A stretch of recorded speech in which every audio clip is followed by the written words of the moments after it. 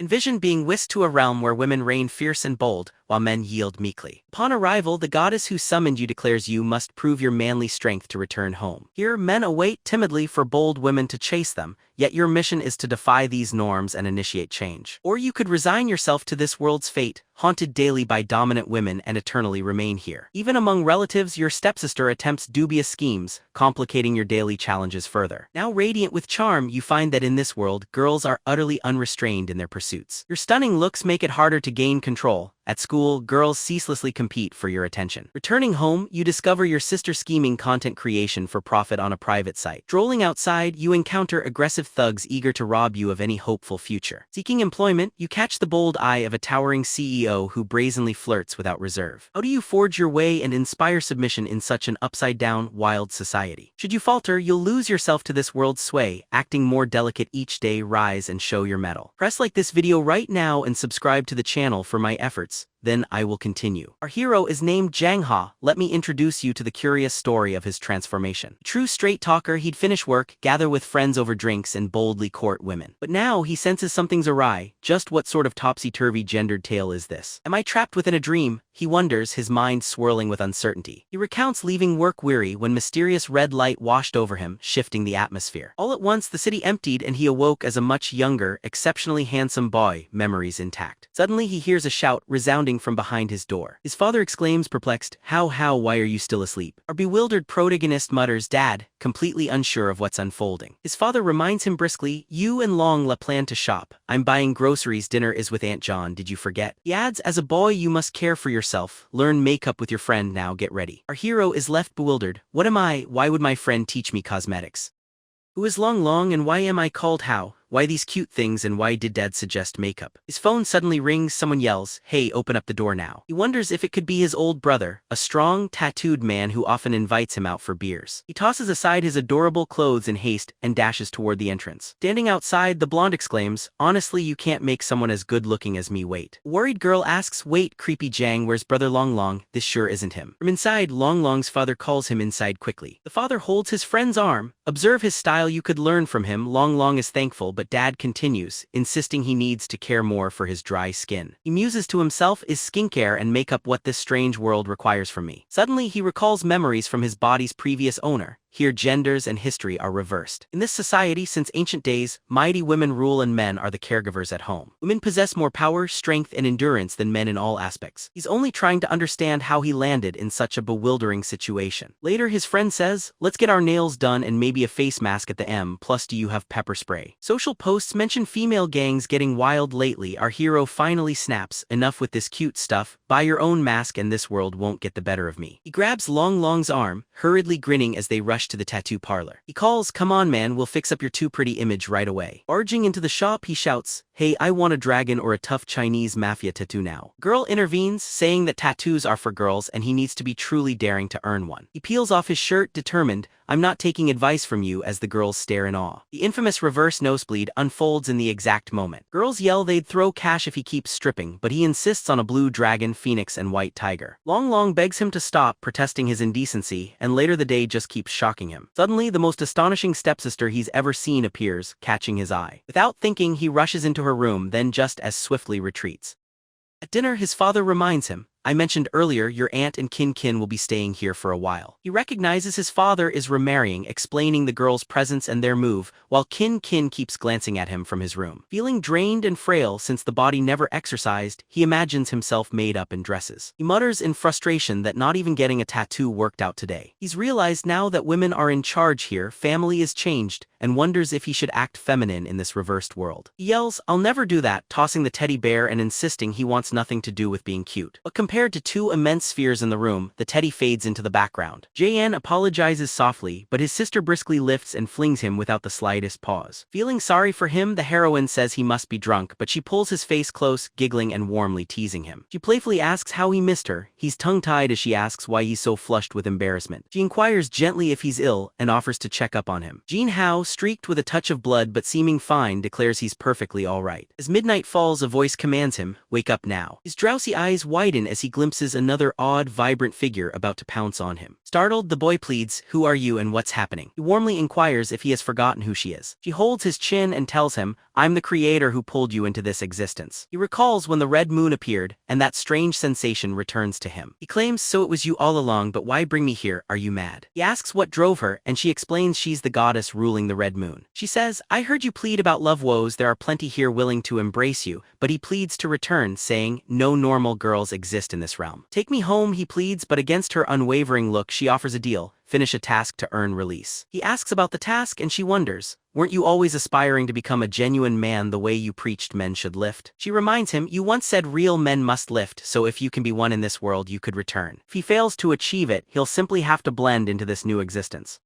He wonders if becoming a flirt is his fate, and she replies, perhaps, questioning if it's so terrible. She disappears, telling him to embrace this world and each day will bring him joy if he wishes. The morning after, he wakes and thinks, that was a bizarre dream, then notices it was real. As he gets ready, he wonders, how on earth am I supposed to process all of this? Still, one truth stands out, I'm far too attractive for a guy, so I must learn about this place. After digging through countless newspapers, he sighs, thinking this can't be for real. A young man of 20 faced a lawsuit for rejecting a wealthy ranch girl's marriage proposal.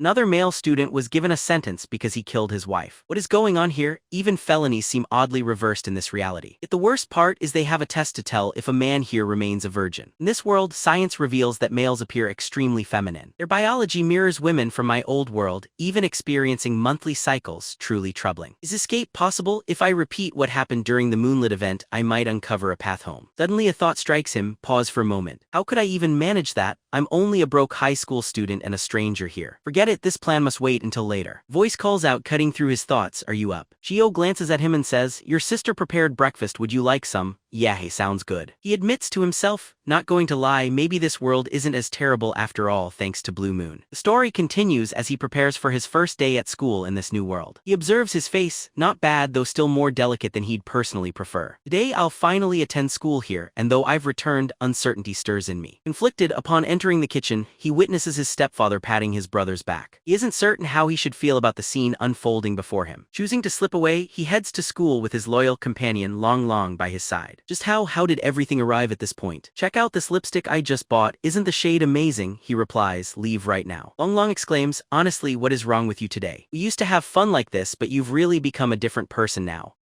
Listen, seriously, my idea of manhood has changed, and I truly wish to become a true Chad. Long Long reacts, really? You dream of being a Chad, one of those tough guys, that's not wise. Nobody will want to marry you, he snaps, then Long Long stops him. Look, someone is observing us. Two boys standing together, Long Long says, over there is a girl who seems totally unique. Jang Ha responds, are you worried? We're two guys and you're concerned about just one girl. She won't harm us, and if she did, I'd act, but I'm for fairness. Long Long starts sweating. No way, are you even awake? Listen, you're talking nonsense since you can't even heft a brick. Jang Ha says, what? I went to the gym every night. I was a member at the club too. He pulls Long Long toward the school entrance as Long Long objects loudly. I really dislike running. Now I need to fix my makeup, sighs Long Long while John's confused. Why am I moving so fast, and why is this body lacking strength? They reach Elysium Business School, which feels nothing like the world they once knew. Here the girls are clearly stronger, making gender roles seem completely reversed. His current family has enough wealth to enroll him in an exclusive private academy now. He enters the classroom where a boy politely asks a girl, would you please open this bottle? She smilingly replies, of course cutie, let me help you with that. Not a big deal. He can't believe the boy struggles with something as simple as a bottle cap. He insists on giving it a shot himself. He can't accept being unable to open it. Yet he finds he truly can't open this simple water bottle at all. He tries and exclaims, hang on, this bottle cap is actually sealed shut so tightly. Is this bottle supposed to be ultra difficult, or am I just shockingly weak right now? Suddenly the entire room's attention shifts to focus on him. Pain already throbs in his hand. I give up, feeling pathetically weak. What am I worth if a water bottle defeats me? I feel useless as the girl opens the bottle with ease before the boy. A flock of girls crowds him, curious and eager to help open the bottle and flaunt their abilities. Is the world really this cruel, or is he just exhausted as Long Long mentions his odd behavior to others? He's left hurt inside. The next part opens with him alone in the hallway.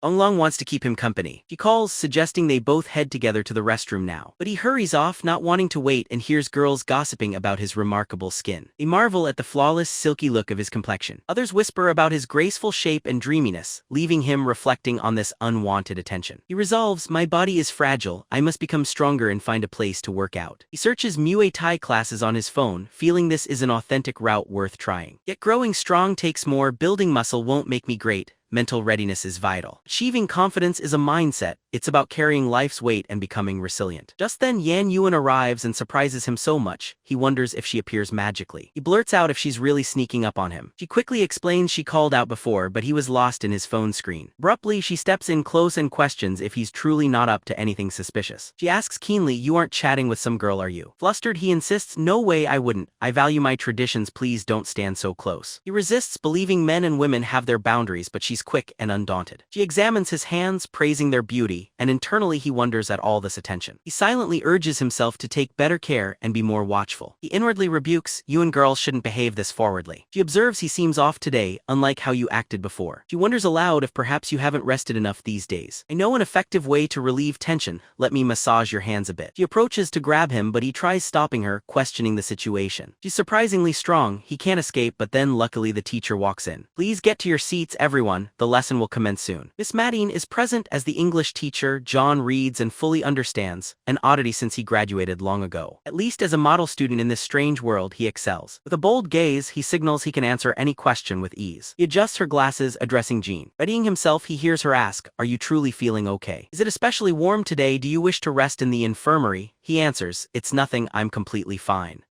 "Teacher." All the girls whisper he seems abnormal today. He decides, "Forget this, I'll do what I want," then finds himself walking with Long Long. Long Long wonders, "Is something the matter?" "You seem very exhausted," he answers. "You can't imagine how I feel, my mind's worn out." Then a girl carrying basketballs arrives. She beams, "Didn't I look amazing when I made that three-pointer?" He's startled as they descend the stairs. A boy falls and blames him, accusing him playfully. He grumbles to himself, "Having girls seek my attention is tolerable, but the grabbing is harder to handle." This chaotic reverse universe frustrates him, wishing for home when a different girl greets him. She declares, "From our first meeting, I've been fond of you. Will you be my boyfriend?" Brooding, he thinks, "This explains it, why I despise this world. Girls keep confessing their feelings, but I'm not seeking love." Feeling drained, he leaves while Long Long remarks, a hint of jealousy, "You've had 20 confessions today alone. I have no desire to be the center of attention." He tells me, "Stop that, let's just eat lunch." He ponders quietly to himself, unsure about what he should choose from the menu. Curiously, he observes the small portions on others' plates and asks, "Long Long, why's everyone eating so little?" Long Long responds, "What do you mean and how so?" Everyone believes they need to eat light or fear gaining weight, so he picks salads and cooked greens. Puzzled, he asks about the lack of rice, saying he'll faint, but Long Long insists he's dieting. At that moment, he grasps that not everyone needs the same calories in life. He mentally notes, to be a real man he needs to train, ask Long for help, and clear out his flirty clothes. To be more rugged, he hurriedly asks for generous servings of every dish, requesting steak and pork. He also requests rice, surprising Long Long, who comments on the amount, but he laughs about manly appetites. He claims he needs energy for workouts and faces the crowd's amazed whispers and intrigue at the abundance of food. Someone suggests he's just showing off, then Li Fang appears and compares him to a hard-working foreigner. He simply looks at Li Fang and asks, "Who are you?" prompting Li Fang to reply about their acquaintance. Li Fang questions his memory and jests about his weight, so he blasts back, accusing Li Fang of mocking several groups. Pointing out Li Fang's bias, he calls him out, causing Li Fang to be stunned and begin to cry. Li Fang insists he was just worried and meant well with his comments. He responds by questioning the reasons behind these comments about him. Girl takes Li Fang's side and wonders why Jen Hao made him upset. People criticize Hao, but it seems Li Fang might be playing on their sympathies, until another girl speaks up. She says Hao eats isn't anyone else's business. Is it a crime for boys to have big appetites? Accusing them of bias against men. On his she obvious faces hunger the and lead asking character and says, Hao. She kindly offers food, commenting on his obvious hunger and asking if he needs anything else. Hao momentarily pauses, lost in his thoughts. He admits to himself that she's quite attractive. But Li Fang suddenly yells out their names and Hao swiftly interrupts him. If you have more to say, speak up. If not, be quiet and let your grandpa enjoy his meal. Alright, you can leave now. Long confused asks, why do you call yourself grandpa? That's strange. Yet Xiao Yan seems fond of it, saying it's bold like a wild cat. Le Fang storms off, you're all too old to care, while Jab Young attempts to share food, remarking, who finds time to eat usually. How, queries Long, curious about the girl's identity. Long responds, did you forget? That's Zi Yun, she's admired you forever, and Zia Yan mentions the game I told you about, League of Legends. Have you given it a go yet? Long hesitantly says, no, it's a challenging game for me. Boys aren't suited for such games, wouldn't you try something like Candy Crush, Jen? But Hao asks, do you mean League of Legends, the 5 vs 5 battle arena game? Long, surprised, says, what could you know about it? I thought you said games were for girls and Giant H snaps, in this world only girls are gamers. What's the reasoning? Jabin clarifies that's not true, boys play too, just fewer at the top tiers. Regardless, hey, how should we try it together? How stands saying, I usually choose support or jungle roles. I'm heading back to class, Boss Lan, will you join me? They depart, leaving Xia Yan thoughtful. Oh heavens, when will How accept me in class again, I wonder. How ponders that while there are no pro players like Yui or Faker, are girls really that gifted in gaming here? What if the players' skills are just not equal? I must find a tournament to truly see what it means to be a man in this world. But what could it signify? He asks Long Long, pointing out the girl sitting alone by the window. Long Long replies, do you mean her? She's Ming Wua, the transfer student. Long Long grows shy and asks, Boss Long, do you like her? Jang Ha adds, she's lovely but she rarely speaks. I'm not sure. Jang Ho grabs Long Long and urges, stop overthinking, just go talk to her, boss. Long Long hesitates? No, it should be the opposite, but Jang Hao insists it's time for men to take initiative rather than holding back. He walks over, hello, I'm your classmate Jang Ha and this is Boss Long. Pleasure to meet you, Ming Wua. Typically girls show excitement around him, yet this one stays composed and distant. Jian Hao quietly muses about her background and story. He nudges Long Long say something. Long Long, nervous, simply asks, how are you? She answers, I'm fine. Noticing the novel she's reading, Jiang Ha asks, are you reading a book? Long Long warns him, saying she doesn't wish to engage, but Jiang Hao presses, hey, my buddy believes you aren't interested. She replies, I don't have feelings on that, while John Hall suspects she's just reserved. John Hall reaches out his hand, adding, if you want company we could be friends. Though unsure, she finally nods and replies softly, all right. John Hall senses that this marks the start of his journey to true maturity. At that moment, Wei and Yuan arrive to ask, why are you bothering the new transfer? A spark lights in John Ho's mind as he exclaims, I've got an idea, thanks Yuan. He turns to Ming Mua asking, would you like to be friends with her? She hesitates, Gaiden resists, yet John Hall's hopeful gaze wins. Yes, I'd love to, she agrees. When Jin Hao returns to his desk, Yan expresses gratitude. He responds with a smile. At home, Jin Hao unwinds to Sigma male tunes. You break my heart, a sudden interruption, his sister bursts in. She inquires, why are you holed up here? He replies, just listening to music. She asks gently if something is wrong, but he brushes it off with a feint, it's nothing. He moves even closer to him. She wonders, may I listen to? Jang Hao fills with panic as she sits near him. Observing him, she says, appears Hao likes rock. He's truly unlike the other boys, isn't he? He ponders why she is drawing nearer, but reflects maybe being different is alright. Worried, he wonders how to react, while the angel and demon in his mind argue over the right path. The angel urges resistance as a Sigma, but the demon tempts him to embody bold confidence. His nerves explode, acting on impulse, he gently grabs her shoulders and guides her onto the bed. Startled, she gazes at him and asks, Dan Hao, what's troubling you? She asks if he means to embrace her as he struggles to regain calm, sweat beading his brow. He pleads that he can't stop himself when a distant memory flashes before his eyes. Voice echoes, you're mine, and wherever you travel I will always find you. Surprised, he retreats, is that what just happened? Worried, his sister holds his shoulders and asks if he's feeling unwell. She notes his pale face, but he assures her he only needs to rest a bit more. She wonders if a shorter haircut would suit her. Perplexed, he assures her she'd look good regardless. He ponders, am I the only one feeling my goddess and sister are acting oddly? Forget it, I must finally take action and escape this beta image quickly. Determined to transform, John heads out to visit a hair salon. An attendant greets him with, are you Bo here for a trim today? You look stunning as is, let's find the top hairstylist here for you. I'm fine, he assures, just needing a simple cut as an impressive woman readies herself. When asked his preference, he says that any short, simple style will be just fine. It needn't be stylish. The styler, surprised, remarks that's a unique request before starting. She thinks to herself, I see, he must want the very opposite result. Playfully, the hairdresser says he's sly, her promise, I'll help you look even more dashing. Eventually, she concludes and announces that it's all set. She asks if it's short enough. He's stunned that he now appears even more adorable. She tells him there's no need to pay, asking instead for a photo for the salon's gallery. He politely refuses, offering cash and declining the picture. Reluctantly, she accepts, just let me know if you'd like more salon help anytime. Leaving, John enjoys his new look, appreciating the confidence it lends. He considers adapting to it and returning home, examines his transformed hair. He realizes the cut isn't exactly masculine but finds it amusing for now. With his new hair, his next goal is to update his wardrobe. He sorts through his clothes, frustrated by having only one style in his closet. Before long, his father calls out for him. What's happening? His father, startled, asks, what made you cut your hair short like that? John Hall tries to explain, come on dad, I just want my hair to look like this. It was getting in my eyes and made it hard to see. His father, clearly troubled, insists, are you deliberately annoying me right now? Does this amuse you? Why didn't you wait before cutting it down? Kin arrives. She grins, what do you think? Do you like it? John Hall mutters inwardly in annoyance, then hears her soothe their dad, it's fine, let it go. He actually looks a lot cuter now, but Belle is going to be furious about this new look. When things calm down, she invites Jang to her room, promising she has a gift for him. He's intrigued, wondering to himself himself, what could her room possibly look like? He thinks, I have no idea what I'll find, maybe it'll just seem quite ordinary inside. She walks to her desk, pulls out a small gift, admitting she bought it rapidly, hoping he'll like it. Jamal is taken aback to see that the gift is a pair of elegant earrings. He feels the earrings must have cost quite a bit, they look extravagant. She reassures him, if these please you then I'll gladly get you anything, he silently notes. He wonders, did I gain a doting sister or a generous friend with lavish gifts in that room? John ponders whether to return the expensive diamond earrings, but short on cash he keeps them. Right then a message arrives from Long Ha suggesting, hey, you should see this. My latest novel is now available for everyone to read. I've signed up already, my soft friend Bowie meets the sassy CEO. A tale of hidden love awaits. John wonders what's this, then realization hits, he can write novels too. He considers using stories from his previous world to make quick money here.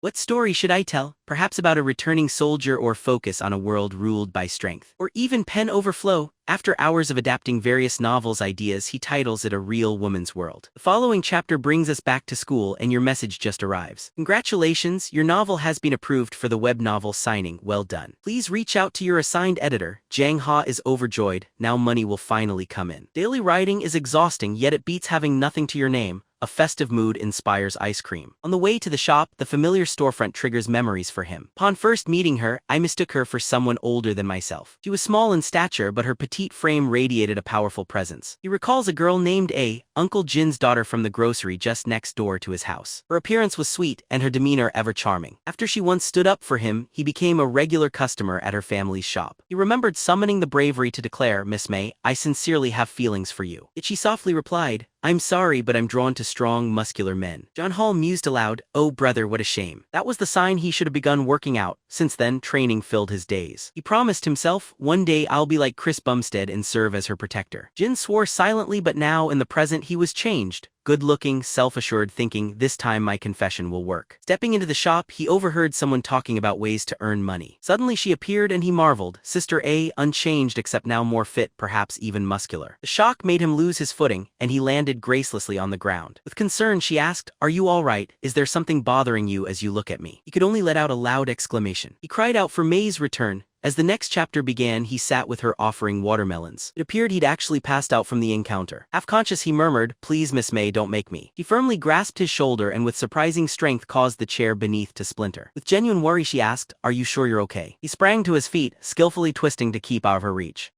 He replied hastily, I'm all right, I'm leaving now. She tried to give him her contact, but as he flustered, he thought, even the tiniest girl turned strong. He realized he needed to join a Muay Thai class, buy gifts for his sister, and update his wardrobe soon. Why must everything in this world have a price? He sighed, thinking that role reversals or not, financial struggles remained his burden. What could I possibly do now? You're back, he gasped, surprised. Sister Kin, are you practicing yoga now? She confirmed, I wanted to try the activities boys once enjoyed. He wondered, do boys really do yoga here? As she drew closer, he instinctively stepped away. He called, where's your hand going? She advised, train so you won't be bullied at school. Embarrassment struck, he thought, in her eyes, I'm weak. Can I accept this? To prove himself, he invited his sister, Kin, care to arm wrestle me? She agreed, and he added, the loser owes the winner a favor. She accepted, and as they began, he believed this match was about his pride, echoing ancestors' strength. Though he pushed himself, Kin noticed his discomfort and feared he might hurt himself. He stopped the contest and gently asked if he was all right. He surrendered. When asked her prize, she shyly replied, I want to experience a knee pillow. Though puzzled, John agreed, thinking, is she blushing? Realizing she wanted to rest her head in his lap, he found himself startled. Just like that, he became a pillow for her as she settled down on his knees. He mused she was free to rest there as long as she wished. In the next chapter, while writing a novel, his phone rang. Yan Yuan invited him to the amusement park. She told him Yua and Long would join them as well. At that moment, he caught the sound of shouting outside his window. He gazed out to spot Long and what appeared to be his sister, who leapt onto him with excitement, leaving him puzzled. Who exactly is this unfamiliar girl? The girl, clearly distressed, exclaimed, why can't you remember me? How could you forget? Long replied he hadn't seen her in 4 years. Of course, it's natural he doesn't remember. Even though Jin Ho wasn't eager for the amusement park, Long urged, insisting she needed friends. With resignation, Jin Ho agreed, all right, let's go and get dressed. While getting ready, Long's sister captured his photo. He commented with a smile, "You look so wonderful today." They decided on the haunted house. Upon arrival, Long Long trembled, admitting, "I'm scared, I don't want to go in." Jang Ha encouraged him, "Come, you're a man, don't be like this." After debating pairs, Yuan Long Long and his sister grouped up with Jin Ho and Yua together, exploring the haunted house. Jin Ho turned and asked, "Yua, are you scared right now?" Yua, however, stayed completely silent. He kindly added, "If you feel scared, you can hold on to me." She gently clung to him as they made their way past eerie displays. Jin Ho, upon seeing skeletons, calmly joked, "Sorry pals, I'm in quite a hurry." After wandering a while, he suddenly noticed Yua was missing. Worried, he searched until faintly hearing her call from a cabinet, "I'm here." He opened the cabinet and found Yua hiding inside, tearful. He offered gentle comfort, "Don't be scared, I'll protect you." Yua timidly held his hand, feeling calmer with his reassurance. They left the haunted house, Long Long loudly declaring he'd never enter again. Yuan cheerfully teased, "You two were inside much longer than the rest of us, weren't you?" Jin Ho tapped her forehead and replied, "Stop imagining silly things." Yua stumbles in, looking exhausted, then suddenly falls to the ground. Worried faces erupt into chaos as someone suggests calling for an ambulance. However, Jang Ha remains calm and offers that they should just let her rest on a bench. He guesses she likely passed out from being scared. They rest her on a bench while Long Long proposes trying mouth to mouth. Yu protests, "Isn't it better to call emergency services instead?" Not wanting trouble, Jang Ha tells her to get food and water, then comforts Yua, who awakens dazed. She murmurs, "What are you doing?" He kindly replies, "I just hope to help you wake up." With a tremor, she confesses her fear but is soothed, "It's all right now." Jang Ha suggests she might want to skip haunted houses from now on. She agrees with a gentle nod and nestles back into sleep. Jang Ha muses, "She's the quietest, most reserved soul I've encountered in this world. He certainly has an unusual character." After a while, everyone gathers and asks Yua if she's feeling any better. She reassures them, though friends hope to move on. Jang Ha decides it's best they head home. Yua gently holds his hand, softly insisting they all go together. The others, Yuan and Long Long's sister, clearly bristle at this. Their journey ends at a lavish villa, where a line of maids welcomes them inside. The butler sternly asks, "Yuha, how could you sneak out to have fun?" He scolds her for wandering far, and everyone is amazed to learn of Yua's immense wealth. The butler politely continues, "So you're her friends, I'm sorry for my earlier words." He offers tea, luxurious treats, and water, and the group marvels at these rich delights. Yuna heads silently to change, leaving them all astounded by her elegant home. Their soft whispers express awed disbelief at how wealthy she truly is. Jen appears unimpressed as they stroll through the villa, and the butler rebukes, "You strayed far today, miss. Please don't wander next time, since it causes worry for everyone here." Yua suddenly pauses to ask, "Did father call home and where is mother?" The butler answers, "They have not, both remain occupied." Yua then wonders aloud, "Why hasn't father called me?" The butler gently says, "He must be busy overseas, yet I know he'll return with gifts." Unmoved by his words, she hurries to her room as the butler's face softens with sadness. Soon Yuma reappears in lavish attire, now looking completely different. Though others are amazed, Jang Ha notices a new emptiness about her expression. Her beauty grows, but she resembles a delicate and hollow figure, he quietly notes. He questions her gently, "Are you alright, what's troubling you?" She replies, disheartened that father didn't call, and Jang Ha, at a loss, awkwardly asks, "How can I help?" Before he finds an answer, she clasps his hand saying, "Jang Ha, I want to give you something." They enter her distinctively feminine room, sparking his curiosity. He inquires, "Where are your parents then?" She answers, "My father cares for me, but his work keeps him away often." He probes a bit deeper into her home life. "Your mother," she replies, busier still, and it dawns on him that she spends most days alone. She confirms, adding that her mother is the mayor and her father travels, leaving her by herself. The butler tries to comfort, insisting they truly care about her. Pensively, she doubts him, and Jinal quietly says, "If you are ever lonely, seek me out." Suddenly energized, Ya seizes his hand and says joyfully, "Follow me." They reach a weapons room where she gleefully offers him her cherished firearm. He's shocked and thinks if he brought this home, he'd be in serious trouble. She continues smiling, insisting, "This is what I treasure above all." The housekeeper says friends may exchange presents, and I wish we could stay friends her whole life. Jang Ha answers with slight embarrassment, "We can stay friends even without exchanging weapons." She hugs him tightly and insists they should always stay together. He thinks she's rushing. The following chapter begins as they walk away together, leaving you back at home. Long Long confides, "Seeing her in new clothes makes me crave some fresh outfits myself." Jang Ha agrees cheerfully, "That sounds great, I need to update my wardrobe too." Long Long proposes, "Then let's shop together tomorrow." At the mall, Long Long draws cute designs while Jang Ha struggles to find his style. After shopping, they decide to eat, ending up at McDonald's for a quick meal. There are many people, including a girl, quietly staring at them from a distance. Jang Ha feels a sharp discomfort, thinking, "Why am I always being watched by someone?" Elsewhere, a girl posts online, "Spotted an attractive boy at McDonald's cafe." She writes she wishes to marry him and brings him home, adding a heart eyes emoji to her post. Long Long observes Jang Ha in a hat and asks, "What's prompted you to put that on suddenly?" Jang Ha remarks, "I'm too striking, so I'm laying low." Long Long teases, be careful or fame will find you. Jang Ha laughs the suggestion off, thinking it's just exaggeration and nothing to worry over. Yet the situation soon becomes much more intense than either of them expected. Jang Ha trends in the top 5 online, viewers call him an incomparable beauty, doubting he's real. They wonder aloud, isn't he even more stunning than any popular celebrity can boast? Some resolve to uncover every detail about this lovely and mysterious new face. Recognizing him, a girl recalls Long Long's sister's amusement park post about their day together. Her photo's caption reads, "The day I went with a true god to the amusement park." At home, Jang Ha, drained by the day's events, takes Long Long's call, sounding annoyed. Why now? Long Long tells him, someone snapped your photo at McDonald's and now it's reached everywhere online.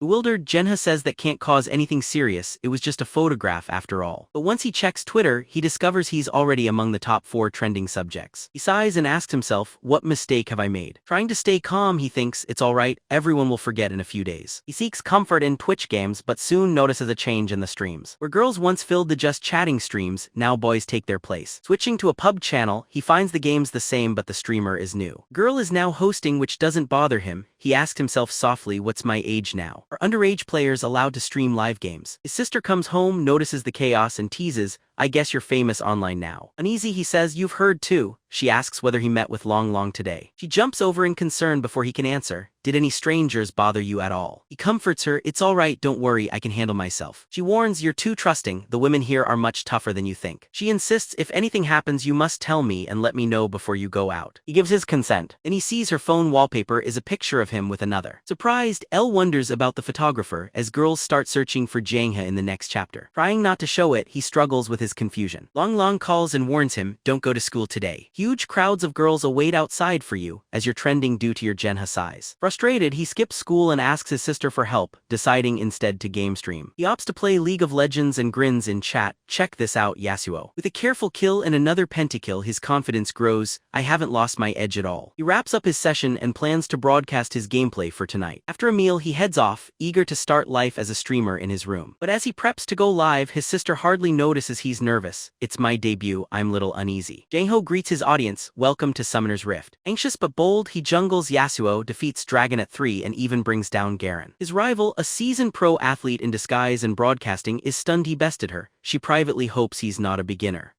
Her chat bursts with disbelief, asking how she could possibly lose this fight. Some say Jang Ha cheats or pretends to be a boy, so annoyed, she vows to step up her play. Her mouse intensifies as quick sharp moves shake the match. Still, despite her focused effort, Jang Ha claims another vanquished foe as frustration shows. When a viewer announces that the opponent is also live, Jen nods, she's good but I'm better. Rumors of foul play swell as accusations swarm Jang Ha's chat feed midway through the match. Speculation brews, maybe it's a girl masquerading. Some demand real proof about the gamer's ID. He really is a man. Agitated, Jang Ha insists, let me be clear, I'm a man also, how did you all find my stream? To back it up, he activates his webcam and lets viewers see his hands. Chat flares with praise and requests for his face, some fixate on his hands, puzzling him. As a fresh game starts, the view shifts, a girl at her desk tunes into his stream. She quietly swears, realizing his talent, thinking she's witnessed another star. If she could recruit the rookie, he might bring great profit to her company. After ending the broadcast, Jang Ha says, that's it for today, I'm logging off. He thanks his fans, that wraps my first live stream, see you, and then he chats with Long Long about school. He asks, how are things going today? Are people still talking about me much? Long Long notes, fewer bring you up today since you weren't seen yesterday, but talk lingers. Thank goodness the rush is fading, Jang Ha sighs with relief. He hopes to return to school and explains to Long Long, lately he's been writing and streaming online. Astonished, Long Long exclaims, you started streaming, when did this begin? Tell me everything, he urges, but Jang Ha hushes him, be quiet, no one must know and I haven't signed with the platform. Suddenly his phone dings, congratulations, you've gone live, your popularity reached the contract threshold. Long Long lights up, wow, that's great news brother, he exclaims with delight. With your charm, hurry and get that contract signed. You'll become a star for sure, earning plenty of followers and wealth. Yet Jang Ha pauses, uncertain. I'm a student, fame could impact my life and such attention may be harmful. Long Long offers an idea, simply wear a mask while streaming.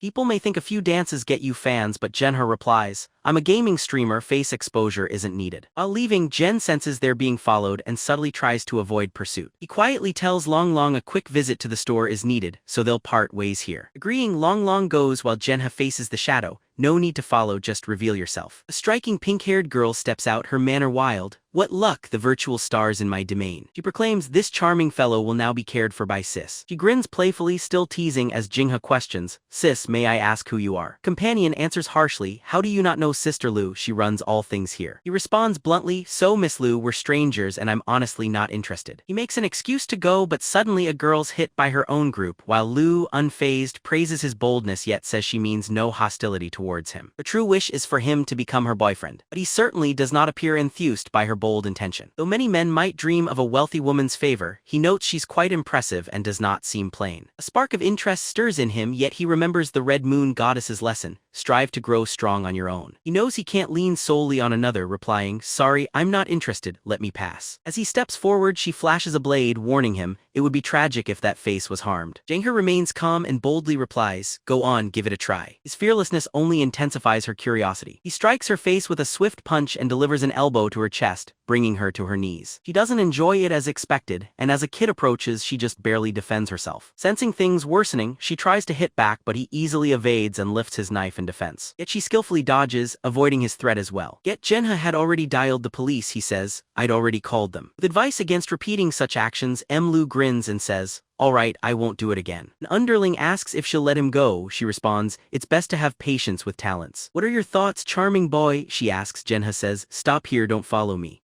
Her excitement becomes even more obvious in her movements, but Jang Ha soon understands the truth. All of these events took place in the very same office as earlier. Mr. W learns about how Jang H is becoming more famous. Why worry about this? She says, the scouts are in charge of handling such matters. Yet her assistant answers, it was the chairman who asked me to pique your interest, mister. Looking at Gino's photo, he says, he seems like a student but his style is quite notable. They consider his potential to rise in the company and agree to investigate him more. Back at school, Jang Ha keeps sneezing a lot while playing basketball on the court. Long suggests he rest, but Jay insists he's alright and just wants to keep shooting baskets. He easily sinks a three-pointer, showing that he's skilled at basketball as well. As the girls cheer and support, someone records the moment again. Turns out a hidden person is filming for the pink-haired girl from the alley. Gino finds this whole situation to be very odd. After school, walking home, Jang Ha sees someone trying to snap his photo. He glances at a nearby bush and Long asks what's caught his attention. Jang Ha brushes it off, feeling watched all day and recalling his sister's phone background. He suspects this could be someone connected to her in some way. After the crowd disperses, Jang Ha finds a girl behind a tree and says, let me check your phone. You took a secret photo of me, didn't you? Though the girl confesses to one photo, Jang Ha discovers a video of his basketball game. The girl apologizes, explaining Li's sister offered 200 yuan for each photo of him. Wondering about his persistence, Jang Ha deletes everything and hands the phone back as she flees. Jang Ha understands that solving the Leo issue can no longer wait. The story moves to a square, where Jang Ha shares a meeting with Long. They stroll by shops discussing Jang Ha's contract with the streaming company. Despite business, Jang Ha is actually here today to choose a present. Long jokes, could it be that you have a crush on someone? Who gets this gift? Tell me, I want to know, insists Long. Shyly, Jang Ha says, it's just my sister. Jang Ha informs Long that he already secured a contract with the Live stream platform.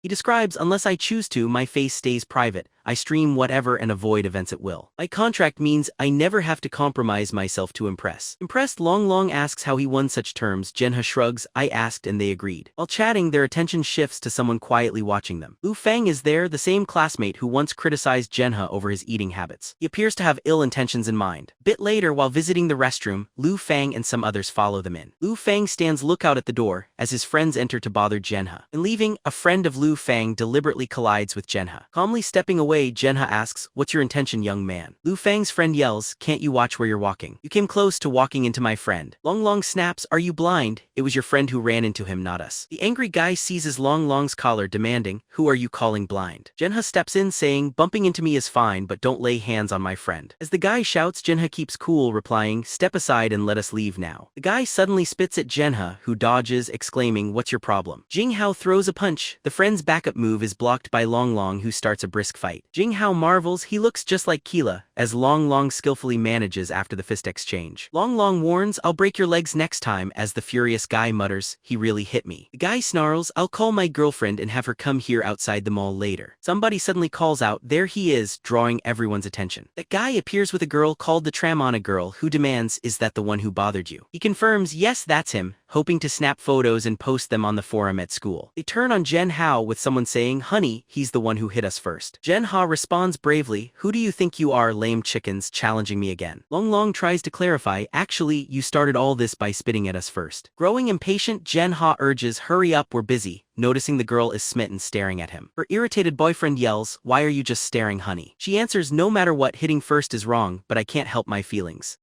If you apologize to my boyfriend, we won't bring up anything from today," she suggests. The guy wants her to go after Jang Ha, but she hesitates, much to his frustration in the crowd. He protests, "You're clearly into Jang Ha, I saw how you couldn't take your eyes off him." Jang Ha stays serenely composed, requesting, "Go now and clear the way, please." When the guy blocks again, Jang Ha calmly warns, "Annoy me once more and you'll regret it." The tram on a girl cuts in, "Stay quiet or you'll never get that Gucci bag." After this, she asks Jang Ha for his number, as someone named Y films everything in the background. Shares a post on the school's social media forum. At that moment, a limousine quietly stops nearby. From inside her car, Mr. Y watches as Jang Ha comes into view. He keeps recording the scene, focused on the girl with pink hair. "Why are you taking a video?" He tries to conceal himself, but Lee catches him and snatches his phone away. She scolds, "Oh, do you want trouble, daring to snap my boyfriend?" With an odd delight, Yi lets her grab his neck, almost pleased by it all. Luke Sin commands, "Come with me, let's meet your brother-in-law." Seeing Sin, the girl starts shaking and her nerves visibly show. Why is Sin suddenly present here? Sin steps to Yen Ha and says, "Though it's just 2 days, I missed you dearly." He turns his back to her, not reacting to her words. He shifts and addresses the boy lying on the ground. "He's been caught sneaking pictures of you." Jinal asks, "What is it?" Luck Sid, instead of aggression, offers roses and begs Jang Ha for a date. He confesses gently, "Jang Ha, I really care about you. As my boyfriend, you would have the freedom to do anything you want." He wonders why they won't simply fight, wishing she'd just act according to plan. He responds, "I'm not into you, handling you is impossible. If you're done, please go." Still determined, she pleads anxiously with him to accept her flowers. He recalls, thinking, "First time she threatened me, now she brings flowers. Sis, please take those flowers back." He tells her again he can't be her boyfriend, so she should leave, instructing everyone else to clear out. She moves towards Long Long and calls him over, asking if he was once Jang Ha's friend. Disliking it, she leans close and softly warns him, "You should protect your friend. If my people lose control, I won't be able to hold them back. You weaponized my friend as a threat against me. Oh no, he's going to end up under her influence. Why don't we step back for a moment?" He says, "Just say your aim." She cups his face and murmurs, "The star wishes I'll step back." He suggests drinks tonight at a bar. He agrees, requesting time and address. He provides the address and assures she'll await him there. He pledges he'll come a bit later, as promised. Long Long asks repeatedly how that woman seemed dangerous, yet you're meeting her when all seems fine. Isn't it wiser to call law enforcement? Jang Ha sighs that it's not an option, sadly. She has nothing on her record, so she'd be let go and still trouble them. He assures tonight he'll try, gauges her vibe first, and he's learned kung fu. "No worries. They can't harm me." Long Long clings to him. "Don't die, bro, chill, it's just a bar, not doom." A woman in glasses greets and fetches Jang Ha, irritating him again. A group of supposed tough girls crowd in, making things harder. He concedes, "Fine, guide me." He instructs Long Long to return home and to call him if something comes up. The scene moves to Jang Ha stepping into an office environment. Upon seeing her, he senses her formidable presence. She is introduced as Y Nan, the president of Fang Hong Media Group. He fixes her eyes on him, stands and moves closer. "Excellent background, you're unique in the market," she urges, "now sign this contract." He claims, "I can bring you recognition." He picks up the contract, skims it and replies, "I believe you've mistaken my identity. I'm not seeking fame or your promotion. I should hurry home to dinner, so I'll take my leave." The secretary grips his shoulder. "You're just a student, don't be so naive," she says. With a sudden move, he catches her wrist, says, "I said no," and pushes her to the ground. Wei shows intrigue and begins to approach him with keen interest. He evades her initial attack and aims at her face, but she intercepts deftly. She laughs, "Oh, your hand's trapped. A student who fights hard, that's interesting." He smiles, "A bonus indeed, but I wish to decline your generosity." She assures him calmly, "There's still time, I'm capable of anything in this world." She promises to let him contemplate, then tells the secretary to send him back with a mark. He thinks she's hard to handle as the story moves to his preparations at home before clubbing. He readies a recorder, knife and some spray, then texts Long Long to stay at the ready. He warns, "If I don't call by 8:30, alert the police. I must distance myself from Lu Sin." Next, we see him treading through rain toward the bar she directed him to visit. As he enters, a worker greets him, "Jang Ha, our boss has eagerly awaited your arrival." He answers simply, "Show me the way." In the bar's private room she lounges and he states, "Though I came, I won't exploit you." He asks if they can return to how things were at the very beginning. He suggests, "We barely know each other, it benefits us both," but she objects and draws near. He firmly repeats his point, "You know it's impossible." He warns, "Try anything, I'll call the police." She replies, "Go ahead, I'm just chasing a boy." Girl behind him wonders out loud if something is amiss. "Sister La, stop chatting, let's take his pictures, and if he resists we'll post them," says another. He stares perplexed but inside is relieved. his voice recorder is secretly capturing everything. Sister La playfully asks, "Did my companion just make a reasonable suggestion?" The girl brandishes a knife. He observes wryly, "So you've brought that too?" He asks, "If I say no, is that how far you're willing to go?" "Sorry, but me." Without delay, he sprays, rushes, seizes the knife, and takes her hostage. Sister La admires him, saying he's impressively bold and full of courage. He warns, "Don't send anyone unless you want chaos to break out in the streets." He says it's pointless and that the police have been called, then he leaves her and walks off. The girl, unfazed, thinks she has time for games with him but soon receives a message. Friend texts, "Jang Ha asked me to send this photo. He recorded all that happened earlier. He threatens that if provoked again, he will take everything to the authorities." Furious, she yells at him. Elsewhere, someone watches Jang Ha escape and tells Mr. why he's safe. At school the next day, Jang Ha worries if his threats will keep the troublesome girl away. He overhears gossip about Sister Lu, as the Fang Hong group just took charge of her spot. Confused, he ponders, wondering why these names and events seem so familiar to him. Suddenly it clicks, isn't that Mr. Y's company they're discussing? Curiosity stirs as he tries to piece together Mr. Y's mysterious tie with Luke Sin. When he returns home later, he sees his sister busy preparing an inviting supper. Tempted by the meal, he asks, upon realizing they are alone, where Dad and Aunt might be. He notes they're home by themselves and checks, "Are you here without anyone else, King?" She tells him their relatives have to work overtime and won't return tonight. He grows self-conscious, thinking privately that the two of them are home alone now. She playfully taps his forehead, scolding him for being lost in thought. "What are you daydreaming about?" Flustered, he tells her to eat and chides himself mentally for inappropriate urges. After their meal, she instructs him softly not to worry about cleaning up at all. She firmly says that she'll tidy up on her own, taking on the chore herself. Suggesting he go upstairs, she encourages him to begin his streaming session. He gently checks if she's sure, asking if she could use any extra assistance. She fondly grasps his hands. "I wouldn't let such lovely hands be spoiled by kitchen work." He hesitantly consents and quickly resumes his live stream once back in his room. He tells viewers today's stream will be 2 hours and he'll compete in ranked matches. After 2 hours, his sister enters and asks if he's feeling tired from streaming. She invites him over, offering warmly, "Come, let me give you a gentle massage." He thinks, "Stay composed, everyone," as he timidly approaches, insisting, "You deserve to rest after all the chores you did." She gently tugs him closer, pleased by his concern for her well-being. He affirms warmly, "I truly care about you." He reminds her they're family, but she recalls a tender childhood memory and his promise to always remain by her side. She unexpectedly starts to weep, prompting him to ask what's troubling her. He gently checks and she responds, saying her tears flow from happiness at this moment. Jang Ha muses inwardly, comforted that, in this world at least, his father isn't alone. His father now truly has a family with him to share life. He pledges, "As long as I remain here, I'll protect this family and strive to bring happiness." Surprised, she apologizes for letting her emotions show before her brother. He comforts her, appreciating her for treating him like genuine family. "Oh dear, my brother."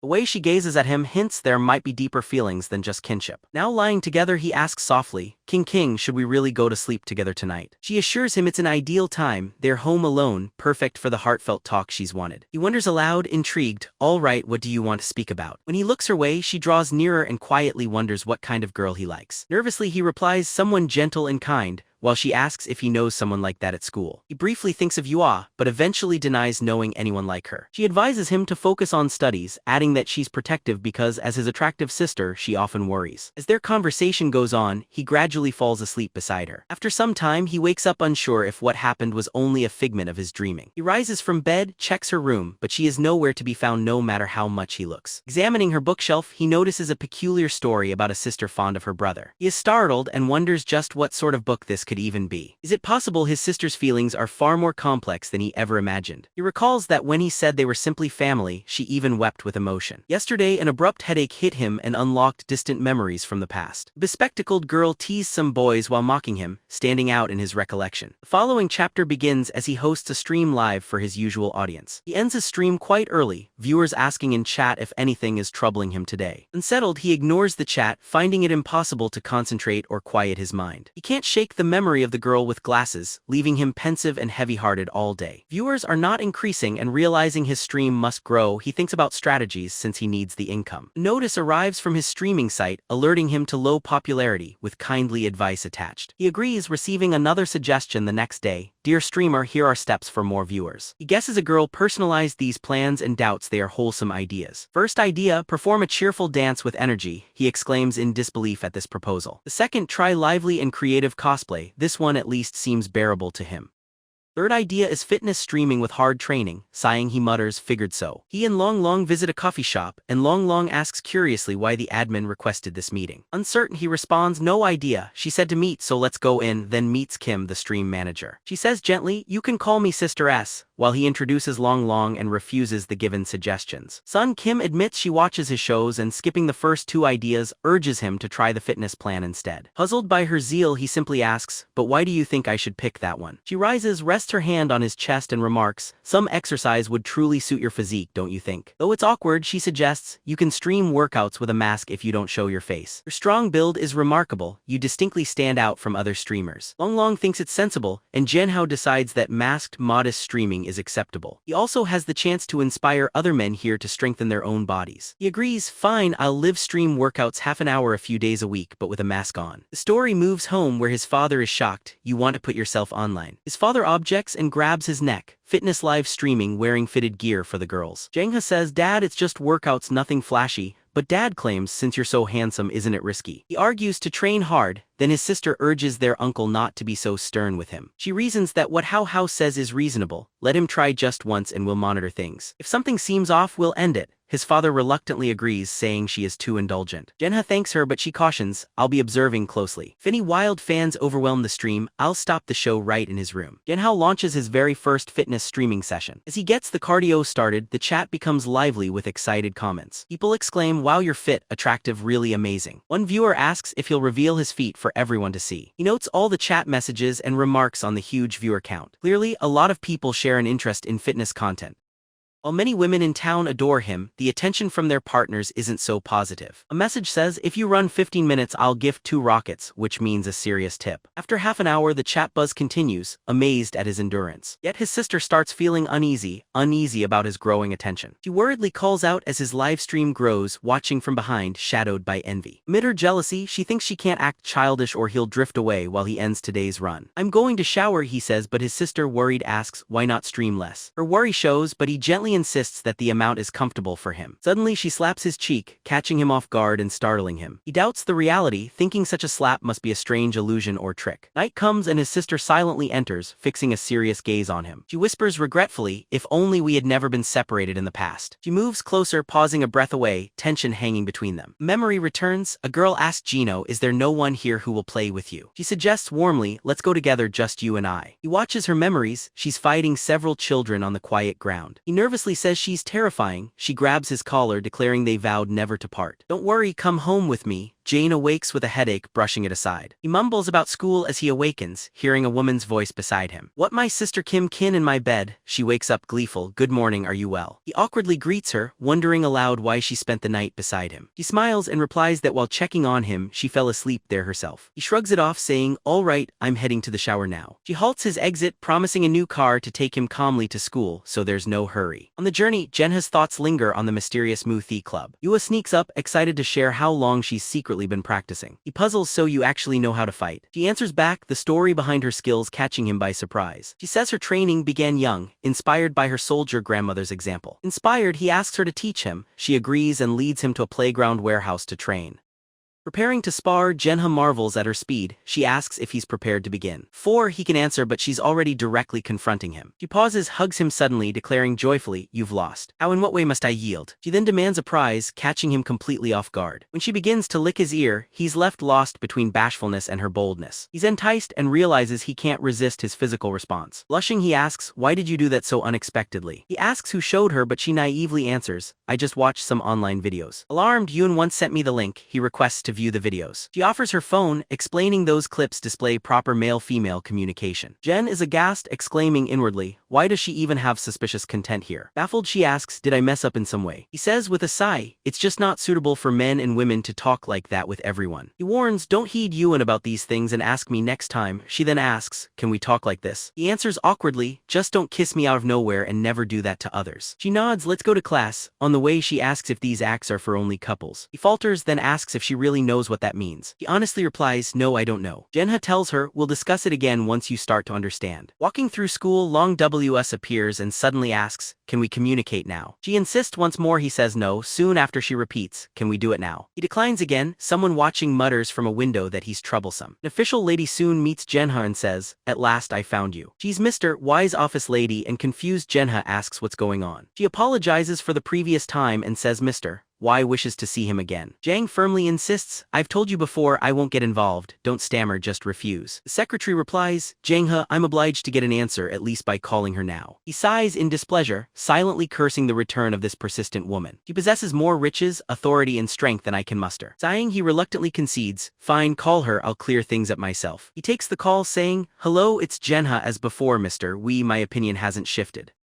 My stance remains unchanged since our last conversation. Your time's valuable, so please don't spend it here, Jin says. Do you wish for a woman's might? I'm aware you dislike seeming powerless. I witnessed that in our last battle. Along with nurturing stars, I offer you time to reconsider. He then ends the call without further words. Jangle reflects that she truly understands his desires and uncertain but determined, he plans to see her again at Mr. Wei's office. He ponders that he truly can't bear being labeled as weak. On the following morning, Jang Ha steps from a supercar at school, his sister fixing his hair in the lot. As he enters the building, whispers trail him from every student. They glance at their phones, debating heard rumors, POF jobs or Instagram fame when Longlong asks, Jen, do you sense something wrong? House Size answers, yeah, since yesterday it's been odd, I've already noticed, nodding gravely. People clearly avoid us, yet we still don't know exactly why this is happening. A green-haired classmate approaches and taunts, too busy at night to finish assignments. He mocks, guess you're relying on looks instead of college for your future, huh? Jang Ha passes his work over, replying swiftly, admit it, you're just envious of my looks. Just confess, man, scoffs the other, girls support you constantly, we all see it. I don't want that life, Jang says, perplexed. Nurtured, what do you mean? The other grins, yeah, everyone knows. They've seen you with girls at the gate, one even brought you today in a supercar. Longlong shouts in frustration, what are you saying right now? How can you claim I'm just fueling rumors about Jang? As he glances at his phone, he notices the suspicious online post. See, that's him right there together with his sibling in the photo. Brother Jen exclaims, everyone is saying you let older girls exploit you for their benefit. Django can't believe what he sees and hears when a teacher appears and calls Jen Hao to the office. At the office, she questions him, Jen, are you aware of recent events on the school forum? He responds quietly, yes, I've just become aware. She warns, such events harm our school, you must be cautious in society. Jen Hao objects, please teacher, you're mistaken. Only my sister gave me a ride to school.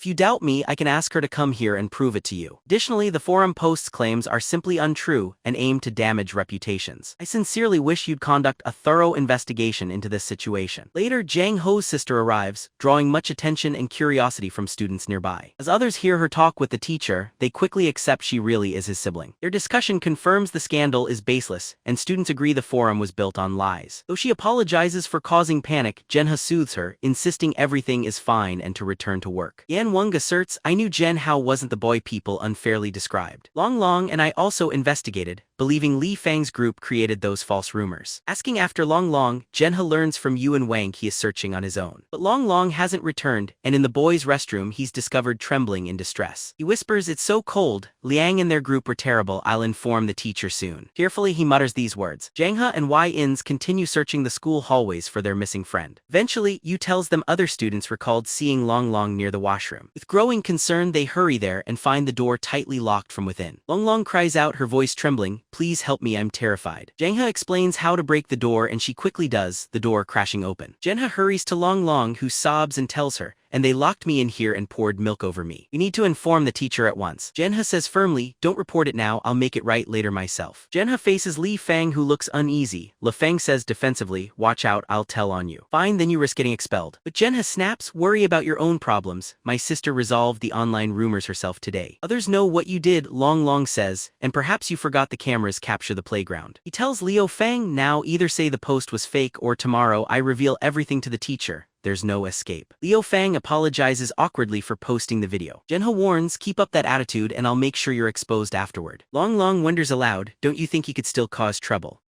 Jang Ha assures he's just a high school senior. If I show the teacher this video, he'll get a serious punishment. But it's late, let's head home. Walking on, Shang Ha asks, do you know Ween? Yua shares, Ween leads the W family, a very influential figure. Then he wonders who holds more sway, Ween or her, since her mother is the current city mayor. He answers simply, they're equally strong. Jang Ha thinks if the W family matches the mayor's power, it won't be an easy battle. Elsewhere at her house, Y-Man paces with worry. It's been 3 days since their last phone conversation, and her mind drifts to Jang Ha. As she ponders, a knock interrupts and she learns she's wanted at dinner to negotiate land matters. He tells her secretary to ready the car. The story shifts to Jang Ha dining with his sister. He says, grinning, hey, don't you think this restaurant is truly upscale? She laughs softly, it's our reward for handling the challenges at school today. Jang Ha offers thanks, alright, I appreciate it, Sister Kin. Jang Ha, amazed by the restaurant's grandeur, glances at his sister who assures him softly, let's head in. He encourages him to pick any dish he desires. He boldly requests a drink, declaring he's grown up. She playfully disagrees, joking, I doubt you're really an adult, brother. Still she allows, go ahead if you feel like being daring tonight. She adds, our parents are staying out this evening. Deciding on a small act of rebellion, Jang Ha sips his drink, recalling past times with friends as his sister observes closely. Though he appears tough, her watchful eyes soften him. Growing lightheaded, he confesses softly, am I tipsy? He tries to calm himself, saying, it's nothing, I just drank too quick going to the restroom. As he walks, he recalls how he used to handle drink. Due to his confusion, he mistakenly ends up in the ladies' room. While rinsing his face, a voice sounds nearby. Hello, someone greets him, leaving him momentarily shocked. He glances up, discovering by mistake he's in the ladies' room as he notices a woman in fishnets. Confused, he asks, why are you in the men's restroom? She corrects him gently, actually this is the women's restroom. Realizing the blunder, he panics as more women appear, surrounding him like a lone sheep amongst wolves. Trapped, he is swiftly pulled into one of the stalls. Wei Nan smirks, you hope to avoid me, yet why invite me to hide with you? He stumbles, realizing he dragged her in by accident, while cheerful Wei Nan grips his hand as curious voices gather outside. Alarmed, he blurts, why are you acting wild? As she moves closer with intent. She points out, can't you see you're hopeless right now, while he responds nervously. He gazes at her, replying, little man or not, I meant to see you tomorrow. Our meeting tonight was mere happenstance. She grasps his chin, reconsidering, then pauses. She vows, I don't need any signature as long as you belong to me. He retorts, are you always this dominant? We've just met a couple of times. She warns, recalling the last person who defied her, you refer to Lex Sin. She, accused of illegal dealing, was captured by people under my control. He grows uneasy, what do you mean your people? Are you above authority? She responds coldly, worrying about the world suits you well, does it not? Are you that eager to be free from here? He tickles her and escapes while thinking she actually felt pleasant in that brief moment. His sister, waiting outside, asks, why were you in there for so long? She questions if he's dizzy. He claims, no, I'm just tipsy, that's all. She helps him softly, guiding, let's return home and let you get some rest. Jang Ha, wearied and intoxicated, collapses onto the bed's embrace. His sister brings him nourishment, strokes his hair, and whispers about his sweetness. Gazing at him, she resolves these moments will lead them together, planting gentle kisses. He begins to wake, confusion blossoming on his face. Is this reality or a dream? Her expression, radiant with affection, proves it is an illusion. Lost in feeling, he rolls her over, striving to master possessive thoughts. The pull of desire is matched by a struggle with his conscience. Deciding to pause, he graces her forehead and gently draws away. She, startled, asks in a daze, how can this be? Still incredulous, she says, how could you be sleeping now? Suddenly, a call from Xiao Yan, the earnest girl from lunch, lights up his phone. Answering, she introduces herself, I'm his sister, are you Xiao Yan? Xia Yan, taken aback, answers, greeted by Django's sister, who abruptly ends Xiao Yan's call. I know you've liked him for 2 years, but high school romance should be set aside, she tells her.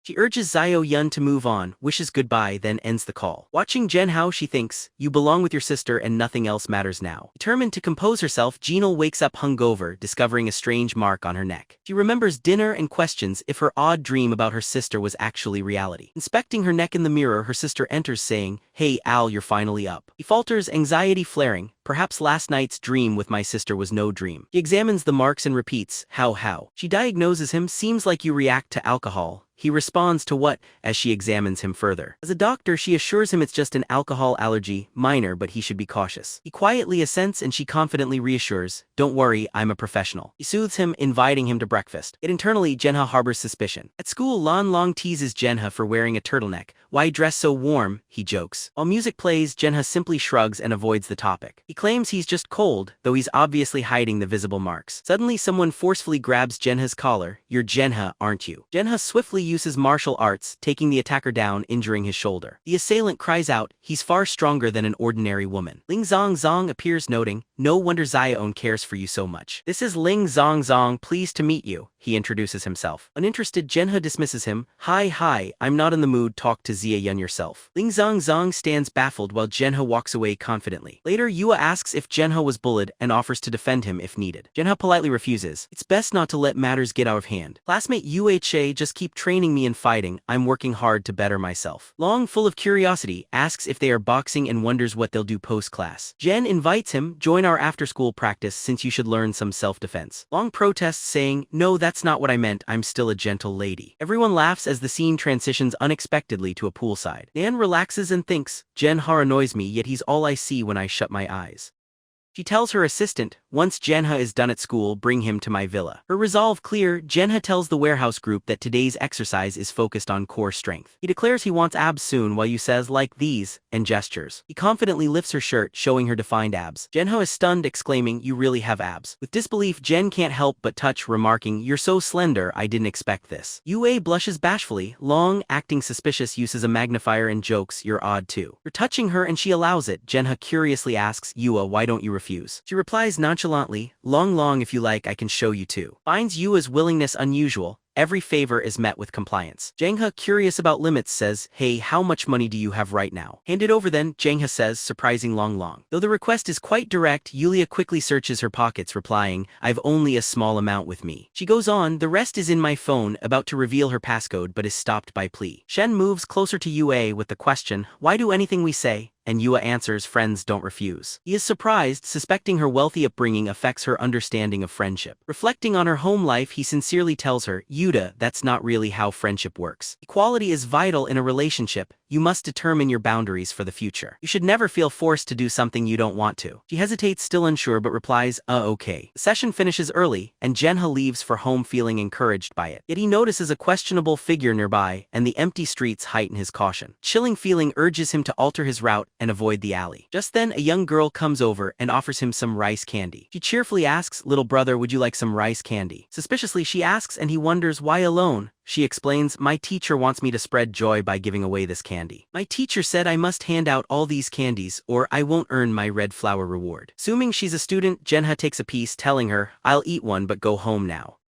It's not safe when night falls. As he tries the candy, he notices an odd, smoky scent. He suddenly becomes dizzy and faints, waking to find his limbs bound tightly to a bed. Confused, he asks what happened, where is this place? He wonders, why am I tied up here and why are there so many mirrors in this room? Unveiled as an adult at last, the little girl says, Mr. Wei, he's regained consciousness. Jang Ha realizes the truth and cries out, you kidnapped me. Then wonders aloud, why would a schoolgirl even be smoking? She sheds her mask to reveal her real age. Brother, I'm really 30 years old. She admits her youthfulness is only appearance. Jang Ha is stunned and finds it more troubling. Nan tells the others to leave and advises, keep quiet and don't interfere, I'm working. Confused, he protests, you tie me up, am I not meant to object? Is this control a habit? She stops to step nearer, challenging him, last time you fled, now you dare to provoke me. You always disobey and insult me, thinking I'll never respond, she says sternly. With desperation, Jang Ha pleads for answers. So why did you restrain me? Am I someone you're completely uninterested in? He does not respond, remaining utterly wordless. So he continues, I've come to know you, Nan, president of Fang Hong Group, head of the W family. Once involved in questionable deeds, under your lead the group reformed, rising in national power. Yet your family's history is grim, and today, people even hail you as a national goddess. Why would you love someone like me? He asks, then adds, maybe you just want me as your business star. Honestly, I am uncertain about what your true intentions are. I just yearn for some peace, a simple and uneventful way of living. I wish to avoid involvement with you, so I ask you kindly, please set me free. White man falls silent, her face giving nothing away, then finally murmurs, clearly you're not Jang Ha. Startled, Jang Ha asks, what do you mean by that? She continues, maybe since the day you stopped being Jang Ha, after freedom you weren't the same person anymore. He, confused, insists, what is it that you mean exactly? If I am no longer Jang Ha, then who am I? Clay notes you changed greatly beforehand and after. I've read about your background, you grew up with your father and got a strict school education.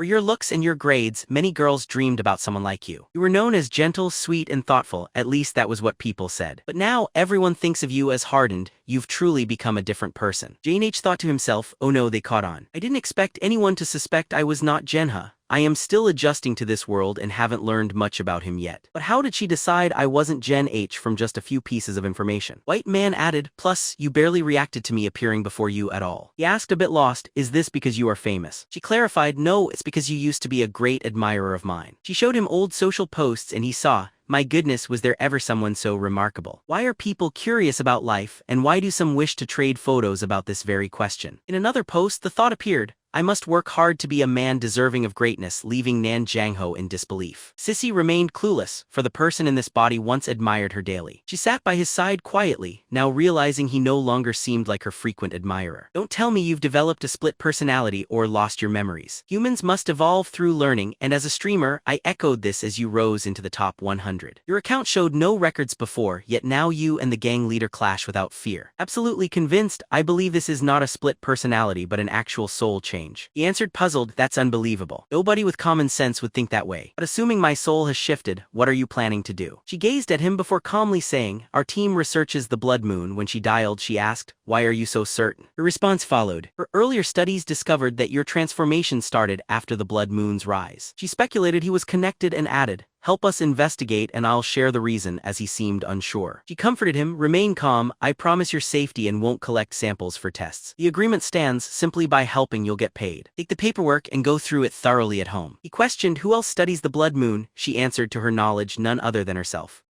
He replied, I understand, I'll review it thoroughly when I return. Surprised by someone else's knowledge of the blood moon, he resolved to be careful and excused himself to see his family due to the late hour. She cautioned, wanting no delay, and as he moved to leave, she swiftly cornered him against the wall. In surprise, he asked her intent as she grinned, consider this your consequence for last time's attack. She firmly held him, lightly spanking him, making him feel thoroughly embarrassed. He felt flustered, never expecting to be so easily subdued by this resolute woman. This disgrace will stay with me always. When he returned home, his sister ran and embraced him tightly. You're home at last, she said with relief. Her worry made him apologize, sorry sister for making you anxious. Where's Dad and Aunt? She replied that they were already in their room and questioned where he had been. She asked about his late arrival, so he needing lied, claiming he but she stopped him too long and lost track. So he needing lied a shower, claiming he but she stopped him, holding his wrists still. She frowned and asked, did you shop with a girl because I smell perfume on you? She seemed upset as she questioned him, and he hurriedly denied any wrongdoing. I was alone, he protested, does it really carry a woman's scent? He wondered why her scent lingered. Maybe the crowded line caused this odd mix. He held his cheeks between her hands. She warned gently, stay vigilant or someone may take advantage of your kindness. Flushed, he agreed, and she added, go shower, change and I'll wash your clothes, okay? The scene transitions to Ween, who now receives her secretary in the present. Ween purposely hands her a slip with Jean Kin's image. Investigate this girl more. Viewing it, the secretary reads, Jang Kin, she's Jang Ho's stepsister. W nodded and replied, yes, I need everything about her past checked. Her becoming his stepsister seems too oddly timed. W commented thoughtfully. Meanwhile, Jang Ho's sister mutters while burning his clothes. She grumbles, Ho doesn't need things smelling of someone else's perfume. After showering, Jang Ha sees her removing something from the fridge. Inside, he notices an abundance of treats in that big compartment. She asks what he'd like to drink as he requests cold milk, his mind drifting to her looks.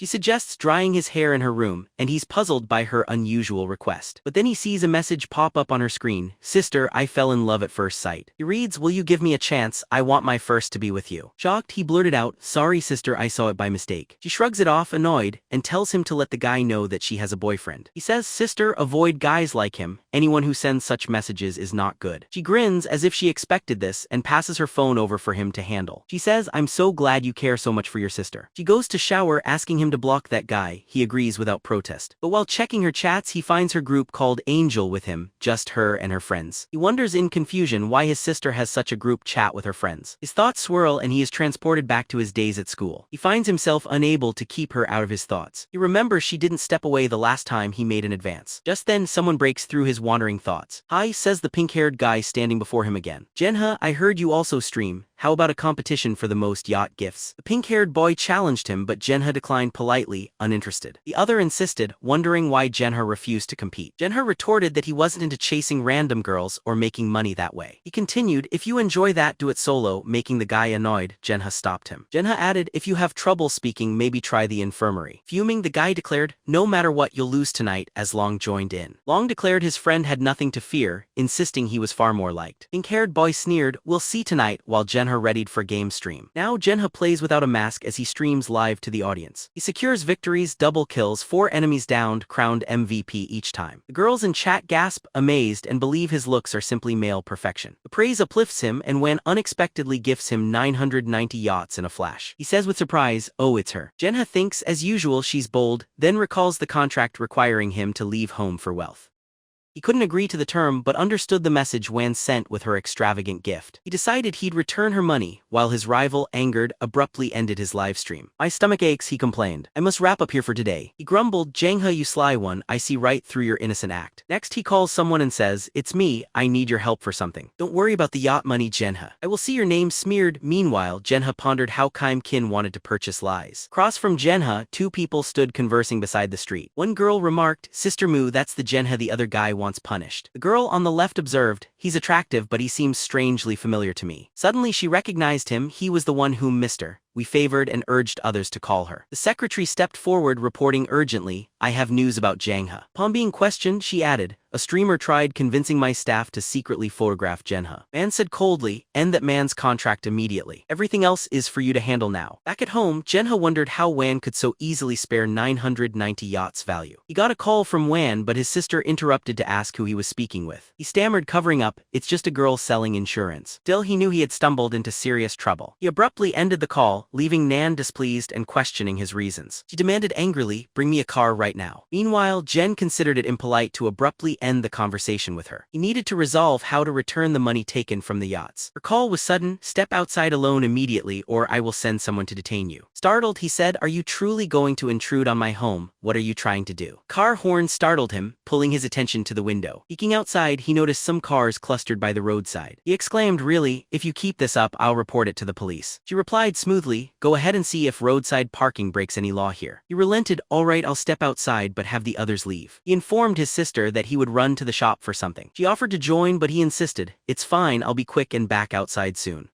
He called, asking, "Why is this happening?" She replied, "Tell me if anyone else seems after you since you've been followed lately." She instructed, "Walk 30 meters ahead and turn right into that dark corner." She warned that the person ahead may be armed, urging him to be vigilant. He replied uneasily, "Is this really wise? Things could get bad if that person has a weapon." She soothed him, "Don't worry, I'm watching nearby, lure him in and I'll back you up." While waiting in the alley, Jang Ha urged himself to hurry. Suddenly, a masked figure emerged out of the dim alleyway. Jang Ha asked warily, "Who are you?" The masked one glared menacingly and lunged with wild punches but Jang Ha dodged nimbly. The attacker muttered with disdain, "Slippery as a rodent." Jangle sensed real danger, noticing the assailant's slow movements. As the aggressor tried once more, Jen evaded then swept his leg, bringing him down. He quickly pinned the masked man and firmly demanded, "Identify yourself. Why are you directing this aggression at me?" Revealed as a woman, the assailant shouted, "It's your fault I'm trapped in this tangled mess." Reeling, Jang Ha questioned, "Why do you demand I remove the mask and reveal myself now?" He attempted to lift the mask but she intervened with a swift acrobatic elbow strike. He muttered, stunned as he fell and the masked figure hovered above, weapon in hand. Sudden punch from nowhere interrupted the moment before she could finish her attack. White man arrived, breaking in, "I thought you ran yet you chased trouble here for him." "Oh, it's you," Jinal finally realized, recognizing the new arrival on the scene. Spotting Lee Sin, he challenged, "Just because I refused you, you'd end my life for it." She demanded, blaming him for seduction and gold digging. Jang Ha corrected, "You're the white man." He cut in, "That's enough, stop all this aggression and imprisonment. You were uninvolved with Zen and misused Fang Hong's name to extract money through fear." As she tied her hair tightly, she declared, "My man can't allow a lowlife like you near. I must be the one to handle and end this situation with you myself." Lucan, anger flaring, cried, "What, are you some pampered heiress privileged from birth?" No, Inam quietly conceded, admitting her truth without pride. She moved to strike while he countered, "Circumstance doesn't give anyone a right to bully." She landed a steady punch to Luxin's face, dropping her to the ground in silence. Jang Ha froze in shock. Later, as Calm returned, he softly pleaded, "Please let me go home. My sister will become anxious," Wei-in noted seriously, meeting his eyes with importance. "Did you forget why I came?" she pressed, and puzzled he had no answer. "Was it about a contract?" he guessed, and she clarified that was just one part of the reason. "The true reason was to inform you that someone intends to secretly take scandalous photos of you." Baffled, he asked who would scheme so foolishly. Wei-in replied curtly, "It doesn't matter now. What matters is you disconnected before I could explain. Don't you want us to talk more?" He stood silent, murmuring apologies. "I'm sorry for hanging up, I apologize," he said, as she watched him playfully. She asked slyly if he was prepared to face the consequences. He felt himself enduring an odd retribution. "What sort of punishment?" he questioned before she stole a kiss and pretended to involve the police. He fought with his thoughts about stopping her, yet her tender kiss made him falter. At first he responded but thoughts of his sister stopped him, so he gently pushed Wee Nan aside. He asked, "Miss Wee, why are you acting like this? Why toy with me? I'm in high school and you've just claimed my first kiss," he said. "Are you truly a high school student?" she wondered, grasping it was his first kiss. He added, "That isn't the issue. Yes, you helped tonight but you also took advantage of me. And I'm also referring to those donations you sent," he continued. He expressed his desire to return the money. She laughed softly. That's nothing. Do you want to distance yourself from me because of it? Why refuse the contract? She asked, and he replied uncertainly, I can't sign now. She pressed for a reason, but he replied, I can't explain now, I'm exhausted, let's leave. As they separated, she was left searching for answers. Jen thought, I've never failed when I've been truly determined, vowing to succeed eventually. Later at home, Jen lay awake, lost in deep thoughts. Why did my sister come to mind when I was with Ween? He pondered. Do I actually like Ween? No, Jen, you need to see sense, he reminded himself. He's your sibling, it's best to set those thoughts aside. Yua greeted him at school the next day. He replied, good morning, and thought, being with Yua feels lighter after time with the president. He noticed for the first time she wore black stockings, not her usual white ones. She inquires, Jen, how are you feeling so well? He answers, yes, I have something special for you. Offering her an AK-47 pendant, he says, thank you for all the martial arts lessons. Wasn't this the weapon you once claimed was your favorite at home? Accepting the pendant, she says she'll treasure it and thanks him warmly. He replies tenderly, as long as you like it, that's what really matters to me. He wonders to himself why a simple change of socks could alter his feelings so much. Later, as they enjoy lunch together during their break, he questions her, why are you gazing at your legs? She responds, it's because you've been looking at them the whole day. She asks, do you like my legs? And he confesses, yes, I do. She smiles faintly, telling him it was obvious and that her legs are beautiful. Although shy, she edges closer and offers warmly, Jen, you could touch them if you want. Thinking to himself, he's surprised that such a polite girl would make such an offer and feels no reason to decline. But he realizes that simply touching her legs feels somewhat inappropriate. He proposes, how about this? Would you mind sitting on my lap right now? Without pause, she stands and calmly takes a seat on his lap. He beams inside, thinking she's exceptionally sweet and rare in today's feminist age. He says, I wish I had a sister as gentle as you, then marvels at that desire and wonders, why do I wish for such a sister? He comments, strange, right? And asks if she feels awkward. She admits a little but also very relaxed. No one has hugged her this way before, and he imagines all she truly longs for is genuine affection, likely because of her family life. Spotting the keychain on her wrist, he asks if she wore it like a bracelet. She replies it's her first gift from a friend, so she wants to keep it close always. Surprised, he asks if it's truly her first gift, and she replies that past friends only wanted money, never giving her gifts. He advises they're not true friends and tells her to avoid them, then asks if Yuan ever asked her for money. She answers, no, she just gives me odd books and films, but as you said, I avoided them. He wonders, do you really believe the FBI isn't watching us out there?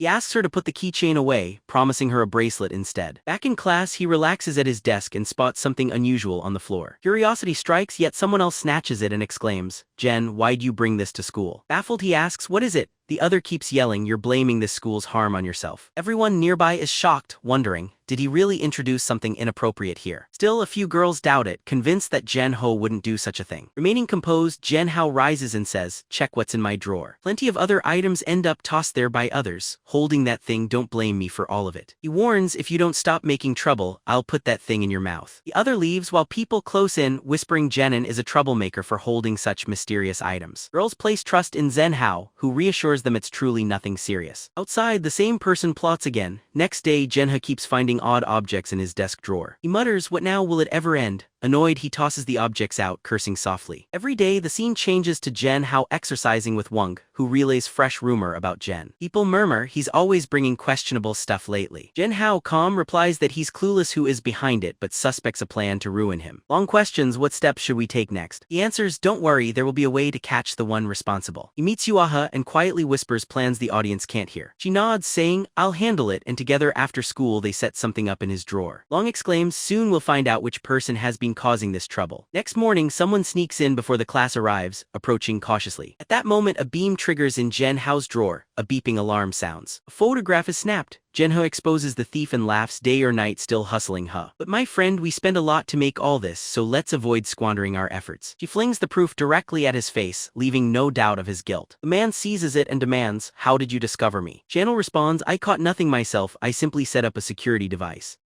Now, let's witness your explanation at the teacher's office. But the culprit protests loudly, urging them not to let Zhen He go. Suddenly, more boys arrive in the hall and some girls appear on the scene too. He orders the girls take him to the restroom first. Girl lunges toward Zhen He, intent on confronting him. But he sidesteps her punch smoothly and counters with one of his own. Soon after, someone else attacks with a kick, but Zhen He blocks it with ease. Yue enters abruptly, her expression steely and furious. The man yells to her not to interfere in this matter. Zhen He looks stunned as Yue leaps and knees the assailant, knocking him flat. She presses her foot upon him as blood starts to flow out rapidly. She fixes an icy gaze on the trembling man and begins to grip his neck, choking him. He pleads with her, but she coldly states, I will end you, Jen. Zhen He shouts, hold on, I'm fine. Any more of this and things will really escalate. With 3 people down, the teacher enters asking gently, "Are you alright, Jang Ha?" What's going on here?" Jang Ha reflects on the teacher as the school's announcement broadcasts. Ling Zong, a senior 2 class 4 student, is expelled for sneaking illicit items to harm Zhen Hao, noted through the window. Long wonders if she's alright, Jang Ha replies. "I'm unsure, but given her home life this will weigh on her." Later he hurries home as his father asks, "Why didn't you give me a call?" Dad says, "I could have driven to collect you myself." Jang Ha snatches a towel, assures he's alright, and heads towards his bedroom to rest. He takes his phone and reaches out to Yue, whose trembling voice answers in tears. He asks what's bothering her and why she's upset, and she shares that her mother locked her in a dark, frightening warehouse when she came home. Startled, he exclaims, "A warehouse? Why?" Yua says her mom does this for mistakes, making him feel sympathy. Jay asks softly, "Do you need to talk about anything right now?" He assures her he's there to listen, and they chat gently as she drifts to sleep. In the morning, he wakes with a pounding headache and discovers he caught a cold. Right then, Sister Kin enters and says she noticed his fever while coming to get him for breakfast. She wants him to take some medicine, but feeling drained, he thinks, "Why is my body weak? How could a bit of rain leave me in this state?" He grins and jokes, "Need your sister to feed you." Embarrassed, he says, "That's not necessary, we're just siblings." He steps back, appearing slightly puzzled by his reply. He wonders if she suspects anything, but decides it's simply his imagination. She asks, "Why are you like this? Isn't the weakness odd? Let me help if I can." Experiencing brief hallucinations, he quickly dismisses them and takes his medicine. Curiously, she worries, asking herself if he's aware of something hidden. She brings him warm soup and he's moved, thinking it's only natural since they're not true siblings. He asks Sister Kin, "Why so caring?" She says with a pause, "I want to care for you always." Jang Ha blushes, thinking this almost sounds like a confession of love or a vow. He swiftly takes the bowl, insisting he can handle the meal alone. Watching her, he notes her calm and doubts his concerns are reasonable. Maybe she's showing the care of a thoughtful sister-in-law. After eating, he drifts to sleep, while she quietly stays by his bedside. With her nearby, he finds himself comforted by her gentle presence. When he drifts off, she's quietly delighted, knowing that once this would be unthinkable. "But my curiosity remains, do you hold any resentment toward your sister?" The story switches to Mr. Wee, who wrestles with thoughts of Jen, wondering why she can't forget him. "I boldly kissed him because I found him absolutely adorable." She admires his confidence and calls him the most remarkable man she's ever known. But she hesitates and wonders, aren't you dwelling too much on that young guy? At the same time, Jen Hao lies asleep, unaware the girls can't stop thinking about him. His phone bursts to life, pulling him from his sleep. When he answers, he realizes why Man is calling to speak with him. He's struck with nerves. She says, "Is this me, why Man?" And he answers, "Mr. Wei, what's happening?" He asks if there's another person giving him trouble. She confesses she can't fall asleep and he, a bit lost, asks, and then what?" Getting up, he wonders why an adult is calling a teenager at 2 in the morning. He jokes, "Should I recite you a story or sing a lullaby to help you sleep?" Frustrated, she demands respect from him and insists he be more courteous. He presses her, "When you call so late, shouldn't you explain what you want?" She suddenly asks if he learned to fight from his classmate Lai Yue. He responds with suspicion, "Are you trying to look into my life again?"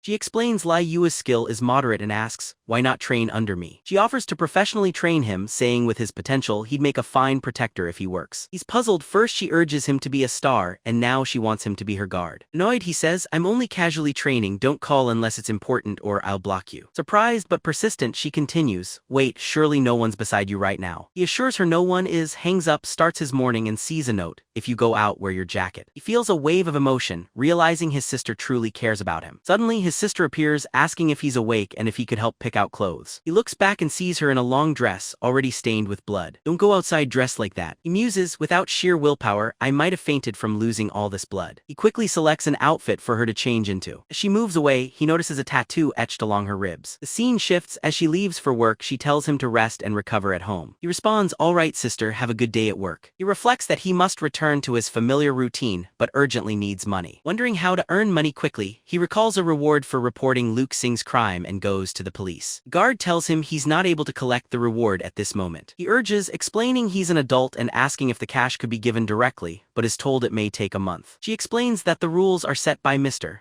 Wei and suggests meeting her at the Fang Hong group. Meanwhile, White Man receives news that Zhen Hao has gone to claim his money. She recollects that he ended their call last night, yet today he is coming to speak to her. Zhen Hao, clearly displeased, finds himself before her, lamenting his repeated visits in such a short span. He thinks to himself, feeling more than a little uncomfortable. A guard in the elevator asks him if he's still in middle school and wonders which one he attends. The guard says he's quite attractive. He awkwardly responds, eager to end the moment. Arriving at the top floor, Zhen Hao announces, "Well, I'm heading in now." Yet the guard catches his hand and says sincerely, "I truly like you, little brother." She shares she didn't believe in love at first sight but felt it with him. Someone intently watches. She asks for a chance, but the company president appears, sternly glaring. "Hello, President Wei." The guard introduces herself tensely, white man orders her to leave with chilling poise. There's no need for you to come back to the office anymore. The guard drops to her knees, begging, forgive me please, what about you? Jang Ha asks. She hasn't done anything wrong, what is your reason for dismissing her? The white man snaps, are you trying to defend her action? She weeps, insisting, Mr. Wei, I've always worked diligently and made no mistakes, please reconsider. Jang Ha lifts her gently, comforting, it's not the end for a girl to seek new work, but she sobs that everyone will believe Mr. Wei rightfully dismissed her. Now she's convinced no one else will dare employ her, and Jinal watches, puzzled, asking why. A man suddenly clasps his wrist and draws near. How bold to seem interested in her before me. He utters a sharp, disapproving sound. He stays composed and says, which of your eyes saw me act that way? I just helped her get up and moved her arm aside, that's all. He continues, she was only guiding me somewhere and we exchanged brief words. There's no fair reason to dismiss her over something so minor as this. White man presses on, tell me, what were you talking to her about? He counters, you're quite inquisitive, whatever we discussed is unimportant to you. The white man's gaze darkens in irritation. Her athletic build draws Jang Ha's notice as she insists, you always manage to vex me. His attention lingers on her briefly as she notices and grins. She taunts, you can have her if you want, but let's play a simple game for it. I'll toss a cigarette upward and we'll see who can catch it. I'll use my left hand and you your right. If you catch it first, she keeps her job. Jang Ha, confident in his quick reflexes, agrees to compete. When quietly admires his self-assurance, she throws the cigarette into the air and both quickly reach up to grasp it. Jinal is quickest and triumphs, but the white man rushes at him regardless, falling onto him. She murmurs, you win and I lose. Flustered, he wonders if she just wants to keep close to him. He decides, let it go, I don't feel pain. She teases, can't you ever act with restraint?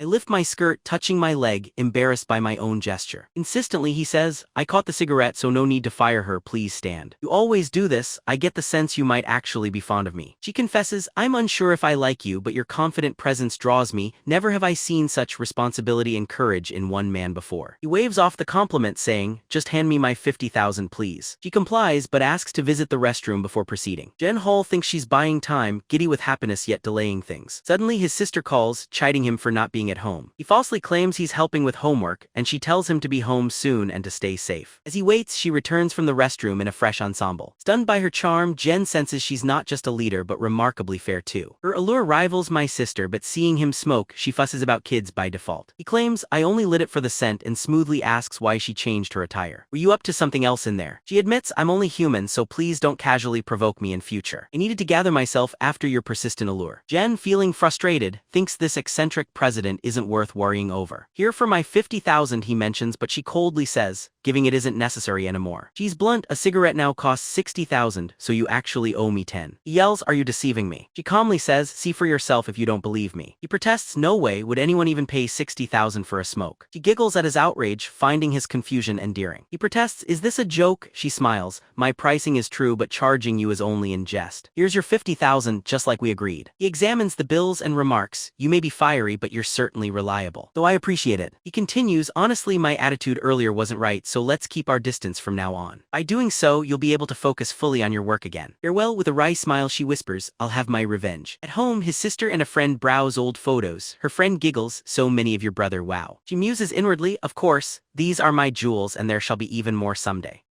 Suddenly he comes home and asks, sister, King, didn't you say you'd return later? How come you're back this early? He jumps, worried he'll spot the photo album. Her friend nearly blurts out the secret, but Kin pinches her, giving her a warning look. Curious, Hao wonders what's up, but she hurries to say, it's nothing. You were only reading some literature, she claims. Her friend quickly agrees, yes, we were reading Zen. Hao, suspicious, says, what literature, may I take a look? But sister Chin yawns and distracts him. He checks if she feels alright. She answers, oh yes, and hey, how often did I tell you to rest at home? Why did you leave again? He shrugs, saying he was simply too restless. She warns him, you know, your looks are enough to make anyone lose their composure. He grins, got it, I'll look after myself, sis. After he leaves, he goes into his own room. Her friend questions her, why is your brother banned from seeing this album? She replies coolly, it truly doesn't matter. If you get mixed up in this, we're no longer friends. Her friend promptly assures her, fine, I'll stay out of it. Alone in his room, Jinal wonders, why do I always feel drained around Ween? Yet as he glanced outside, he spotted a stranger gazing toward his home with intent. Am I finding myself involved with someone once more? He wonders quietly. Who could that unfamiliar figure outside possibly be? His father and aunt, however, were not at home during this moment. Should he inform his sister? He descends and finds her friend has already left. He asks about her sudden departure, but she claims she just had an important errand. He then shares, while I was upstairs, I noticed a man acting suspiciously outside. He admits he's unsure of the man's intentions, urging her quietly to keep herself safe. She affectionately taps his head, saying his concern touches her, but she already knows the man. He questions her, "You really know him?" She says it's the one who sent her pictures. He recalls instantly, remarking it's that odd fellow. She tells him there's nothing to fear. As she flings her arms around him, cupping his chin, she teasingly inquires what's wrong. Laughing about his reddening face, he just stutters a response of no consequence. He expresses that he simply hopes she doesn't seek permission to be absent herself. He mentions he'll return to his studies the next day as planned.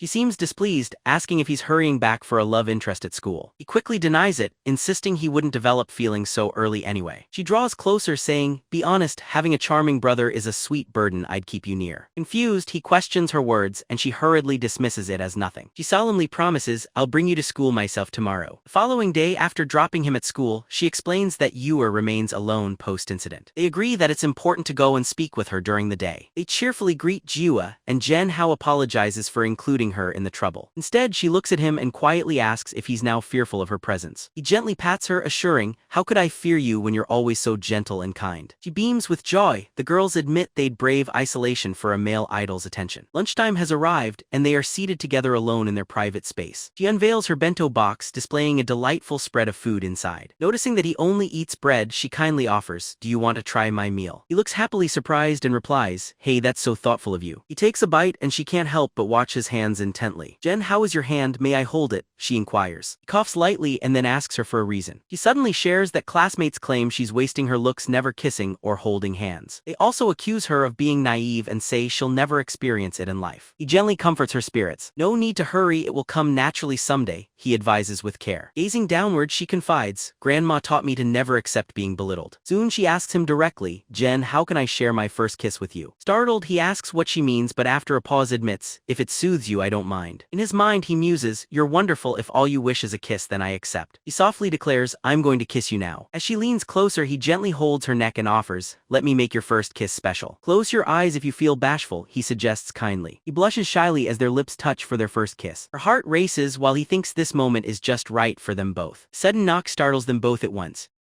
She quickly tells him not to worry. The locked door means they are undisturbed. People outside may wonder why the door stays shut and what's happening inside. Feeling a little shy, he chuckles. "Well, you've now truly kissed a boy, haven't you? No one will ever joke about you not having had a first kiss, haha." She suddenly places his hand on her chest and asks with urgency, "John, why is this happening? My heart is racing, what's the reason?" Unsure, he acts casual, moves his hand to his head and explains, "It's just dopamine from happiness." He believes it is harmless but secretly fears she'll develop feelings that complicate things. She quickly admits enjoying it as well and wishes to practice kissing more. Though her heart still pounds, she says it's comforting and quietly leans closer. He tries to minimize the moment, saying friends usually don't kiss like this. Although he doesn't protest, he warns this should be just for them, not any other friends. She agrees and he promises to teach her gently. The scene shifts to Yue's room where she watches a video with continuous clapping. She watches intently but realizes her heart didn't react like Grace's did. He ponders in silence. Jen H mentioned Yan's heart races during such videos, yet nothing happened to her. Curious, she recalls Jenha's promise to teach her gently. He wonders whether she should call him now. So she calls, and when he picks up, they start an easy conversation. She shares that she watched the video he and Ewan sent but didn't feel her heart race. She wonders why and asks for an explanation. He is startled, knowing their video was quite bold. He's hesitant to reply and her voice turns self-conscious. "You don't have to answer if you prefer." "I won't ask again," she says, but he reassures her that these are tricky questions and he doesn't mind responding. He says she can ask anytime but suggests they talk later since he needs a shower. She decides to shower too and suggests talking while getting cleaned up. Agreeing, he reminds her to protect her phone from the water. They begin their showers. Even Jan Hao can't help feeling slightly uneasy now. He starts his shower, she says she's washing her hair and he replies he's doing the same. While he's in the shower, his sister stands outside, puzzled by his talking. She wonders silently if her brother might secretly have a girlfriend.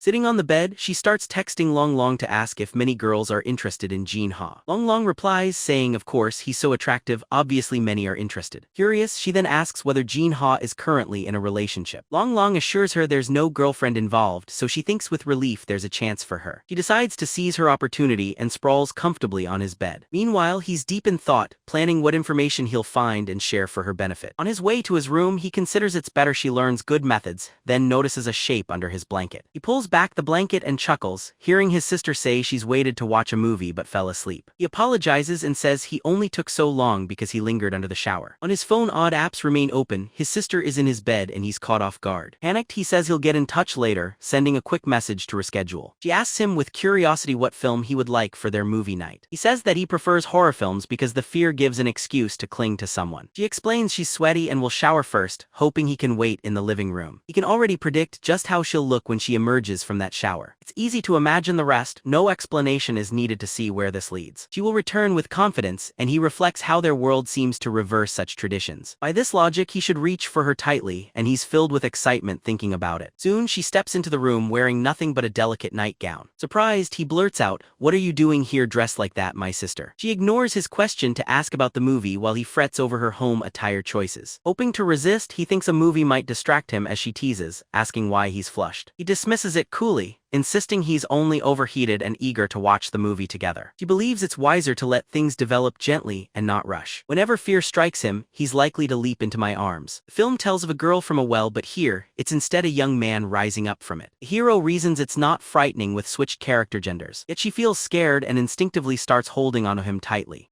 He gently asks, "Are you frightened, little sister?" She responds, "Oh, forgive me, how, I hope you won't think less of me for this." Privately, she admits being truly afraid, more than she ever thought she would be. Her brother embraces her and says everyone fears ghosts, and she is touched by his care and energy. She feels happy, expecting things to turn out badly, yet discovering the outcome is bright instead. Originally, he expected she'd be a comfort, but turns out she relied on him, and though his heart beats fast, his thoughts stay pure. Then he imagines their father barging in and warning him not to step out of line. His sister wonders about his thoughts, and he assures her it's nothing to worry about. He remarks that it's already late, signaling it's time for both to return to bed. He grasps his hand and suggests, "Let's head upstairs together now." Jang Ha, seeing her so softly, feels a sense of confidence like never before. Once upstairs, as he heads for his room, she asks sweetly if she can sleep beside him tonight. He innocently figures she just watched a spooky film and now needs his comfort. This, he believes, is why she wishes to sleep nearby. But he realizes having her sleep here means he won't get much sleep himself. So that's tricky for him, but she softly pouts and asks if she may stay overnight with him. John answers warmly, "I don't mind, you're welcome to sleep here." She lies close, teasing that he's brave because he kept his cool while she couldn't manage it. He insists she doesn't need to make excuses. As family, she's free to just be herself. She's told she can let her true feelings show around him and always be genuine. She grows bashful, cuddling up near his neck, while Jean is frozen in terror beside her. As dawn breaks, she wakes up beaming, declaring that it was a delight to sleep beside him. He's never enjoyed such peaceful sleep before. She glances at Jang Ha, who looks wide-eyed and as if he didn't rest at all. She gently asks, "What's wrong, little brother?" He keeps recalling her resting on his chest, and it kept him awake all night. She unknowingly woke him each time she shifted next to him. She blames horror movies for his nightmares, vows they won't watch those films anymore. He feigns fatigue and muses that he's completely worn out as he prepares for the day. Long sends messages making stickers of Jean's expressions like, "The baby is upset" or "The idol is moody." Long says they'll become popular online, and John Hall pleads that he stop taking his photos. Upon going downstairs, he asks what brings his sister there. He replies that she received an emoji from him. Long has already shared it with everyone. John says Long created nonsense and she shouldn't use it at all. Naturally, this wild sister is absolutely smitten with it. When they reach school, all the girls stare, recognizing him from the stickers. They come over, say, "Your emoji pack is great, can you autograph my backpack?" He bolts away, bursts through a door, screaming, "Long, you scoundrel, get over here." Long calls out, "Do you want more emojis?" He says, "Relax, come grab some." John answers, "Are you out of your mind? Delete those cursed stickers or you'll get thumped." Then Yuba asks, "John, are you upset?" He insists he's fine, claiming everything is only a joke. Noticing her trimmed hair, he asks if she gave it a little cut. She teases, "Just washed it," then admits she cut her bangs to look cute for him. Jo Hao quietly laughs, glad she's kinder and easier to handle than his sister or Wade. He confides she'll reveal a new secret hideout to him tonight. They're inside an abandoned classroom, tucked beneath a desk few use. They notice that the spot is already an intimate rendezvous for some people. Hidden below, Jang Ha feels the thrill of the forbidden as she tries to speak, and he gently silences her. As he covers her mouth, color rushes to her cheeks and she surprises him by licking his palm. Jang Ha freezes up, uncertain about his next move. She gazes into his eyes and asks, "Do you know what I desire?" Then she sweeps him into a deep, ardent kiss. Jang Ha offers no resistance, accepting her closeness, reflecting they share a class and she's always present. Her kindness is a constant comfort beside him. Yet if his sister ever discovers this, he'll have serious consequences to face. She won't look after him again, but the kiss continues and leaves her lost in a daze. He softly reminds her, "You need to breathe when you kiss Yes, my dear. Wait a moment, she says. He gently insists they really should return to class. A little later, they're hand in hand, and Jang Ha quietly wonders if he wants to be with her. He wonders inwardly if starting a relationship with her is what he truly wants. But thoughts of his sister pull him back, making him waver.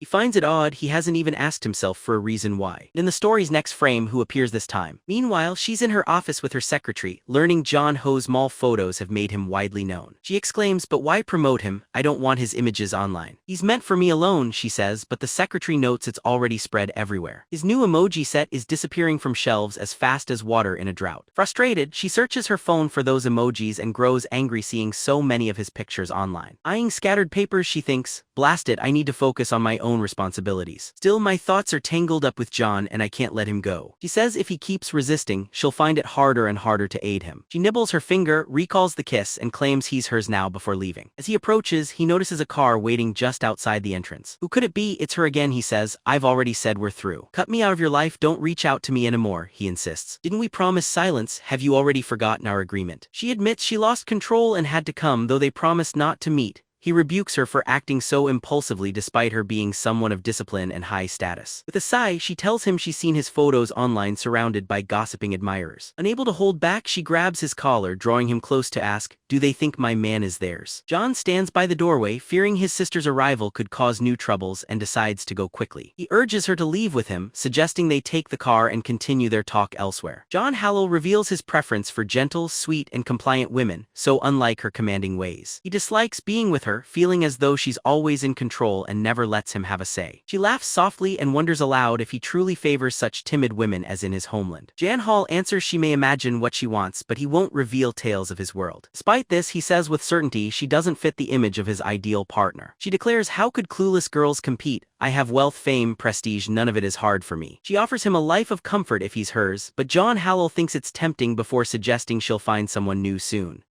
He believes she'll move on and forget him, needing only time for her feelings to pass. She gently clasps his chin, leans in, and questions if he truly believes that's who she is. He sharply warns her not to involve Yue, but his affectionate nickname slips, which she catches, feeling slighted. Frustrated, John asks why it matters if he chooses another term for her, matching her mood. He offers if she wants to give her a special nickname too. Bit flustered, she looks away and says, that's quite enough. Yet Jan notices she becomes timid just because of what he said. He reassures her it's typical friendly talk and she shouldn't dwell on it too much. If she prefers, they can simply remain friends. He warns, just don't follow me everywhere. Jan Ho intends for her to gradually drift away as they part. But at the doorstep, he again runs into the man who once eyed him from the corner. The man claims to be his sister's friend and requests Jan Ho to pass a gift to her. Jan Ho recognizes the man as the sender of suggestive pictures to his sister. He faces him and says, I know you, you're the one sending inappropriate things to my sister, right? He adds, what affects my sister matters to me too. If you return, I'll contact the police. He tells him to leave and the man departs, determined to win over his sister no matter what. When Jan Ho gets home, his sister greets him, admitting she bought fast food since she felt lazy. She says indulging in junk food occasionally is all right. Jan Ho feels conflicted and uneasy with the tempting meal before him. He notices her sighing, then asks about what's troubling her today. She replies that she's unhappy because after the emoji pack, he's too famous online. While at work, she saw many people admiring his photos, and that made her envious. Jan Ho urges her not to overthink, promising his brief fame will end since he avoids the spotlight. She says it's good he's not chasing fame because public life can be risky, especially if you profit from your image. People may want photos of your back or arms, and those, she teases, should be for her eyes only. Joking, she tells him to just relax and enjoy his drink. When she sees him, she knows many will be enchanted by his looks. She realizes things must change quickly before more people get involved. As time slips away, the scene turns to evening with her gently knocking at his door. He appears focused on learning computer programming. His sister asks whether working together there would disturb him. He assures her it's fine and she may remain here. He glances at her, thinking she finally seems like a true sister, and tells her she can work there as much as she likes without bothering him. She expresses gratitude, happiness, and offers him a present, noting she spends freely each day, but today she'll give him her daily wage of 3,000. In John Cyrillic letter 456, Ha reflects on the world's unfairness. He recalls that in another life it would have taken him a month to earn a small portion of that. With curiosity, he asked how she earned so much while still so young. She answers that, although she's not yet a certified surgeon, she assists in operations, so earning 3,000 is little compared to her future potential. She aims to show him she can provide a good life, Jang Ha asks if 3000 isn't a lot. He tells him she was selected solely due to her gift. Assisting in such operations is an unusual privilege for someone her age. Her highest rank grants unique opportunities, and as there are few experts in her field, she's invaluable and her pay is likely to rise further, making Jang Ha comment, "Sister, you're genuinely incredible." He muses that earning such sums would satisfy him, but she says her income will lighten the family's burdens. She's already supporting them and funding a vacation. When John H. asks if they'll be away a while, she confirms it. He realizes they'll have the house to themselves for a time, and her expression hints she intends to do something special. In the next scene, Jang Ha is at the sink, distressed and confused, unable to handle being alone with her. He whispers to himself, "Avert your gaze, quiet your mind, keep silent." At the moment she appears, he finds himself overwhelmed again. He asks why she changed outfits, noticing they become a bit shorter each time. She replies, "I just wanted to feel more at ease, so I put on pajamas for comfort." Now she lies on his bed quietly studying. As the hours slip by, John H. observes how often she glances his way. Noticing she was caught, she admits her shoulder really aches and asks for a massage if she's earned it. Embarrassed and at a loss for words, he eventually helps her ease her tension. She remarks that they'll have the weekend alone and suggests finding some time to enjoy themselves. Jang Ha realizes they've yet to spend time out together, so he agrees with her idea. She reflects before deciding, after all, it's her first outing alone with her brother. He finds the term date odd, believing they're just siblings spending time together. Yet he doesn't dwell on it and brushes the confusion away. Time slips by and the clock strikes 11:00 p.m. before they know it. He says it's bedtime and is surprised she heads to her own room without insisting on his. They say goodnight and she leaves, realizing she can't handle greater closeness yet. Our guy breathes out in thought, eager for the coming weekend they will share. Just then his phone begins to ring in the quiet of the moment. He answers, asking who's calling, and recognizes the familiar voice. "Wei, man." He quickly advises, "Wei, you shouldn't keep pushing, I can introduce you to someone else." To which she admits, "I'm not fond of men at all." She continues, "No one else fits, I want you, so please stay on the line and talk." He asks, "If you dislike men, why follow me? What exactly do you mean by that?" She explains that throughout her life men pursued her for fortune or fame, and this brought her unease. Having watched her mother with many such men, she dislikes them, but he's different. She worked daily, joined the military, lacking nurturing skills. Though she wishes to change, up to now, she's only mastered work, business, finances, and warfare. She sincerely hopes to give him happiness but lacks the knowledge, still promising her best. She says, "Someday I could whisk you into space with our rocket project," but John responds, "I have no desire to wander among stars." He adds that it's time to sleep and hangs up after saying goodnight. He ended the call straight away, despite her open-hearted confession worth so much. That's cold, but as he hangs up, he reflects on how her work-filled youth shaped her restlessness. He feels empathy for her and, as sleep comes, remembers his sister clinging and firmly claiming him. The night fades and morning finds the lead character waking up at school. Since he became popular with emojis, his cautious sister fetches him daily to ensure his safety. Come morning she greets him and to, "Why so late?" she admits to thoughts of his kiss. In a heartbeat she leans in to kiss him. He says, "Hey, slow down, that's a secret, don't just share that with the world." She moves closer, brushes his finger and says softly, "Jang Ha, let's share a kiss." He gently advises her to be patient, explaining kisses are intimate and not for just anyone, especially at school. She nods and offers, "Fine, let's save our kiss for my house later after school today." Jang Ha suggests, "Let's concentrate on our classes now and discuss it when school is over." But seeing her sadness at being denied a kiss, he feels a pang of pity. He muses his physical responses here are strange, and there's no returning once he begins. He realizes he cannot afford to take such a risk. During break, as he calls his friend Long, crowds of girls surround him shouting, "It's the emoji guy, sign my bag." He can't understand why daily events grow stranger and things spiral even further. Long presents a video titled, "The God Who Emerges Every 70,000 Years." Furious, Jang Ha sees a girl attempt to grab him, but Yua intervenes, firmly twisting her wrist. Witnessing Yua's strength, the girls are visibly astonished. Jang Ha urges Yan to release her grip, and as the principal arrives, he disperses the crowd that quickly scatters. Meanwhile, the two usual troublemakers are deep in conversation about Jang Ha. The one with green hair remarks, "Back when you were popular, everyone admired you. Now Jang Ha has stolen your supporters." The purple-streaked one replies, unimpressed by Jang Ha's appeal. He adds, "What talents does he have? Can he sing, dance, rap? All he has is looks," as they overhear excitement about a fancy car outside. Parade of luxury vehicles awaits at the front of the school. The owner, of course, it's Wainan. As Jang Ha surveys the scene, Long is amazed. "Look at that, what an impressive display of luxury cars." Overwhelmed, Jang Ha shrugs, insisting it's nothing big, and suggests the two eat and leave quickly. Still bewildered by his fame, John's phone suddenly starts ringing. Calling him is none other than the legendary Y.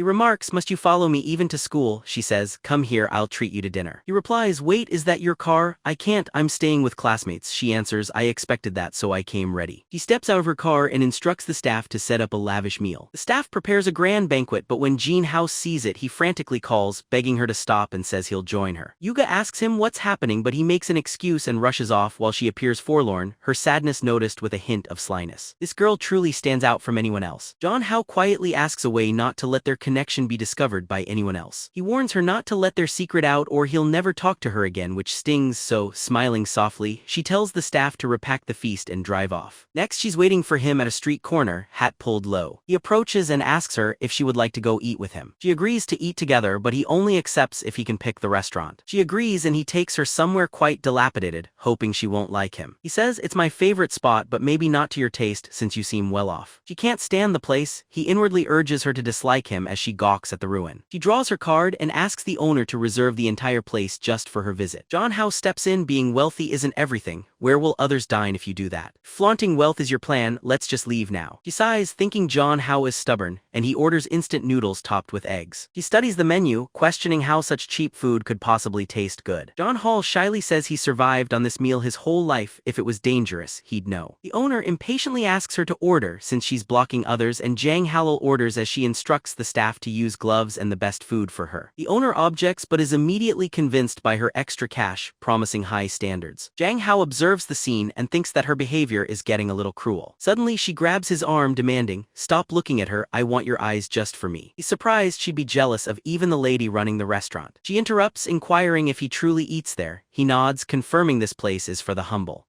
She relates, always among the rich and unaware of etiquette, as he insists he has no wish for pity. He refuses her help, telling her to leave if that's her intent. Suddenly, the chef appears in full attire like a culinary artist. She resembles a meticulous surgeon, and the food presented dazzles the group. He gazes at the plate and remarks, "This meal is actually quite acceptable." He recalls worse meals in the army, reflecting he endures it now for the sake of love. Jang Ha wonders if the girl might be unbalanced. Why stops him from eating, insisting the meal isn't clean or healthy enough for him. Jang Ha is bewildered by her behavior, though her words reveal it's simply her unique way of caring. She questions him, "Why are you such a good kisser and who taught you?" He brushes off the question, saying it's not the moment, and vaguely credits TV for his skills. She warns him, "You better not have secrets with other women or let me discover it." If that ever happens, she vows a response. JN is left at a loss for words. The scene changes to JN and Long talking, as Long asks if his chosen lipstick shade will be admired. John, uninterested, replies he wants to leave, but Long persists, wanting to observe his sister's reaction. Upon meeting her, Jang Ho dismisses it and they enter a room where his sister sketches silently. Long asks upon entering, "Sister, are you drawing now?" Caught off guard, she nervously replies, "Brother, what are you doing in here?" They discover she was drawing Jang Ha surrounded by many girls, holding up her artwork for them to see. Jang Ha starts to admonish her, but she protests through tears, blaming her friends for the drawing. She cries, pleading her innocence and saying that she hardly knows how to read at her age. Yet Jang Ha reveals a file on her computer containing 500 GB of study, showing she does read well. Frustrated, she demands, "How could you find this out so easily?" She wonders, "How did you manage to discover all my secrets so swiftly?" Jang Ha interrupts, saying he must give her a lesson since she's his best friend's sibling. He seizes her things, insisting she focus on studies instead of sketching such images at her age. He promises to grant her a wish, provided she obeys all his rules. That instant, Django's sister phones and inquires about his activities. He answers he's just leaving Long Weng's house, so she, worried, offers him a ride home. Back at her job, a coworker asks who she's speaking with. She quickly leaves her colleague, suggesting meeting at a bar soon to socialize and meet charming men. Yet she politely declines and says she's already seeing a very attractive man this Saturday. Pressed by curiosity, her friend asks who, but she's secretive until she knows the outcome. Her friend pulls something from a pocket, offers her a baby, though the actual object stays hidden. She examines it while her friend suggests she be cautious. Meanwhile, a man, likely a coworker, who's trailing her, catches every word. Visibly frustrated, he learns their shopping plans and decides he's going to confront them. Reaching home, she hears a voice wonder why there's a live stream at this hour. She muses, how can Jean be so enraged during his stream? Since he's been revealed as the rare once in 70,000 years legend, he hadn't wanted his life mixed with gaming. He wanted to keep the stream limited strictly to gaming. The situation worsens when in-game players recognize him, asking he reveal his face and spoil his peace. Now he cannot enjoy playing quietly anymore. Abruptly, his sister powers off the PC and commands him to stop playing. Obeying her order, the story transitions to a school scene. Frankly, I'd be displeased if someone turned off my computer so suddenly. Maybe something to make up for it is deserved, and memories of last night linger. When she powered off his PC, she instantly grasped his arm, begging him to give up live streaming. Since people recognized him, she'd become fearful his fame would make staying home impossible. Can't you simply stay in, letting your sister care for you? She worries he'll slip away, thinking meeting many people will cause him to forget her. He comforts her, streaming is just a phase, no matter how many know me, you're my family. Despite his words, unease lingers and the story returns to school where Jean wonders why she follows him more now. She questions if it's simple sibling concern or if she feels something deeper than that. John discovers last night's stream earned him 38,000 yuan, roughly $5,000 to $7,000 for one session. He marvels, I didn't even ask for tips. After fees, the earnings still amaze me. With such profits, the internet has real power, though he recalls his true aim isn't wealth but going home. Dreaming of return, he arrives at school, greeted by fans with Long by his side, swelling his popularity. He's developed a loyal following at school, a fan club centered around his internet fame. The girls vow unwavering support for him, rallying together as dedicated fans. Meanwhile, resentful guys talk about damn, since John H was already popular before gaining online fame. Now his fame feels unchecked, though critics insist his charm is only in his appearance, not actions. One envious student secretly photographs Jang Ha in the bathroom, Long jokes online, amused by Jean's abs. As the clicking continues, the phone slips. Jang Ha spots him, asking, hey, what's happening there? Checking for damage, the boy realizes he can't hide his actions, he's clearly been caught. Jang Ha confronts him directly, hey, what are you doing in here? He wonders if photos are being taken. The boy denies it, but John H finds proof and playfully dares him to snap more. Giving back the phone, the boy thinks to himself that John H is unpredictable and bold. Jang Ha acts this way since he won't let fear of being photographed control him. Reacting poorly would only make the situation worse if others sense sensitivity in him. Facing fears directly is best. Later, he tries to devise a way to keep the photographer at bay. The boy blames his luck for being caught, but he's determined not to quit his pursuit. Suddenly, he's grabbed and led into an alley. Jean hurries after and realizes it's Man's henchman. He quickly grasps that these actions are all orchestrated by her. Henchman orders the boy to keep quiet and vanish as if nothing ever happened. John now suspects that the white man likely has someone watching him at school after seeing the green-haired man take photos of him. So he decides to call her, asking what she plans to do about the situation with the man. She replies, so you found out I was the one behind this. John responds, well, your associate grabbed the man right in my sight, how could I not notice? The man says the person tried to agitate Jang, so now he must deal with the outcome. But Jang Ha tells her it's nothing to worry about, he'll settle it at school, though she says she doesn't care if he approves. She declares she'll act as she pleases even at school, and John, frustrated, ends the call knowing his hands are tied. His only hope now is that the man appears at school tomorrow instead of vanishing forever. When John spots the man, he notices how unnerved he seems, acting a bit too courteous in fear. John Hall suspects the man took a beating while they are in the midst of having their meal. Yua observes John Hall's somber mood and kindly asks him what's bothering him. He answers lightly saying, oh, it's nothing, just a little headache. Suddenly, she rises to give him a gentle facial massage, saying at the park his touch once helped her, so she hopes to return the kindness. Without warning, she wraps her arms around him, softly sharing she wants to be by his side. She smiles, telling him that hugs and kisses are what bring her happiness. Jang tries to keep his composure as he responds, I hope to make you happy as well. He stands there, reflecting on her loyalty and the gentle romance of the moment. He gratefully embraces her in return, longing to show his appreciation. Yet he realizes that though he appreciates hugs from both his sister and Wei, only with Yue does he truly feel ease, despite his half-sister's beauty. It never feels right because they're family, and with Wei he's wary of crossing lines, so only with Yue does he truly feel at peace. Unexpectedly, she kisses his neck, asks for a kiss back, and even begins to remove her shirt. He is taken aback by her boldness, telling her not to rush, admitting he also feels the same way. He just doesn't want anyone at school to witness this and questions what movies she's been watching. She insists she hasn't watched anything, still, he thinks something influenced her bold behavior. He tells her such moments are for couples who know love, and those things come after you truly date. She then inquires, so what exactly is love to you? He replies blandly, describing love simply as deep affection for someone, hardly a real answer. Since he doubts she'll grasp it, he gives a weak explanation, saying love brings a sense of ease. He wonders if she feels that with him and says dating should be based on love, not just attraction. After advising her, he declares it's time for them both to return to their classroom. She stayed silent through all of this without saying a single word. Long calls and urges caution, saying John has lunch with Yue often and might be taken advantage of. But John asserts they're simply friends and nothing suspicious is happening. Now John considers that if others noticed watchers, those hired by Wei may soon report about Yue. He realizes he must create distance to better protect Yue from unnecessary risks. Once more, Jang Ha starts a live stream for his audience. His sister enters, snatches the mic and declares, "My dear little guy is off to bed." He tells everyone goodbye until the next live broadcast. Bye, John says, feeling finished with the session, but she teases, "You get too focused playing every time." She insists it's time to rest, inviting him to relax while she lends him comfort and a soothing massage. John lies in bed reflecting gratefully, "My sister is always so kind and caring to me." Yet unwitting of her real motives, she nudges him to cut back streaming, warning about malicious viewers. She adds sternly no matter the requests show nothing, not even measurements, leaving him to ask what measurements. She laughs, says he's clueless about dangers, pledging to teach him to measure 4 things. He muses, hips, waist, chest. He puzzles, wondering to himself what the 4th thing could possibly be. Next, she's seen gently measuring his chest, lifting up his shirt to do so. He reels in disbelief, stunned at what is happening before him. She observes, "Your abs are impressive," and he simply responds that he's been working out lately. Her hand lingers on his toned stomach as she remains there quietly. Feeling a hint of envy, she says he might have a fever, then carefully lowers his shorts to check. John exclaims in shock, "Goodness, what are you doing?" She realizes she nearly lost her composure. John marvels at her shy reaction, finding her charming in her bashfulness. Morning arrives and they share coffee together, marking a shift in the mood. She reminds him of their date, while he wonders if she grasps what a date means.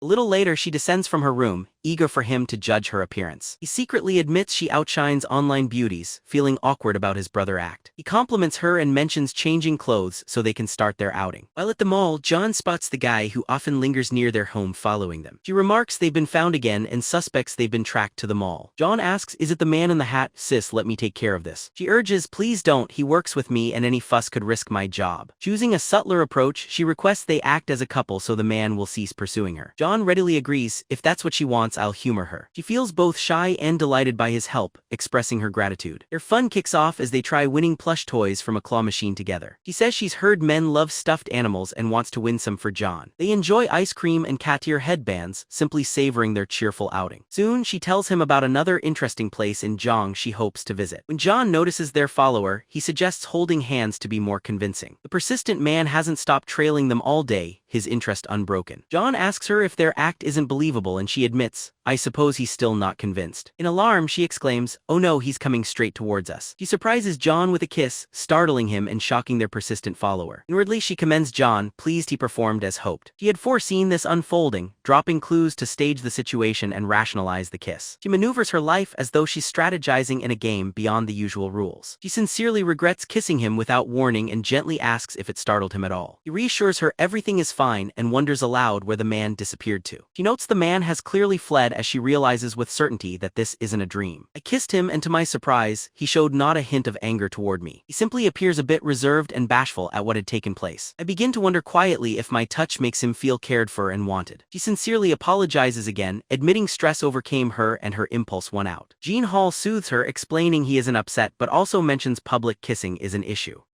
She reassures him, stating it's fine since while siblings by name there's no true blood tie. That means their closeness isn't improper, there is no true boundary to cross. Plus with the strong bond they share, sharing a kiss shouldn't be considered odd. Then she laughs, "Come on, are you going to claim you didn't like kissing me?" Which leaves him bewildered. He's sure any man would care for such a moment but worries about her motives. Still, he fears that admitting any thrill could push them into uncharted emotional territory. Doubtful, he worries escalation may ruin their family's peace, so he tells her the kiss meant little. Being family, they should keep boundaries, yet her excitement shows she believes he cares. If he disliked it, she's sure he would have acted. With a sly smile she plans, "We're a couple for today, not siblings. Since our stalker might be nearby, we must keep up appearances for now. Till sunset we maintain our roles," while in the shadows 2 onlookers whisper about the elegant pair, plotting to take their money. They decide to make an attempt to coax some cash from the couple. The 2 girls boldly approach, trying to intimidate and demand money. Prepared for danger, the sister fingers a blade, thinking if they advance she'll defend fiercely. "Perhaps I'll leave them living," she thinks, but deep down expects this could get deadly. Though ready to act, she spares her brother by tossing money instead, keeping the peace. The girls threaten harm if they don't get more, but Jang Ha's fearless side emerges, stating firmly that won't happen. His boldness surprises his sister, leaving her trying to understand his sudden confidence. confidence. Jan deftly dodges a girl's strike and retaliates with a blow to her midsection, launching her away. John H sees the other girl's shock and urges her, "You want a turn too, come at me." As the girls flee, Jang Ha turns to reassure his sister, boldly declaring he'll protect her always. Surprised, she wonders, when did my brother gain such remarkable strength? To her recollection, he'd always been timid, seeking refuge behind her presence. Nostalgia sweeps over her as she remembers childhood days spent always at his side, never wishing to part. Despite him becoming distant, she remained vigilant, wanting to safeguard him from harm.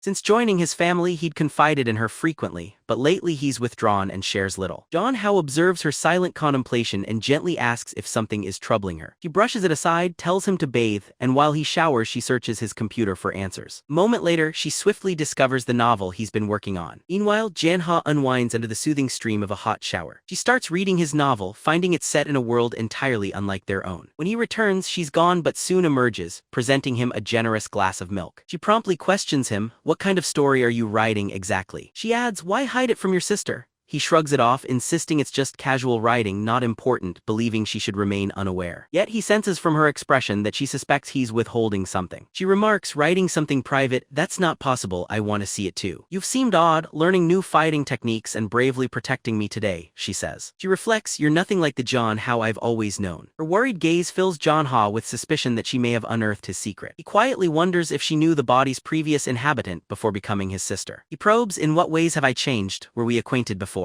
Startled, she affirms softly, "Yes, we have known each other since childhood." The revelation leaves Jang Ha completely taken aback. "We've shared memories since childhood," he wonders, puzzled by the emptiness in his mind. Questions how he could forget their early years. He explains that it all happened long ago and those distant memories are gone now. Jang Ha considers his sister's behavior odd, thinking he'll keep this in mind. Her eyes grow sad as she wonders if his trip to the Red Moon caused this forgetfulness. He chooses to act unaware, saying, "I often dream of a young girl fighting other children. Those eyes haunt me, so I began training Thai boxing. I only faced the mall gang because you stood by me. I knew you'd always protect me from harm, wouldn't you?" He gently squeezes her shoulder, giving comfort as she blushes and promises, "I'd protect you always." He decides his safest move is to act vulnerable, since she always wants to shield him. She fears that perhaps she scared him enough in youth to wipe away every shared memory.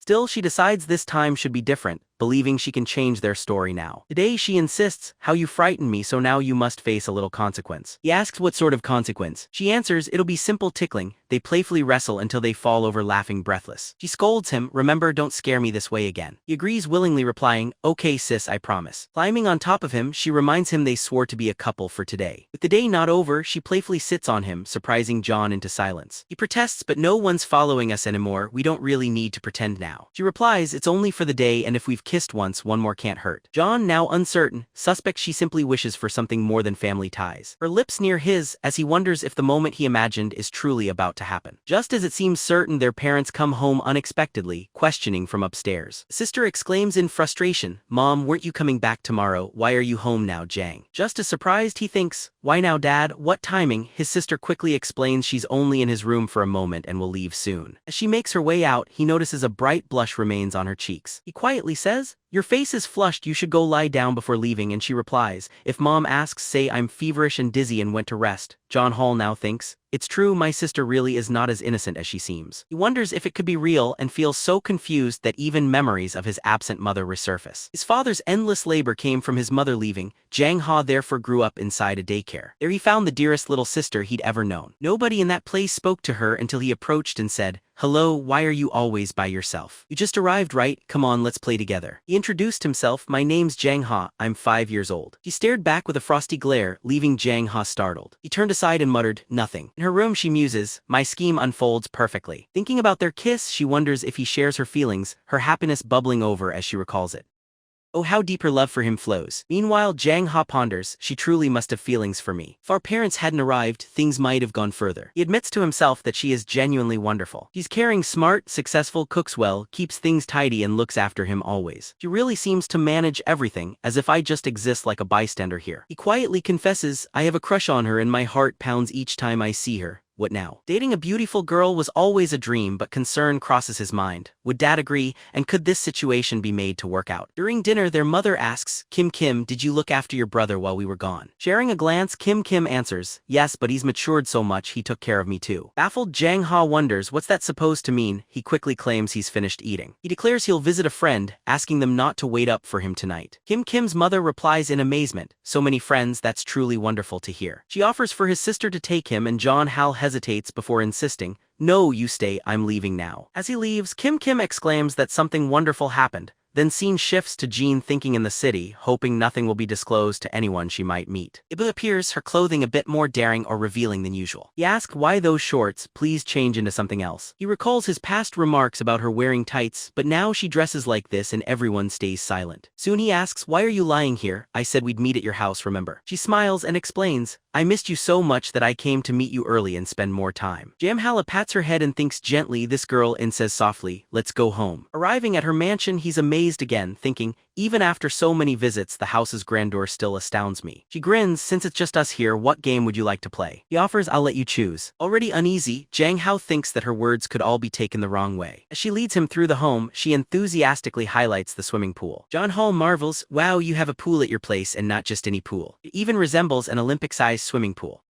Yua says she wanted to show him the new arsenal weapons, but her friend suggested he'd like the pool more. So instead, she brought him here to try the pool, though Jang Ha laments he'd have liked to see the weapons but forgot his swimsuit. He sighs, thinking swimming is out, but she reassures that the butler has swimsuits ready for both. She says brightly, if you want to swim, we absolutely should. Jang Ha agrees, all right then, let's make it a friendly freestyle race. His old world allowed speedos, but in this one men modestly cover up far more skin. If he wears a speedo, Yu Hao might become embarrassed as it would appear overly revealing to her. Suddenly, he finds a suitable swimsuit that's considered perfectly normal by other guests. He feels it's fine, although something slips from the suit's middle. He ignores it and wonders curiously. Whatever, it's likely unimportant, so he tosses it aside. He changes into his swimsuit and makes his way to the pool. Jua remarks, you look amazing. He answers, truly, you are the beautiful one here. But let's stop chatting, let's race to see your skills. The rule is simple, reach the end first, win, and ask the other for any favor. On the count of 3, they both leap into the water. Jang Ha slices through water with effortless strokes, body clearly trained. Yet upon your jump, you immediately sink to the bottom. She doesn't know how to swim, so Jang Ha rushes back asking, are you alright? Are you okay? She coughs and tries to look unfazed, saying it's not a big deal. John H. Fang SB notes, your house has an Olympic pool and yet you can't swim. He asks, why'd you challenge me then? That was risky. She claims she saw many swimming and thought it was easy, as Jang Ha playfully flicks her forehead when she apologizes. Suddenly, a girl behind UA exclaims, Jang Ha, your outfit, when Jin Hao glances over. He realizes his wetsuit turns entirely transparent. He now recalls the extra layer he got rid of. It was intended to conceal, but now everything beneath is revealed. He quickly changes into another suit, girls blushing and apologizing for their mistake. They explain the suit was actually designed to go sheer with water for a playful twist. Jang Ho sighs, this world is so upside down, as Yuba suggests more fun places wait in her house. John H. gently tells her, calm down, let's not rush things, take your time.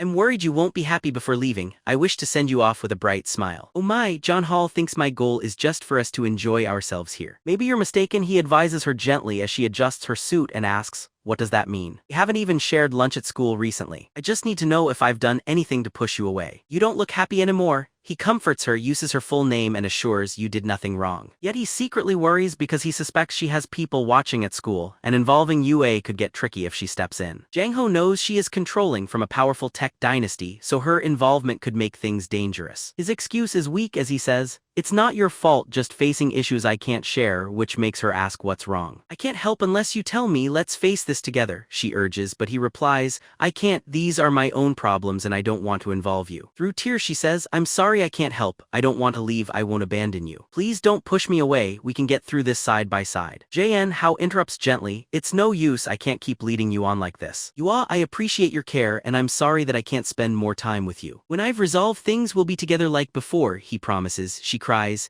I don't want to be apart, I want us forever. Silence falls between them, and after he apologizes, she quietly leaves for her room first. Jan Hall is left in stunned silence. Jan Hall sits sighing deeply, pondering troubles when her butler approaches, asking, did my lady upset you, Jang? He quietly admits, I overheard, sometimes she's overly indulged by circumstance. Jang Ha answers, no, she's not to blame. For personal reasons, I must distance myself from her. Yet her complex nature makes separating hard, especially when we're this close. I ignored her feelings, kissing her was wrong and now I can't face her, he realizes. The butler adds, she holds you dear, at home she talks only of time with you at school. If you keep your distance, she'll notice and be truly sad, no matter how little she shows it. That's the last thing she desires because she values you deeply, adds the butler before asking about threats at school. Jang Ha recalls she spoke of friends and only mentioned them asking for money. She never explained, but the butler notes people took money due to her wealth and her struggle to find friends. Thus, she endured constant bullying and was harmed almost daily. One day, she came home badly hurt, so her furious mother demanded answers and wondered how this could happen to someone of her standing. Her mother stormed to the school, publicly shaming the boy's family, reducing them to tears and humiliation. Because of this, everyone kept their distance, and now she's terrified of losing you, Jang Ha, and being alone again. The butler says he regrets intruding, but the protagonist insists, it's my own mistake, not hers. He thinks, I'll need to explain everything to her, she's so insecure it'll get worse if I don't. He tells them, I'm sorry, I'll go talk things over with her once more. The butler tells him she's probably in the maid's area and suggests that's the place to find her. The maid brings him there, he sees her by the window alone with sadness and tears in her eyes. Before he speaks, she begins, when I was little, I loved staring at the sky endlessly. Since my parents traveled a lot, I'd watch the planes, wishing they'd come back to me. Jang Ha approaches and recalls what the butler said about her loneliness and sadness. He promises her he won't leave, but she admits she's aware he can't always stay because of his risks. He simply responds, yeah, it's sort of like that. She insists on helping no matter the peril, and assures him she's not frightened by sharing his fate. Having run from problems for so long, now she wishes to stand by him, trouble or not. She remembers just giving money and never protecting friends, which left her lonely and apart. Her mother seems powerful, expecting far more and showing no warmth to a daughter she views as weak. She tells Jean, you're my best friend, danger or not, I'll defend you no matter the price. Jang Ha was genuinely amazed by the strong will she showed. He gently holds her arm, explaining sincere loyalty won't easily improve their situation. Helping him will be difficult. He explains at school they'll have to keep distance for everyone's safety. Yet he promises to stop by her home often, to be sure she isn't left without company. She asks, even if I call you daily, will you still like me? He smiles, saying, of course, silly. It's only natural for friends to spend time together every single day. How could I ever grow bored? You promised I'd see the game room and plenty yet to uncover. Such a vast house holds secrets. As she brightens, she hugs him and says her days grew brighter with him. Holding his arm, she tells him he means the world to her, but then the scene shifts to ruins and flames. Figure lies on the ground, blood from their head hinting at violence, stabbed, destroyed, scarlet. Nan, our leader, seemed to be a formidable warrior. Sight is savage and soaked in blood. Suddenly, it's only a nightmare, and she awakens in bed, flood of relief surrounding her. Her secretary enters softly asking if she has woken up. She inquires about the hour and the secretary answers, it's 11:00. You've been sleeping more, are your nights restless, perhaps troubled? Need a doctor to check on you? As Anda comes to ask about the Blood Moon project, the secretary reports no new findings. Wondering why, Nan sighs and says she'll start work herself. She readies for the day, but in the bathroom wonders about Jang Ha's intentions. Gazing in the mirror, she questions her connection with Jang Ha. She hopes for eternal friendship with John, who wonders if they'll remain friends or become something deeper. Seeing her smile breaks his walls, she calls his name, approaches, and softly tries to kiss him. Jang Ha hesitates and says, wait, have you forgotten everything? He asks to slow down. She says she just wanted honesty and offered an affectionate gesture. John says, we shouldn't be seen together here. Then Jang Ha's phone rings and he's startled by the caller's voice. She asks, where are you? What's going on? He answers, I'm at a friend's house. Is there something you need? She says, come over now, but he refuses, says he's busy, not interested or available. She replies, then I'll visit your family's house instead since I have a present for them. John exclaims, that's out of line, even threatening his family is extreme. She insists, then come here, I'll be at the door waiting. Suddenly, the butler enters to announce many people outside wanting to take him home. Stepping out, Jang Ha finds white man's bodyguards surrounding her there. The tension rises as the two opponents prepare for a charged confrontation. Jang Ha feels on edge, but Yue assures him, stay calm, I'll keep you safe. Still, John realizes Yue, although brave, can't best why with her military training. If a fight breaks out, Yue could get seriously hurt and disaster would follow. He attempts to defuse things, calmly asking everyone to end the quarrel. He turns to Wai Nan and says, if you have words for me, just speak them now. Facing Yue, he waves farewell and says, I just need to request something for my friend. He adds, it's time for me to leave. Goodbye, Yue, rest easy, but I must go. She protests, no, I sense nothing good from this woman. She declares, I refuse to let you leave with her, John. John glances at the butler, wordlessly hoping he'll quiet her. The butler, outraged, exclaims, who does she think she is, blocking our gates and taking my lady's guest? Wai Nan, watching as her patience fades, says, he belongs to me, Jiang. Get in the car with me now, she insists, making Jang Ha silently question things. He wonders, since when did I become yours? Right then, Yue breaks in saying, he isn't your possession or your servant to command. Unmoved, Wai Nan replies, this is your last warning, get in the car now. Yue steps in to defend, vowing, I won't let you threaten Jang Ha. Jang Ha rushes to intervene with, don't do it, Wai Nan. Wai Nan doesn't flinch and deflects Yue's punch with ease. Yue, alarmed, goes pale, and Wai Nan swiftly aims a high kick at her head. Thankfully, Yue evades. Jang Ha, feeling powerless, thinks the situation looks grim. Yue tries to make amends, saying, please just allow him to stay. Wai Nan remains calm, signaling her team to remove Yue, and as Yue resists, Jang Ha urges her to stop. With a sly grin, Wai Nan urges Jang Ha to follow, promising everything will be alright if he does. With no alternatives, Jang Ha follows her and together they drive away. As they depart, he glances back, guilt mixing with worry, while Jang Ha marvels, bold fighting outside my friend's home. She snaps back, questioning if he hadn't claimed she came on to him. John quickly adds that she was the one who came, locked the door and sparked the conflict. Do you crave a fight? Why such anger? With your attitude, I'm amazed you became president at all. Did you use dishonest ways to rise up? You almost landed yourself in headlines. President of Fang Hong involved in fight, he adds, and she interjects, if you didn't spend time with other girls, I wouldn't feel so upset. It's your fault, I always lose my self-control only when it comes to you. John H. tells her to stop behaving irrationally, reminding her that he's not interested in being protected like the other men she knows. She retorts, you're being ridiculous, I've never even dated anyone, leaving John How surprised, truly no one. She makes a defiant face, he's left stunned, internally muttering his disbelief. He finds it unimaginable she's truly single, having expected she'd had many admirers and several relationships. He grows more confused the longer he knows her, so at home, he maintains his distance. Yet she asks about the girl and her family, and he quickly answers that they're just friends. He demands to know why she keeps intimidating his friends and those close to him. Getting closer, she questions why he threatens her, and he replies she's the one talking about visiting his home. She says she wanted to propose. Nowadays, does a proposal count as a threat, Jang? Stunned by talk of marriage, he protests, but she insists, if I truly wanted to force things, I could have threatened your kin and compelled you. Jang Ha is further shocked, realizing her sincerity, so he says a relationship is simply impossible. He tells her there are many good men in the world and he isn't the right kind for a strong woman. He urges her to understand this, but she firmly claims she'll take what she wants since life is short. John rises, declaring this madness, but she draws him in for a tight embrace and gently whispers, I've studied the red moon for ages. She teases him about his curiosity, gently nibbling his ear, leaving him uncomfortable. Jang Ho calmly states he is indifferent to her research. Even if your studies turn the moon green, I'd still feel the same indifference. He moves to leave but accidentally topples a porcelain ornament. Watching him, she remarks, I actually admired that porcelain you just managed to shatter. John trembles and asks how much, and she answers without emotion, 2. He stutters 2 million. She corrects him, no, 200 million, making John realize why he's in danger. Why 200 million?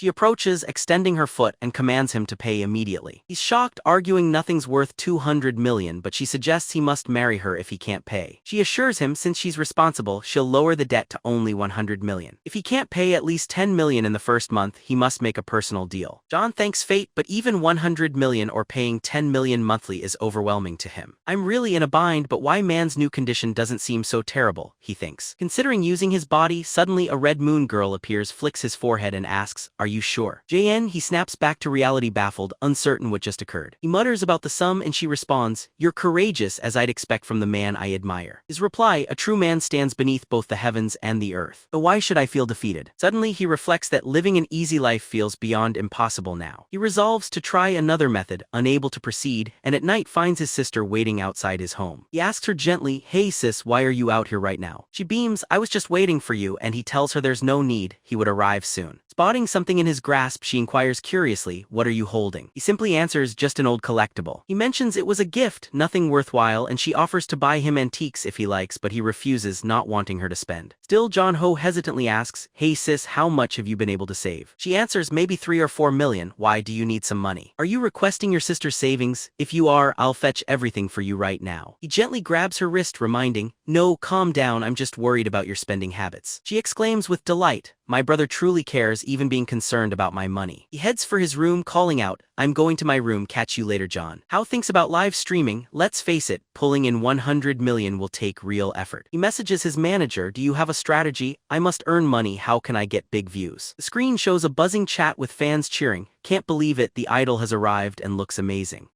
He muses, I haven't decided my whole plan, but at least I've sketched out some possible ideas. Chats say if you remove your mask, I'll send 10 super yachts, tempting him with the offer. He contemplates, 10 super yachts sound tempting, maybe showing my face briefly is worth it. But his manager's message pops up, advising him to wait and hold off for a better moment. Once he's truly famous, his manager will reveal he's the rare boy and boost earnings using the secret. Jin announces on stream that he isn't ready to reveal his face, asking viewers to stay tuned. He admits he's bored of the current game and not up for exercise, asking chat for suggestions. One viewer complains they're sick of his usual game and encourages him to try a shooter game. Another suggests a bold move on camera, while someone else recommends an easy singing stream. He thinks he won't dress up in revealing clothes or dance, not even for a fortune. So instead he decides to do a little singing, figuring it can't make a fool of himself. He isn't a pro singer, but he could sing pretty well in his previous life and feels confident. He starts the show singing a short tune. The audience floods the chat with praise for his voice. Soon he's being sent super yachts as gifts, and he wonders how much these gifts could be worth. He refuses a song request, explaining he won't sing that one but he's open to other songs. Donations pour in as he sings, and adoring viewers gush about the rare charm seen only briefly. Glancing at the gifts, he wonders whether making this work could really be possible for him. He then says anyone who donates 3 yachts will have their wish personally granted. Thanking fans, he likes streaming for cash but can't go late or his sister and father will put a stop to it. He realizes singing brings in more than gaming, making 50,000 during this single live stream. He knows that streaming all month and earning 50,000 still won't be sufficient and he must earn far more. Suddenly his phone buzzes, YN calls, expecting a demand for repayment. He's surprised when she just wants a photo, calling him a sly fox and leaving him baffled. He agrees but tells her a photo costs a 5 million reduction from the debt. She counters with a 1 million deduction and he accepts, grateful any reduction helps.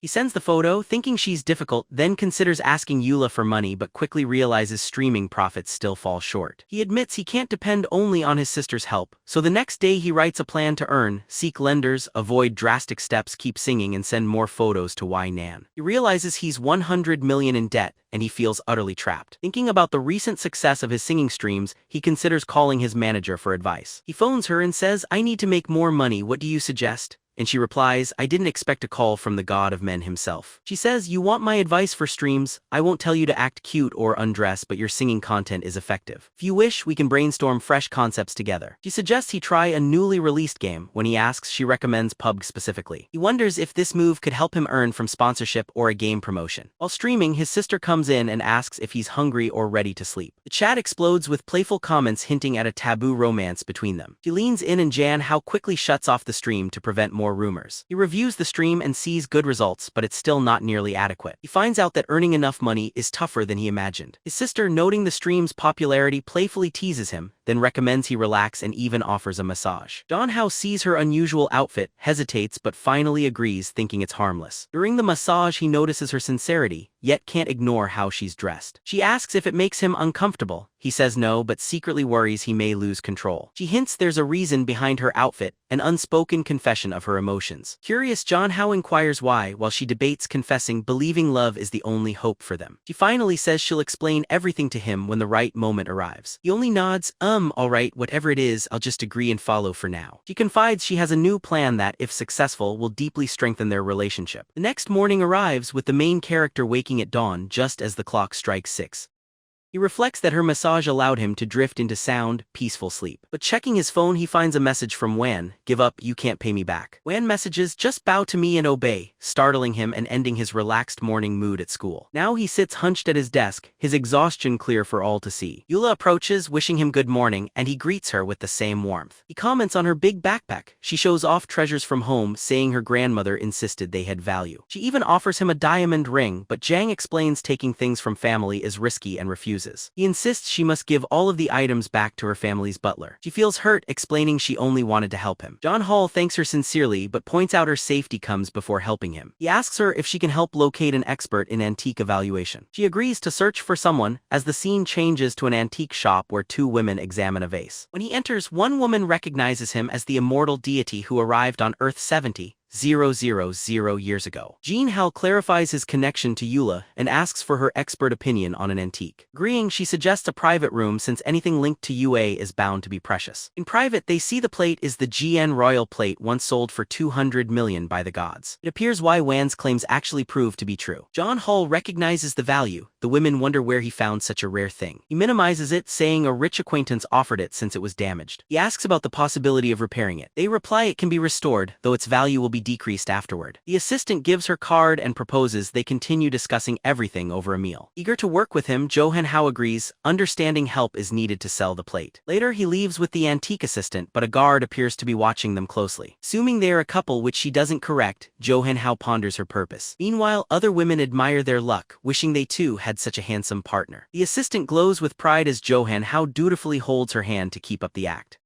Yet there's an uneasy sense that someone is trailing their every move. She apologizes, confessing the pair act was a ruse to help them get a price reduction. Jang Ha assures her it's fine, then wonders what the fixed plate might really fetch. She guesses a few million when their pursuer bursts in, threatens the assistant, and demands Jang Ha. The antique shop assistant stands tall, challenging the intruder's demand. Ignoring her, the intruder tempts Jang Ha, promising 3 times her offer. In response, the assistant abruptly slaps the intruder, sparking a commotion. But the gang leader, angered by the slap, orders her followers to attack the assistant. A fierce punch to the assistant's belly sends her collapsing down to her knees. The leader sneered and threatened, "Now that you struck me, you'll pay dearly for your courage." Jang Ha worries silently, realizing he needs the assistant to complete his sale. As the leader raises her fist, Jang Ha seizes her arm, stopping the blow in time. The leader, startled by his unexpected strength, dismissively shrugs and ignores him. "Step aside, little man, let the women handle this," the leader scoffs as Jang Ha sighs. Swiftly, he lands a punch in a gang member's gut, stunning the crowd. He then strikes another's nose and finally kicks down a third member with ease. Suddenly, everything goes black, and when he wakes, Jang Ha faces a dire new reality. Tied and gagged, he sees himself surrounded by rough and intimidating women. Once he grasps that this is an elaborate setup and he's the captive. The gang leader, rather rough in look, delights in her power, planning to sell him to a feared woman named Mooking who has uses in mind for him. Ja pleads desperately, claiming to be just a student and not understanding their motive. The gang leader tells him plainly that it's merely part of business. He reveals he was paid for. She teases freedom if he becomes hers. John, playing along, flirts and challenges her to untie him. Interested, the leader consents, saying, "I do enjoy taming wild spirits," and commands his release. Meanwhile, her secretary tells her all is ready, and they're set to move ahead with the plan. She signals for the plan to continue. Freed in the warehouse, John prepares for a fight. He spots metal bars nearby and hopes reaching them might give him a fighting opportunity. The leader mocks and threatens comfort as she lunges at him. Jang Ha slips aside and makes for the bars. The gang marvels as he grabs a bar, throws it, and then strikes her elbow, dislocating it. Enraged, she admits her mistake but warns not to damage his face. He mocks her, promising regret, and she, unimpressed, remains sure of her power. Switching to the shop assistant bruised on the floor, he whispers that carrying a 200 million antique means serious ties. But to the gang, he's merely a thief and nothing more. Suddenly, the gang senses something strange happening. Looking at Jang Ha, they see him defeating the gang on his own, stunning them. Jang Ha lands a quick strike and an uppercut, sending gang members crashing down. Though surprised, the gang leader stands unmoved and readies to strike back. Suddenly, someone new appears, and Jang Ha senses a change in the air. He bursts in, raging, "How dare you put hands on my man?" Startled, the gang leader stammers, "Wait, he's yours." She apologizes hastily, admitting she never intended to cross we. He calmly states since the leader stole her things, the whole gang is hers now. She further commands her rival to quit the inheritance battle and relinquish it to her own brother. Terrified, the gang leader refuses, insisting she'd sooner perish than let her brother have everything. As she draws a knife to attack, a bodyguard moves fast, pinning her firmly to the floor. The shopwoman, the gang leader's sister, watches as her neck is twisted and the scene ends. Then the bodyguard walks to Jang Ha, noting her admiration for his composure. Jang Ha becomes aware of the true breadth of Wee's authority and reach. He confronts her, believing she schemed to seize power over the Mo family. She, annoyed, denies plotting solely for him and insists they improve their relationship. Jang Ha stays wary, warning her to keep away while holding a stick defensively. Wei easily shatters the stick with a punch and orders him to join her. When he hesitates, she picks him up, carrying him away after softly patting him. Feeling embarrassed, John finds himself in a helicopter, gazing worryingly at the scene below. Jean questions if Wei will get into trouble after the gang leader's sister is killed. He assures him it's handled, explaining her action was self-defense against the attack. John, unsure, gives a thumbs up or leaves. She reassures him that threats against him won't go unpunished.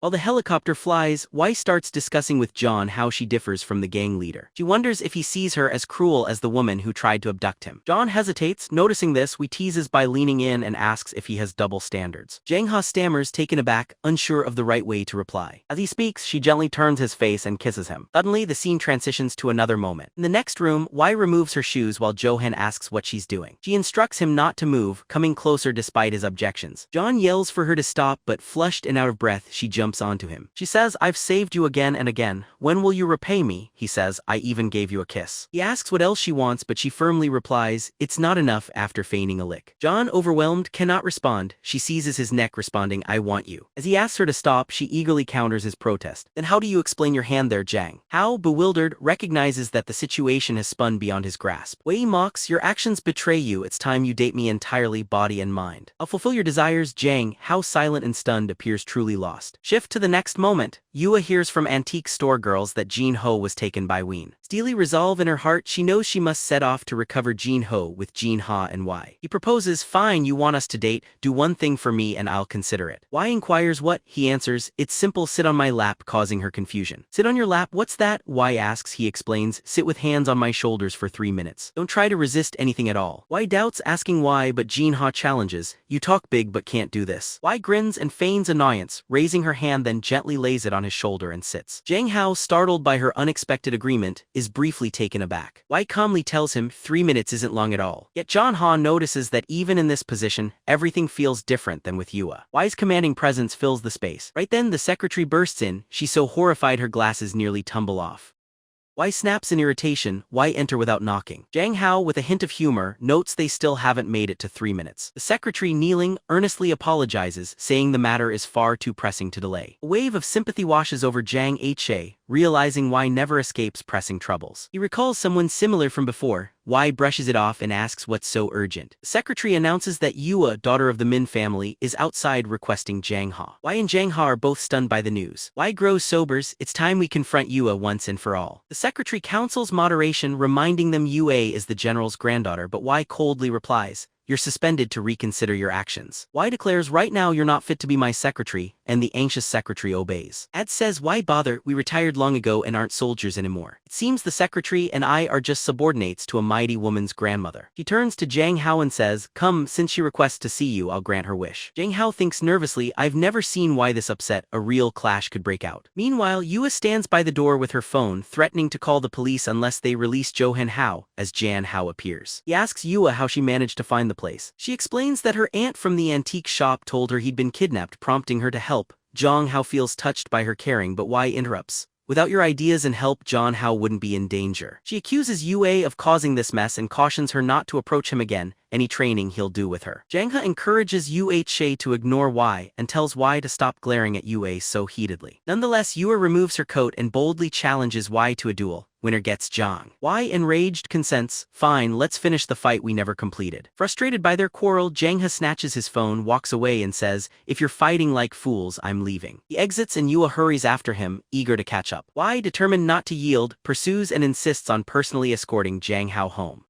Jang Hao politely declines, saying arriving in her splendid car would raise suspicions. He reminds her she has a business to oversee and says he must earn plenty for someone wild. Yuga takes the chance to tease Wai by sticking out her tongue, clearly savoring her triumph. Enraged, Wai commands her guards to hail a taxi, informing the driver, your taxi is mine now. Further arrangement is made with the bodyguards. She faces Jang Ha and Yue and declares, the car's here, I'll take you home as promised and I'll return. Back at Django's place, his always caring sister awaits his arrival. Seeing his distant expression, she asks, why are you home so soon? She worries for Jang Ha, who dismisses the concern, I'm just preoccupied with my streaming. In truth, panic gripped him as his phone buzzed with menacing messages, and he worried about the money. He recalled Wai telling him after getting out of the taxi, don't fret over money, just repair the plate and return it. Puzzled, he asked if she didn't want the 100 million and she replied, marry me you rascal, I'm prepared for ruin. John Hall, startled, wondered what she meant by marriage just as Yue in the back of the car cried out, let me out, please. Despite protests, we insisted, your family isn't here. He offered to take her home, and as they left together, Jang Hao received a message from Wai saying,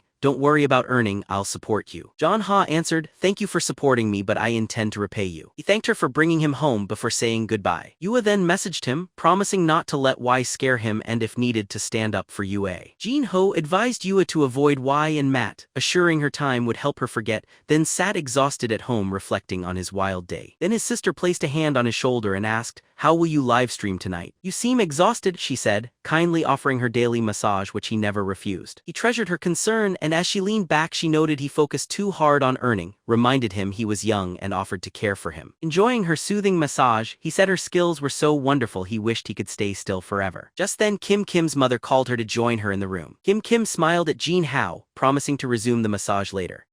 Once inside, her mother discovered magazines with girls embracing and deeply surprised asked, "What is this?" Embarrassed, Kim stuttered, "It isn't mine, my friend gave it to me." Her mother pressed, "Why did your friend give you these things and bring them here?" Flustered, Kim said she thought it would be a prank to get caught and maybe be scolded. She insisted, "It's just a setup, don't take it to heart. Mom, why don't you want me to date?" But quickly Kim cut her off, firmly repeating, "No, I don't want a boyfriend." Surprisingly, a pair of panties slipped out of the book she was gripping. Her mother gasped in disbelief, "Panties?" Kim, nervous, whispered she couldn't explain it to her mother at all. Her mother scolded sharply, delivering a light slap, and warned her to find a boyfriend soon, otherwise she would return to give her a scolding, leaving her daughter alone to ponder in her room. Kim sighed and said with delight, "Things are unfolding just as I hoped. By sowing seeds of doubt in my mother's mind, I'm confident that nothing will go awry with Ha Ha. Once again, my younger sister weaves her strategies on a whole new plane. No one can ever anticipate her next brilliant step." The next morning left Jang Ha weary, for at school, a swarm of girls began calling him the icon of manliness and all sought his attention at once. Not even a single moment of quiet greeted him within the school walls. Schoolmate Long went to him saying, "Glad you're here." Jang Ha claimed he needed a break because he felt really drained. Long said he was so worried he even considered going to Jang Ha's house, since missing school was unlike him. While eating, the main character reflected that after yesterday's uproar, he had simply stayed home with his sister. Jang Ha mused to himself that spending a day at home had its unspoken rewards. Curious, drooling Long asked him what was on his mind. "You look a bit preoccupied," he observed, and Jang replied, "Nothing, just pleasant thoughts." Long then said he was amazed seeing him play and manage so well among the girls, praising him as even more exciting than his singing and truly legendary. With a smile, Jo Ho asked, "So you actually enjoy those games, huh? Are you going to keep tuning into my streams then?" Long answered, "It's not the same when it's you, brother Ho," and said he dragged Yue into the fun as well. Yue showed up looking tired and with dark circles under her eyes. The protagonist playfully asked her if she met a ghost, teasing about her lack of sleep. She said she kept watching his streams so late, she eventually forgot to rest. Jang reacted in shock and told her it's simply too much to watch all his streams without sleep, which isn't healthy. She replied she was just happy to watch him post-school. Ho gently told her to rest from now on. They shared a small debate over the streams, ending with a quick embrace. Later Long says there's a swim class Friday and they'll have to go shopping for swimsuits. Then they all start to realize how ludicrous the swimsuits actually are. The creator of those funny-looking swimsuits surely deserves some gentle correction. Jang Ho's expression revealed everything as the story shifted to show his sister on her date. Her gaze remains fixed on her phone, her apathy plain as day. The boy goes on about being ideal husband material, willing to care for children, yet she ignores him, only interested in her phone and those last texts with How. The boy clears his throat and says, "Are you even paying attention to me?" He asks, "Aren't you curious to learn anything about me at all?" With an expressionless face she replies, "What makes it worthwhile being with you?" He chuckles and replies, "My appearance is what sets me apart," then poses confidently. She lets slip a laugh and the guy asks, puzzled, "Why are you laughing right now?" She seems absent, her thoughts lingering on the protagonist's charm instead. Suddenly the story returns home, with Jang Ha sitting comfortably on her lap. She asks why making money matters to him. He answers, "It's important for every man to earn himself. A family's fate depends on more than one person. Unlike others who quit, How takes pride in his work. How wants to support with bills, so there is simply no comparison to the others." She gives him a perfect score in her mind and wonders about her mom's taste in blind dates. After the guy lists expenses, she said managing them is easy. He smiled and began to agree, but she cut him short, doubting his worth. Then they moved to a shop where Jang Ha quietly observed. Things aren't going well as the classmate points out that Long's pics are too modest, urging for bolder choices. Jang Ha is startled by this comment and secretly hopes nothing more will be said. With Ye staring in discomfort, Long blushes and insists she stop looking at him that way. She tells Jang Ha she selected swimsuits just for him, but he predicts trouble and wants to choose for himself. She insists her selections are especially wonderful this time. Nevertheless, Jang Ha and Long leave while she remains regretful, wishing she could have witnessed him in a revealing swimsuit. She sighs while Yue glances over and politely asks her to help him pick something out. Yue admits, "I don't have much knowledge when it comes to this kind of thing." She readily agrees, "Of course I'll help, come on, let's look together." She remarks softly, "It's really nice to see you opening up a bit more now." Yue answers, "I enjoy learning all the lessons you share with me." Having a companion is a great advantage, for they share warmth, and someone asks, "Yua, have you grown in understanding yourself?" Yua hesitates, then bursts out, "Honestly, I like Jang Ha. Why?" Yuan, surprised, quickly answers, "I understand, honestly I'm fond of him too." Flushing, the two exchange awkward glances as Jang Ha recalls leaving his friend alone with the girls to shop. This could stir up trouble. He go back but realizes it's already too late. Soon his friend emerges, confidently dressed and quite ready for the pool. Luckily, the artist cleverly used a large white bubble to shield my budget. Jang Ha stands astonished, his thoughts racing. Can this truly be happening? Is this even allowed in class, he can't help but wonder. She answers everyone dresses in this style here. She assures him there's nothing unusual, then asks, did you not choose Yui's swimsuit? Yes, I picked it, she admits, his nerves rising. He asks, where is she? She points, she's trying it on over there. Jang Ha turns and spots Yu about coming out, who says, I'm all right, Jang Ha, but this feels odd. She wonders aloud, do stockings really belong in swimwear? The friend insists they do. Stockings protect ladies from the chill in the water. Research finds men admire this look, leaving Jang Ha and Long uncertain what will follow. Cheerfully, the friend proclaims, next is the fashion wave, show us the spirit of today, Yua.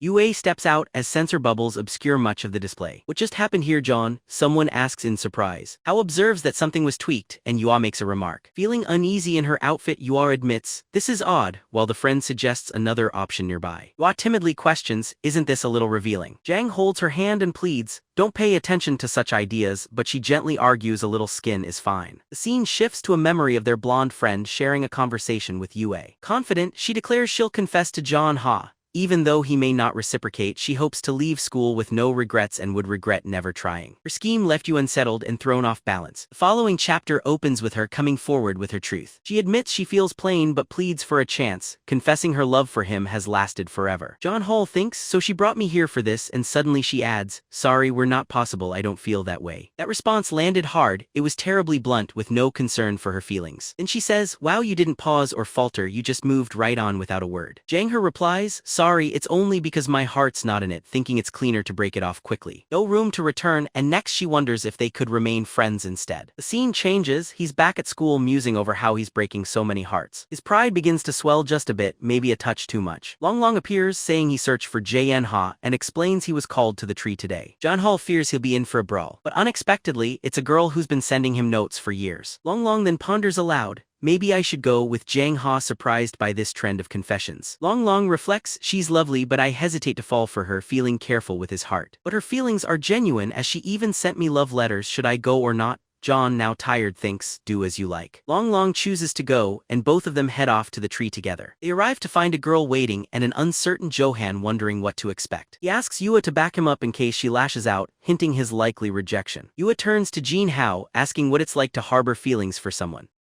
He answers it's unique each time, and for him you know if you can't move on from their memory. She nods in agreement, and just then the girl kisses Long, who recoils and wipes his lips. Did he really have to go so far? They hurry to Long, worried and asking what's wrong as he clings to Jang Ha and exclaims, my first kiss gone. Jang Ha gazes at the girl, noting she's far from unattractive, and chides Long for his reaction. She falls to her knees, pleading earnestly, her voice trembling with sincere apologies. A wave of pity rises in me. The scene shifts to Jin Hao and Long, beer in hand, with Jin Hao cautioning him against more since he's already behaving wildly. Long denies being drunk but starts ranting about losing his first kiss, while Jang Ha silently thinks he's out of his mind. Yua meanwhile notices Johan Ho's flushed face, assuming the two are getting tipsy together. Jang Ha checks his reflection in his smartphone and discovers how red his face has become. He dreads returning home like this. If his sister notices, he's in for some trouble. Neither can Long be sent home like this, so Yua proposes they stay overnight at her place for safety, arriving at her home later. They enter, startling the butler, who questions them about this unexpected situation. She calmly instructs the butler to prepare food and rooms for the pair, as he marvels at her bold late return with two young men. He quietly believes he's underestimated her true spirit. Next, Jin Hao tries to explain things to his sister, saying someone unexpectedly stole Long's kiss. Since Long acted out after drinking, they're just watching over him so nothing worse happens. His sister, irritated, demands to know who dared steal a kiss and warns him to steer clear. Jin Hao assures her he doesn't know the girl and promises they'll return home the following day. But after ending the call, she quietly frets, missing him since she hasn't seen him for quite a while. At that moment, Yua knocks at the door and gently asks for permission to come inside. Jin Hao allows her in, and she enters carrying a small tray of snacks for him. He curiously asks Yua if this particular space is her treasured secret room.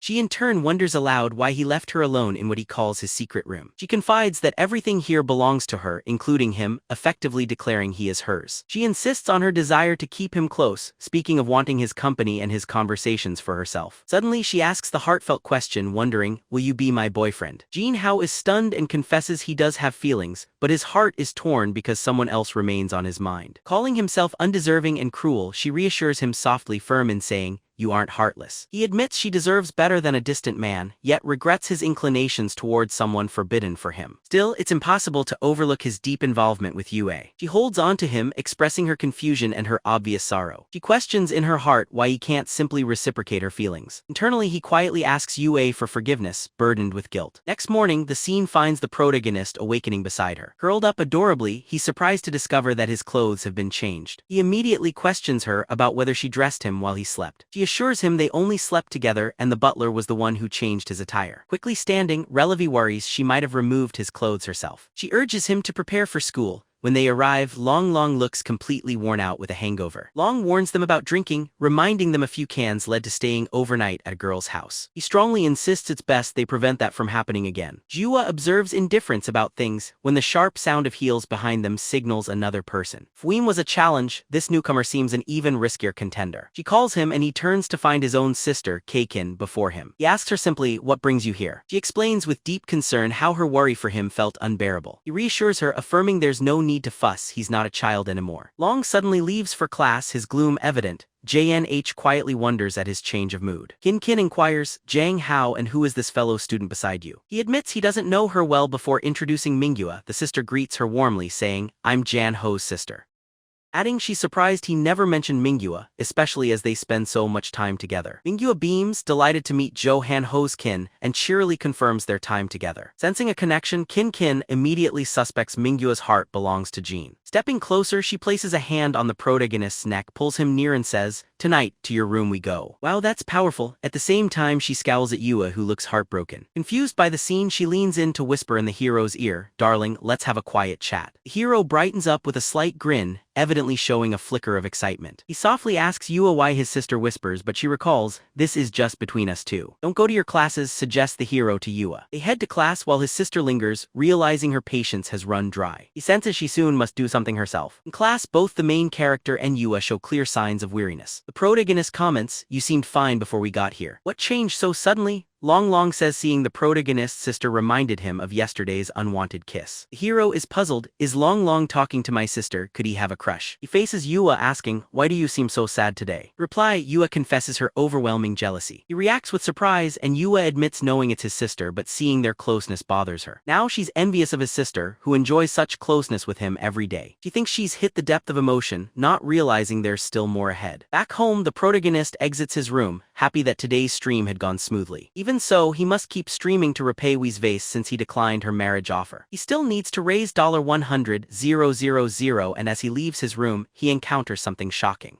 King's mother is scolding her with a belt. He feels sorrow for her bruised condition. He hurries over, exclaiming, "Mom, why are you doing this?" But she shouts for him not to interfere, saying she'll punish King harshly. Stunned, he pleads, "Why hit her? What's happening?" The story shifts, leaving only painful aftermath.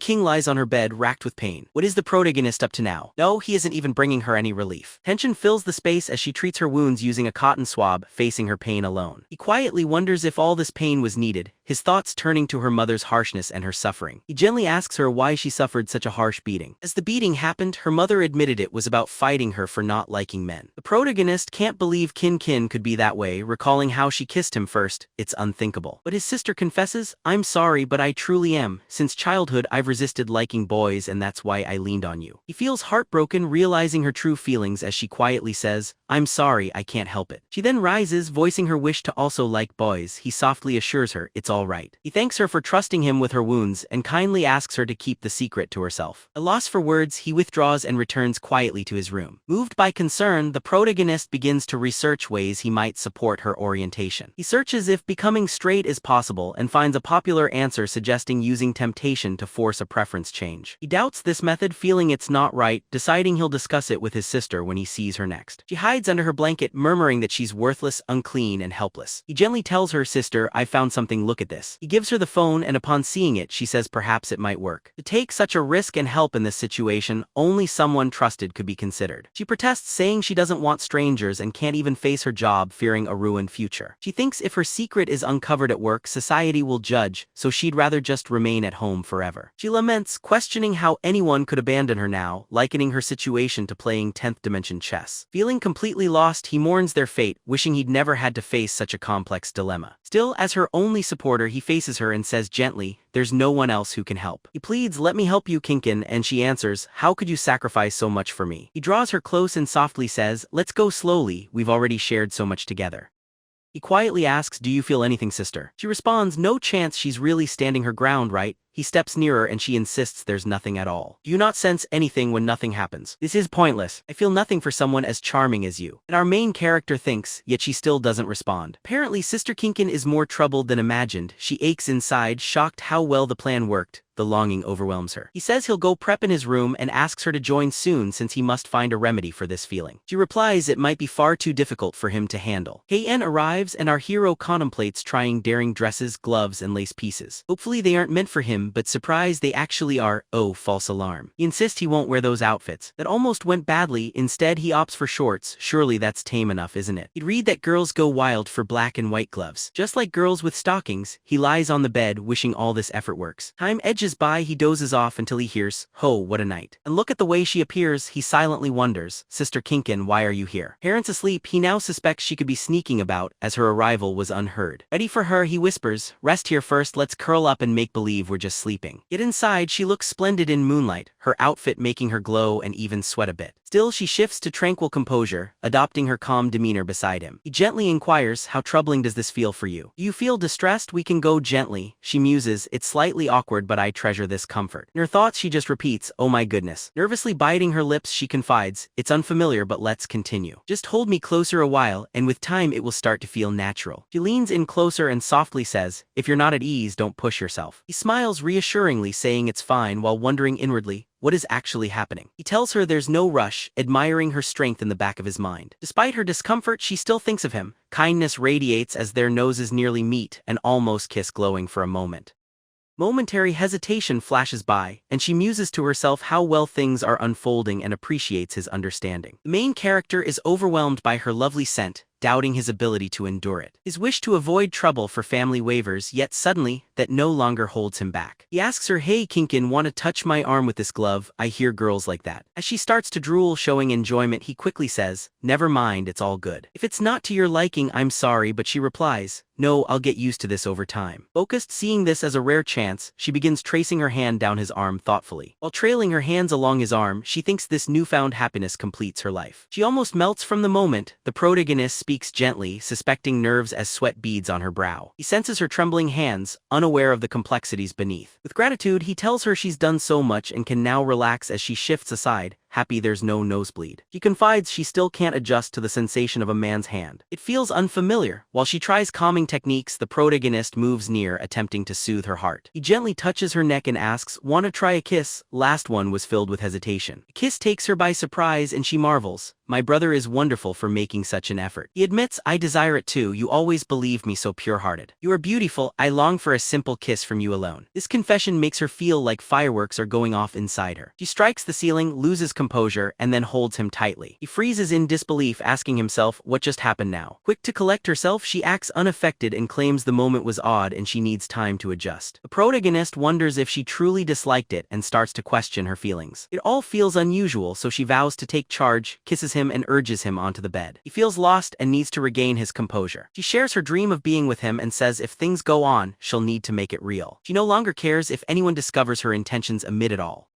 In her excitement, she accidentally calls him Seeing. Surprised, he asks who is Seeing, but she's already kissing him again, pulling him near. Breathless, he tries to grasp what is happening. Her intensity grows, and she shows a longing that is difficult to disguise. She admits that despite everything, she's still a bit uneasy inside. It seems she shouted a girl's name. He asks, "Did you just call me a girl?" He says she used a girl's name to hide her awkwardness. He inquires, so this Shang is his sister's favorite girl. She affirms, and he reasons she must be truly troubled if she's calling that name even now. He insists she must sleep to study early. Now skeptical, he asks again if that's really true. She answers reassuringly, "A sister would never mislead you." He promises, "If I deceive you, I'll be your helper." The protagonist muses about her vow as she hums a gentle lullaby to soothe him to sleep. She gazes sadly, thinking, "Sorry, I never wanted to mislead you or earn your resentment. Based on your struggles, this path is the only way I can reach my goal." In days ahead, she'll try to compensate and gently asks for forgiveness, being your sister. Morning finds the protagonist feeling that yesterday brought an overwhelming thrill. At the Friday swimming class, he notices that all eyes are fixed on him at the pool. The girls seem lively as Long approaches and quietly says she wants to return home. home. I'm too self-conscious. This outfit is revealing, but the main character argues it's unchanged and modest. He tells Long to quit worrying and act braver, a terrible piece of advice. Still, the girls praise Long's look and the protagonist grows weary, understanding girls' dislike for guys like him. He then turns to Long, saying he suddenly has no desire to remain in the classroom. Long suggests faking stomach pain to leave and the protagonist agrees, deciding helping Yue with swimming is far preferable to staying with the wild girls. Yue readies to dive in and asks the protagonist if proper swimming means jumping and flailing hard. He tells her that's not correct and promises to guide her. They warm up and for some odd reason the protagonist finds himself gazing at her armpit. He's clearly intrigued, mentioning he didn't see her put on that new swimsuit from last time. She asks, "You want to see me wear the new one?" He admits, "Well, I wouldn't mind, honestly, yes I do."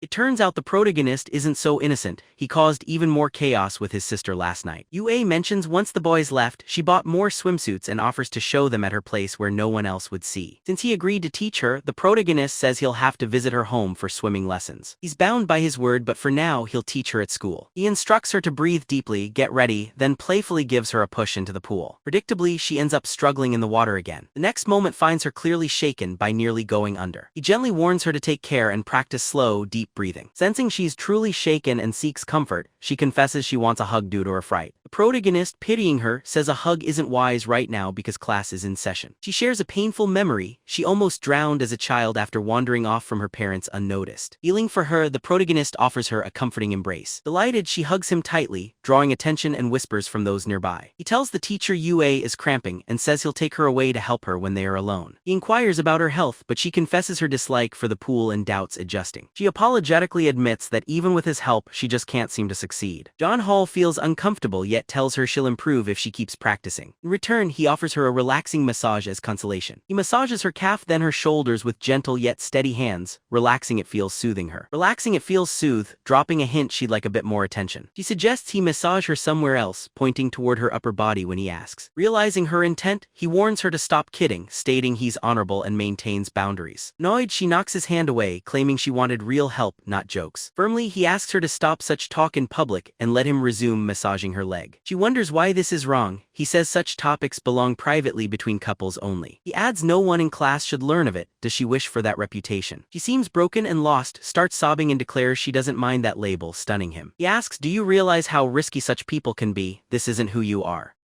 He tells her she can't want to become such a disreputable individual, can she? She shrugs, uncaring, saying the massage suffices and she'll forget about learning to swim. He suggests a deal. If she swims, he'll grant her any reasonable request she makes. She accepts eagerly, eyes shining, clearly hoping for something in return. We return to the familiar office, absent lately because she's been distracted by his photos. She sighs, feeling far too tired to concentrate, blaming that troublesome goblin for her state. Peeking at her phone, she wonders if she should sneak another glance at his pictures. She looks at a helicopter photo she took, and shyly blushes at the memory. Suddenly, someone calls the elevator and asks if she's the general manager as the door opens. She looks at her mother, ready as if to scold her in return. Her mother teases, "Do you believe I'd be the type to be interested in your boyfriend? Heavens above, I'm simply interested to know. With so many suitors, why did she settle on this Jang family in particular?" She replies it's nothing remarkable and insists on returning to her tasks. Her mother urges her not to nap at her desk, departing thoughtful about this real issue. She suspects her daughter has fallen for someone, which exposes a certain vulnerability. The focus moves, showing the protagonist observing the secretary Wei and previously dismissed. He muses, isn't that the secretary who recently got expelled? He approaches, introduces himself politely and asks if she can spare a few minutes. She is surprised, and as he speaks bluntly, he points out they both were Mina's grandmother's aides. So what's the story? She thinks he's curious about her. He clarifies she's a follower and he's uninterested. He only wants to know the reason for her persistent attention towards him. Didn't she dislike men? She clarifies she dislikes weakness, not men. Because he's strong, she couldn't help herself, a result of her father giving in too much. He listened to her mother in all things, while her mother drank and saw other men. Eventually, illness struck him and he passed away in the hospital, alone and unvisited. She scorns feeble and meek men, and he thinks perhaps acting weak will make her dislike him. Could this plan work? She proposes he join her, assuring she'd always respect him. When the military disbanded, she brought on everyone from the base with generous pay.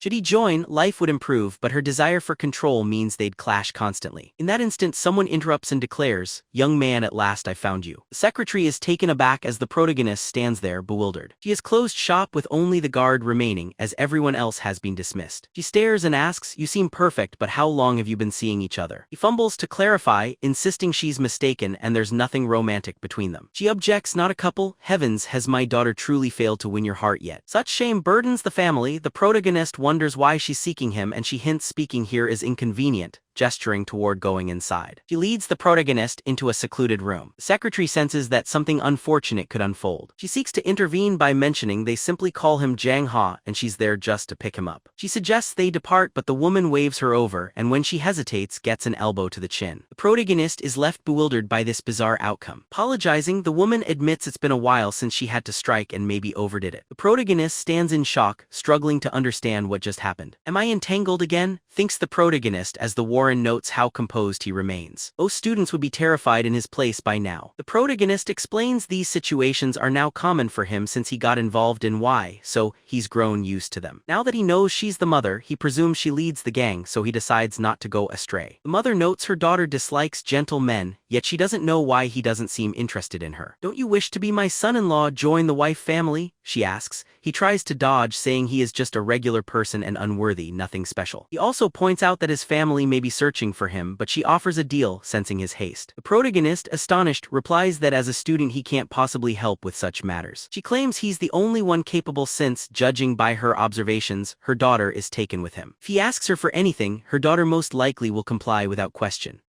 The protagonist remains lost as she instructs him to invite W on a trip to a certain place. There he needs to stage events for her people to seize her daughter, and she vows vast riches enough to fund a new life abroad. He asks, hold on, you want my help in capturing Wei, even though that's your daughter. He wonders aloud just how he's expected to bring her down. She answers, taking back her title is her goal, as there's long been no bond of mother and daughter between them. Scene reveals a panel, showing how Wei bested her mother for family leadership. Uneasy, the protagonist says, isn't Wei already the family head if I may ask? Since her leadership, the family's prestige has grown, so why oppose her efforts now? She's done well so far, the mother says all she has left is money, and now she'll use it as she pleases since she has no one left and might as well cause a stir. She inquires, what's your opinion? You don't even like her, do you? Why not seize the moment? The protagonist is startled and lost. Meanwhile, the secretary is drifting in and out, grateful her training helped her survive the blow. She knows she must send a warning to us without delay. Discreetly, she taps her wristband, dispatching a silent alert. The focus shifts to Y's phone as she sees a message saying Madam has contacted John. How did it happen in a secluded room? This takes Y by surprise. He immediately tells someone to ready the vehicle. Back with the mother, the protagonist says even beating Y wouldn't make running the family simple. With many allies on Y's side, he suggests they attempt dialogue despite their troubled history. The mother scoffs, saying, Y is colder than any creature, I'd take a dog over her. She adds that after Y's father died, Y turned against her and says she would have never had her if she knew what she'd become. Knowing the real story of the father's passing, the protagonist feels the mother is lying, remembering her neglect. Trying to escape conflict, he remarks that's quite a lot to process. He says, I understand Y holds a grudge for her father, but all you need is compassion to reunite everyone. The mother retorts, are you here to make me relent? I thought you disliked Y, yet now you defend her. She notes the punch to the secretary was her first step in declaring war. She declares, just bring Y to the place I name and I'll pay you well, nothing else concerns you. The protagonist asks her what happens if he declines. The mother stands confronting him, so you'll refuse my help and my money. She warns that if so, both the protagonist and his family will be held as hostages. It's that simple. The protagonist responds seriously, threaten me but leave my family out of this. He firmly says that's unacceptable and points out she made a mistake coming unguarded. She studies him, intrigued, and asks if he really believes he could beat her in a fight. He invites her to witness the unfolding scene as the setting begins to alter. A car arrives, Wei instructs the driver to step aside and the secretary, upon spotting Wei, remarks, at last you made it. Jang Ha was recently taken away by your mother. I worry that something might have occurred. Wei asks about the room location, sends guards to free the secretary, and plans a confrontation. As she nears, she overhears the ongoing conversation. Her mother says, those close to my daughter often have motives, but she trusts you. I wanted to meet you myself. The protagonist inquires, is this why you went to such effort? Is that why Wei Noi decided to visit me? The mother answers, I'm not sure, and she might be angry since she dislikes me meddling, yet I've never seen her care like this, so I grew curious about you. She adds, meeting you, I see now her choice is sound. She continues, she wants help giving Wei a birthday present since giving it directly isn't possible, so asks the protagonist to deliver it. Aware that Wei won't accept the gift from her, she hopes the protagonist can present it instead. Meanwhile, Wei overhears everything and remains bewildered. The conversation turns. Her mother shares that the family's fortunes need many heirs. Since the father couldn't have children, the mother urged suitors to secure an heir. He never wanted this path, but necessity prevailed. Gradually, she grew distant from Wei, and once she realized it, Wei had already matured. Now she hopes the protagonist will help her straighten things out. The protagonist admits he cannot fix these problems. If forgiveness and understanding are sought, she must earn them herself. She also needs to accept that she cannot reclaim lost years, no matter her actions. And leaving the room, the protagonist encounters Wei. He queries, why are you here? She deftly changes the subject, wondering if he caught every word exchanged inside. She apologizes, explaining she warned her mother not to come, and he asks if she'll reunite with her. She replies that nothing will change, then asks what he'd do if his absent mother reappeared to talk. Thinking on his parents and sister, he admits he'd rather his mother not return as his family's enough. She wonders aloud, so things are good at home, but how is your bond with your stepsister? He assures her, saying their relationship is honestly wonderful. Curious, he asks her intent, and she reveals she wants to move his family somewhere safer. He refuses, questioning her insistence on the subject. He adds almost teasingly, "Since when did I become your man?" With confidence, she declares, "It's only a matter of time." He persists in saying it will never happen between them. Abruptly, she pulls over, prompting him to ask what she's intending now. She explains her father surrendered and her mother gave up too, both swayed by her grandmother's will. Still, she insists she will never give up on him or let him go to someone else. She vows to keep after him until he yields, and though he warns she's going too far, he is drawn in. Enjoying the moment, he lightly taps her hand, telling her to relax, after all they're driving. With a smile, she offers, "Do you want to come over? Let's head there now." He simply asks her to take him home instead. But then his sister called and quickly scolded him for being out so late, asking his whereabouts. She wants to know why he's not home yet. He tries to play it off, saying he was at Long Long's house and lost track of the time. Through it all, his companion watched him fabricate the story, and he told her he'd heard and must go. She summons Fox Boy jokingly, asking if he's learned to deceive her. He claims it is her fault. Curious, she asks if his sister worries so much about him. He frankly says yes because they're family, yet she ponders the meaning of that bond. But she sensed it was perhaps more complicated than it first appeared. When he arrived home, his sister welcomed him and he started apologizing, talking at length. He claimed something or someone delayed him. But she interrupted, asking, "Why aren't you telling me the truth?" He panicked, caught by surprise as he tried to act innocent in front of her. "What do you mean by that?" "I'm telling the truth, I'd never deceive you." But she shared, "I called Long Long. He said you left his place ages ago, so you're found out."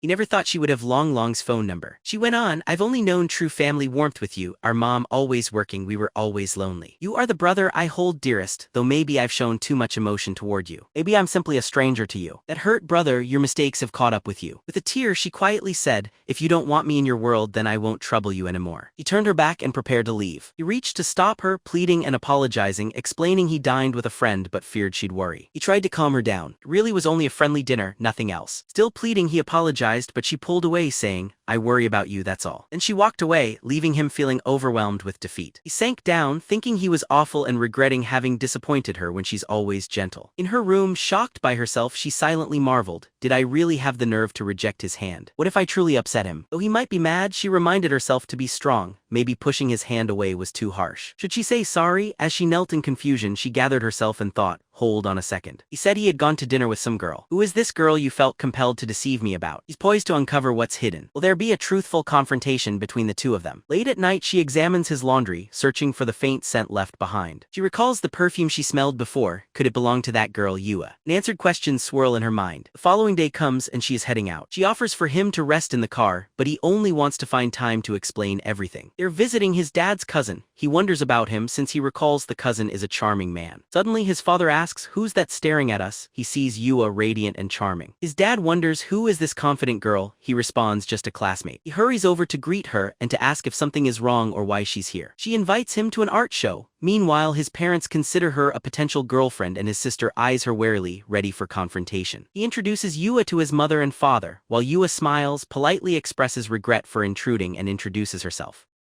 Yua beams, sensing that her introduction has gone well and feeling at ease. His sister steps up openly and demands, "Are you trying to date John?" Without delay, Yua boldly says yes, openly admitting her strong feelings. Everyone reacts in surprise. The sister begins to speak, but the father interrupts, giving advice about not rushing into love because John is young. He hastens to clarify that Yua is simply a classmate, nothing more. The father looks to Yua and instructs firmly that his son is too young for romance, asking her not to visit again. He softly tells her that company is coming and this should be addressed another time. Feigning innocence, Yua asks, "Are you saying I can't have feelings for him?" The mother answers that she's only permitted to fall for Jang Ha. The protagonist doesn't know how to end things, so the sister volunteers to sort it out. She approaches Yua, raising the mother's concern that she might be flirting, but she simply wants to check if Yua's scent matches the fragrance on the clothes. To keep things hidden, she covers Yu's mouth and whispers, "Please, it's alright, love me still." Just then, the mother's concern pulls the sister away in anxious haste. The main character tells you to leave and promises they'll discuss things later. She exits with an apology and the sister wonders, if not her perfume, who else lingers near Jean? The scene transitions as the father warmly welcomes the cousins upon their arrival. The cousin, once a flirt, now appears delicate, wearing short shorts and a gentle manner. Despite everything that's happened, the protagonist finds it hard to adjust. During a later garage chat, they touch on the topic about Yue's current situation. They discuss how Jang, blessed with beauty, likely draws many admirers. The cousin praises the protagonist's sister, and mother agrees, adding that Kin is beautiful too. Feeling let down, the protagonist tries to leave the conversation by offering help in the kitchen. But the cousin stops him, insisting Jean is so attractive like a flower his future will turn out fine. He tells Jean simply to find a wealthy woman and live with ease. The protagonist says he likes helping out, but the cousin argues women now learn to cook to please men, so it doesn't matter. Seeing his cousin won't give up, the protagonist invites him to his room to continue the talk.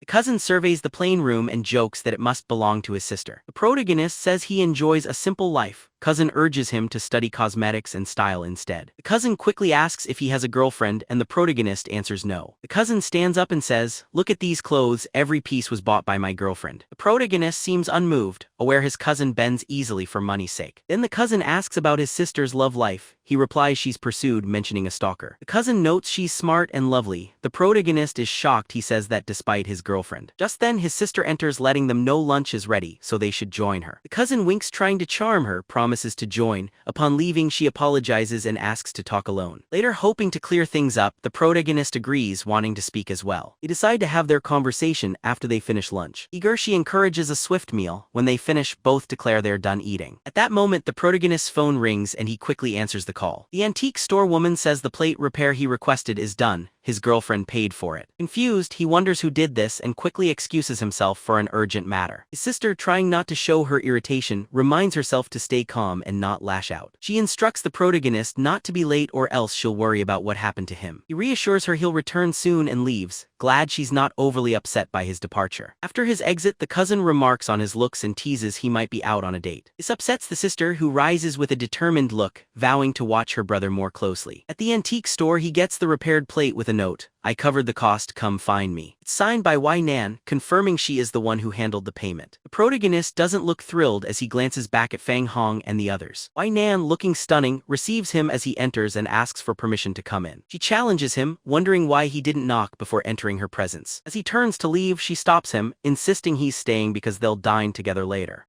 He declines dinner, then offers her the repaired relic and asks how much can come off his debt. If the deduction is low, he proposes selling the item elsewhere and giving her the money instead. She dismisses the monetary value, appearing far more focused on planning their dinner spot. He struggles with her as her answers always surprise or frustrate him each time. He tries to redirect, suggesting to bring the relic to auction and report the proceeds to her. But she strides over, picks up the plate, and shatters it with little hesitation. Stunned, he's speechless since it was valuable and led to deep problems just for repairs. He wanted it back only for its monetary worth, even though she didn't desire it herself. Apparently it landed in the trash can, so he dashed over in hopes of retrieving it. She warned him to keep his distance since it was filthy and beyond repair, and old things had little value then. She pulled him up by his wrist, but in the process she accidentally broke it. His wrist genuinely snapped, leaving both the main character and Wai perplexed. He finds himself pondering his weak body, and Wai, after checking him, assures he'll recover from the strained tendon soon. Still, she abruptly suggests that he should see a doctor. He asks her, "Even after leaving the service, you remain incredibly strong. Did you really fight in combat?" He wonders. She nods, revealing she nearly died, then offers to share everything if he stays the night. The protagonist politely refuses, saying he wasn't truly interested, only mildly curious. As he prepares to go, she warmly begs him to remain for dinner. He fires back, saying her insistence is a bit much. She confesses that she read every one of his novels and found them surprisingly authentic. He hopes to discuss the books with him over their meal. The protagonist, mulling over her possible ties to the Moon Girl, stretches out on the couch, amazed by his story's reach. He thinks about staying, especially since he and his sister hadn't eaten enough earlier and he's still hungry. Wei swiftly orders food for both, teasingly probing what changed his mind about staying over for the night. He flusteredly insists he only agreed to dinner and not staying overnight. She playfully accuses him of stealing glances at her legs and not being honest about it.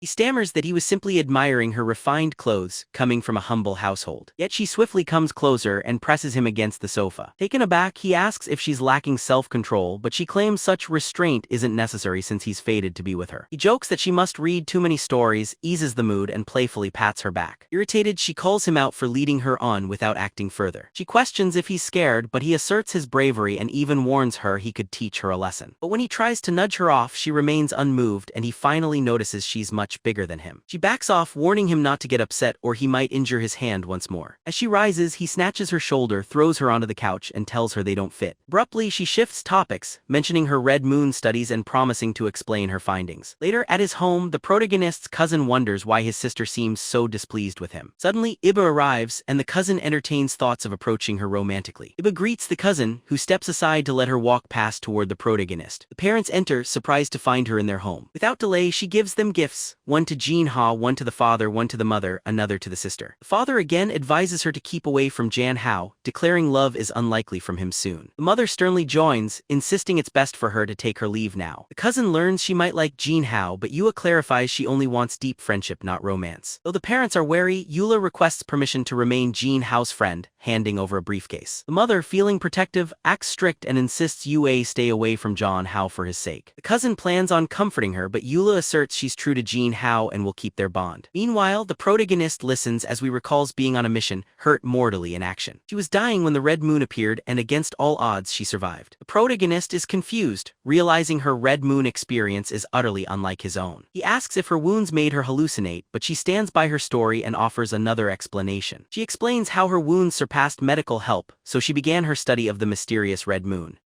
She shares that at the second red moon, the protagonist's actions struck her as truly unique. Her dreams felt like his novel, suggesting a mysterious tie between him and the red moon. Amazed by her tale, he sees her undo her top and asks, surprised, why she is undressing. She directs his gaze to her belly, explaining that's where the deadly wound erased her insides. Oddly unscarred, she ponders why she survived as others perished and asks him if his novel's world is real. Deciding it's best to agree, he consents with limits, staying in touch with family and not being cut off. Irritated by hints she'll imprison him, she objects, but he calls her a heartless capitalist in retort. Resigned, he sighs and admits, I'm not from your world, I must deal with you for now. It was the red moon I saw just before awakening inside this unfamiliar body. Yue stands beneath the sun, waiting patiently for Jang Ha's parents to accept her offering. She refuses to depart until the family acknowledges her heartfelt gesture. The father finally says, since you mean no harm you can be friends, reluctantly yielding. She claims Jang Ha was her dearest friend, insisting on her pure intent, so he finds her genuine, accepts the gift and asks her to come see her own family later. Within the house, they inspect opulent jewelry among her gifts in the bright living room. They guess the jewelry is counterfeit, no one simply hands out gifts of such value. Each family member tries them on, marveling at how authentic the pieces appear. Their sister enters and inquires curiously about the source of the dazzling jewelry. Mom explains uncertainly that it came from a visitor claiming to be a friend of the family. Though they all assume the gifts are a ruse, the cousin agrees, until the sister inspects the sapphire and claims it could be real. The finely cut sapphire's details suggest it could be worth several million. Shock swept through the family, especially the cousin who hid greedy motives as the story shifted to the office. After he finished describing the red moon and how he arrived, he now pondered parallel worlds deeply. She wondered, in your world do men flirt with women or go shirtless to show off their chests?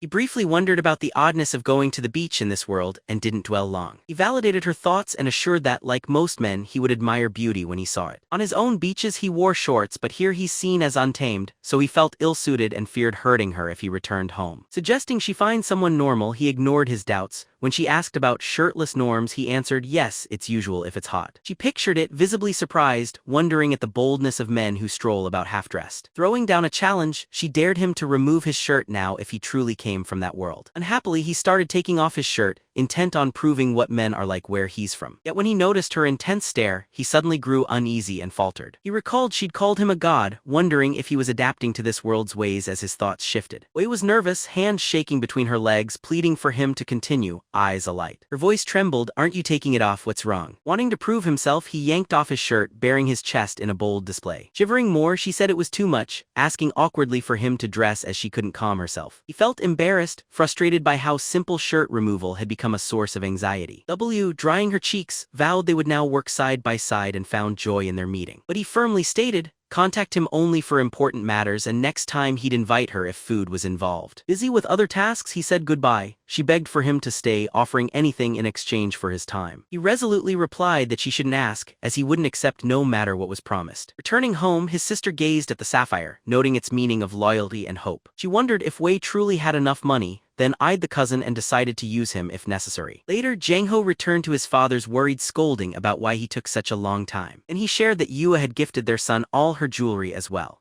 Kin added she must be from a wealthy family, considering her fortune. Father gravely declared their son shouldn't chase girls just for their wealth. Simultaneously, the cousin fumed with envy, wishing he'd received the valuable necklace himself.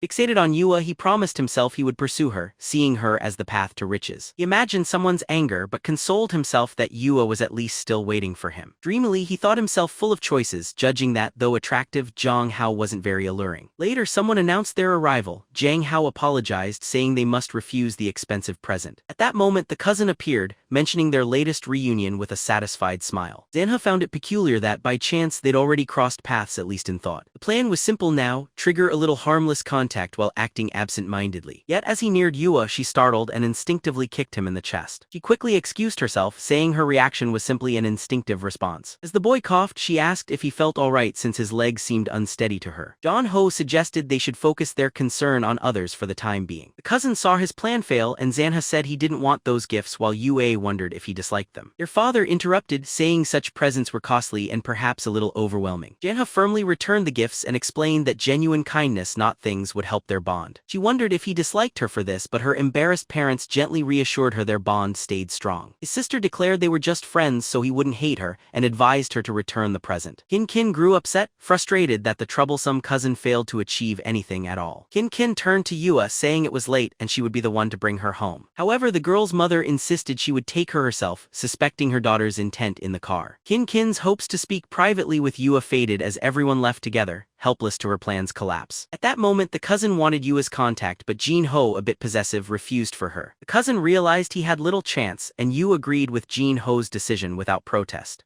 Kin, bothered, urged them to be cautious about getting too close as it could be unsafe. Jang Ha noticed that his sister was no longer attempting to conceal her feelings anymore. Yet the foolish cousin thought his sister loved Yue, certain the girl charmed everyone nearby. Feeling determined, he now wanted to reconcile with his sister, sensing her lingering anger. The following morning, his sister gently woke him for breakfast together. He wandered in, still sleepy, and quietly greeting his sister good morning. He asked about everyone's absence, so she explained only the two of them were home after the others left. He realized that life at home now promised to be no walk in the park. Feeling shy, she inquired about his actions as he apologized for his recent dishonesty. Meanwhile, his sister hoped for peace, surprised that her goal had been reached with such ease. She explained that things feel even brighter when he's the one to reach out first. She admitted there had been sorrows but insisted that tomorrow holds far greater weight. She asks Jang how she can stop hiding, and while he's clearly holding back truths, he simply agrees, careful to keep everything concealed. He assures himself that once things calm down, he'll find the courage to confess all his secrets. So, believing him to be genuinely kind, the girl instantly feels all her tension vanish. Now Hao admits there's no more need for her to hide that she harbors feelings for Yua. Her sister is left utterly bewildered by all of this. She begins laughing, sure he must be jealous, and slyly asks him not to bring Yue home anymore because her feelings are too strong to manage in that space. Oddly, he notes there hasn't been special training for some time and seeks a hand. Kin, dealing with her own issue, agrees and puts lipstick on her boy, saying all sadness fades with moments like this. The scene shifts to Wee's secretary at the nursery's entrance. She suspects it's the right address. Inside, a woman on the phone signals her to step in. She enters, introduces herself with some questions, and accepts the other woman's offer to sit. The secretary gives her a paper, asking for full details about these individuals' experience there. She seeks to learn if the girl truly took the boy and wonders how everyone managed to hide the facts. Seeing the pictures of Jang Ha and Kin, the woman begins shaking. Nervously, she asks how the secretary came across this story, but the secretary just insists she must explain everything. Clearly shaken, the woman admits she can never forget about this particular individual. She remembers confronting Kin, asking about where John was taken and what really happened. Kin's answer was that they'd only been playing, suspicious if play could truly be a problem. The teacher affirmed it was an issue, asserting she couldn't just take other students away impulsively. She considered contacting Kin's family, but Kin questioned if such a step would really be wise. Confused, the teacher listened as the girl hinted at reasons for not taking things further. She told her nobody had noticed their return, nor suspected anything had happened. She reasoned that if she denied it all, many might believe her and blame the teacher, leaving her vulnerable. If facts ever emerged, it was clear that the teacher herself would be held mostly accountable. Kin finally asked the teacher if she really hoped for such repercussions to unfold. Startled, the distressed woman stood silent as Kin demanded a swift reply in the present. The secretary inquires whether she actually allowed that to happen. Orn replies she'd contacted the boy's family, who then decided to move and never return. The secretary wonders if the problem ended, and the woman confirms as no one came back. She proceeds to ask if the woman recalls what Kin did upon bringing Jang Ha. Ha. The woman admits she's unsure, but is intrigued by how Kim Kin spoke of Jang Ha. The secretary urges her to quickly clarify the details. The woman describes that Kim Kin referred to Jang Ha as her cherished little toy. Jang H says determined he'll prove his strength, while she stands there quiet and unhappy. She gently holds his face saying he's wonderful, thanks him deeply, and announces she is ready. He checks if she truly wishes to proceed with her strength training. Suddenly, she grows confused, while he assures her this practice will rekindle her affection for men, and with confidence declares he's pressing forward now. She's uneasy, surprised by his boldness when he appears so innocent and gentle. The young man breaks into a cold sweat, aware the situation is turning more intense. He gently offered her a simple and caring foot massage. Hours slipped by as the boy kept putting great force and effort into their task. Afterward, he invited her to feel his chest and notice his racing heartbeat. She then realized all the early training they shared hadn't been futile. Now she knows taking the next action will ensure she truly captures Jean's heart. So, our boy insists they will continue their journey from this point on. She spots him getting ready and asks if this is really the task to which he refers. He encourages her to ease her anxiety and calm herself. But now it's she who is anxious, seeing there's little chance of an outside interruption. Unsure what to do, she panics, as Jean Hall quietly admires how sweet she looks like this. He grins and finally says with delight that it's time for him to accomplish his goal. Yet it's clear that strange sensations begin to reach him. Pain twists in his stomach and confusion grows as he wonders what comes next. She wonders what's the matter, and he confesses this unusual suffering, bewildered by the pain. She tells him to hold tight and heads to the kitchen to fix some hot water. She mourns her near victory as the game slipped right from her grasp. Excitement stirs within her as her feelings are validated. She plans to confess, later bringing milk and eggs. Checking in, she softly asks the resting boy if he's feeling any better. He answers it didn't really help and asks if she, as a doctor, knows a remedy. She replies that resting is safest for now, since medicine can sometimes have drawbacks. A spark of inspiration hits her as she says she has a splendid plan. She climbs beside him, reclining close, and announces she'll massage his stomach to soothe him. Soft music plays in the background, peaceful notes drifting throughout the space. The boy, feeling cared for, starts to think staying in this world might not be so bad after all. The focus shifts as someone starts pounding their fist upon Kim Kin's paperwork. It's the president knocking at the desk, admitting she sensed something amiss. The secretary asks about the next steps, recalling John's rule against contacting his kin. After pausing, unsure how to proceed, she decides she'd better make a call first. Later, when Jang Ha sleeps, Kim Kin remarks on how adorable he looks in slumber. Sudden call from an unknown number arrives on his phone. She quickly declines the call, hoping not to disturb his sleep. With great caution, she picks up the phone, fearing unwanted interference, then feels dread. The message carries memories and records from years long past.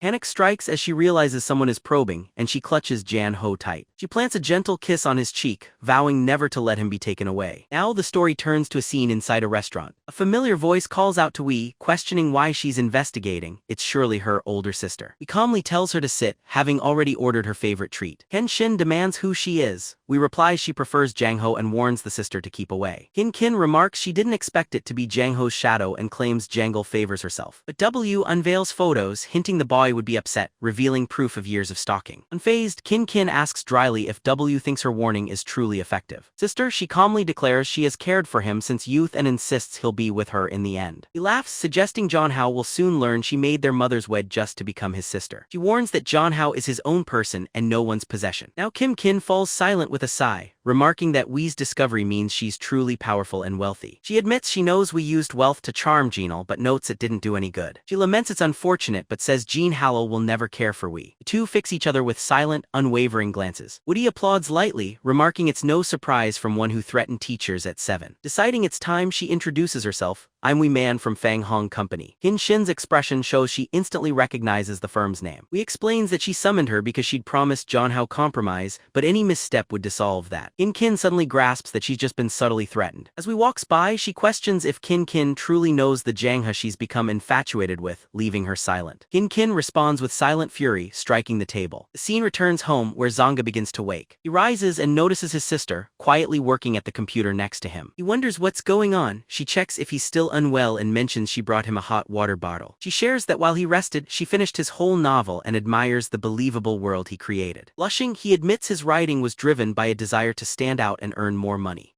His sister observes that it all felt genuine, as if the heroine truly breathed with life. She advises him not to mistake stories for life, gives the hot water bottle and assures it'll help. She embraces him, saying he can talk to her about anything and shares her concern for him. The scene shifts to school. Standing beside Yue, he ponders his sister's oddness from yesterday. She seemed regular during the day, but returned later with a changed air about her. Yue gives him something. Grateful he keeps it, but she shyly offers lunch instead of jewelry. He says she needn't go out of her way, but she insists on being kinder to him from now on. He assures her it's alright as long as expensive gifts like jewelry don't become a habit. She carefully asks if now his family dislikes her because of the present. He comforts her, explaining she's not a burden, though she often fears she troubles people. She wonders if she's a friend who brings issues, but is told not to worry as he's grateful for her. Even if his family disapproves, their bond won't fade, but Jean explains the family likes her. They simply wish to prevent any romantic development between the two. Yat feels his sister especially dislikes her, intent on keeping some distance between them. John senses it's just insecurity and reassures her she needn't change nor please anyone else. He says she'll always be his friend and shouldn't rush to prove herself in any way. Her spirits rise and she shares she finally learned to swim recently. He replies that means they can enjoy a weekend of swimming together. Sunny scene unfolds as he strolls downtown when Jua, elegantly dressed, greets him. Feeling better, he laughs and notes her outfit, suggesting they start the day's adventure. She brings out a hefty milk-white book packed with fun plans for the two of them. He wonders about her meticulousness as she lists plans and produces tickets for Season of Love. He admits surprise, expecting her to want to watch a gritty war film instead. She assures him she picked his favorite and he gratefully holds her hand, happy with her thoughtfulness. Quietly, she squeezes his hand in agreement. They make their way to the theater. Jua appears lost until Jang Ha urges her to shake it off. Bringing popcorn, she looks uneasy, admitting she didn't expect such a big crowd tonight.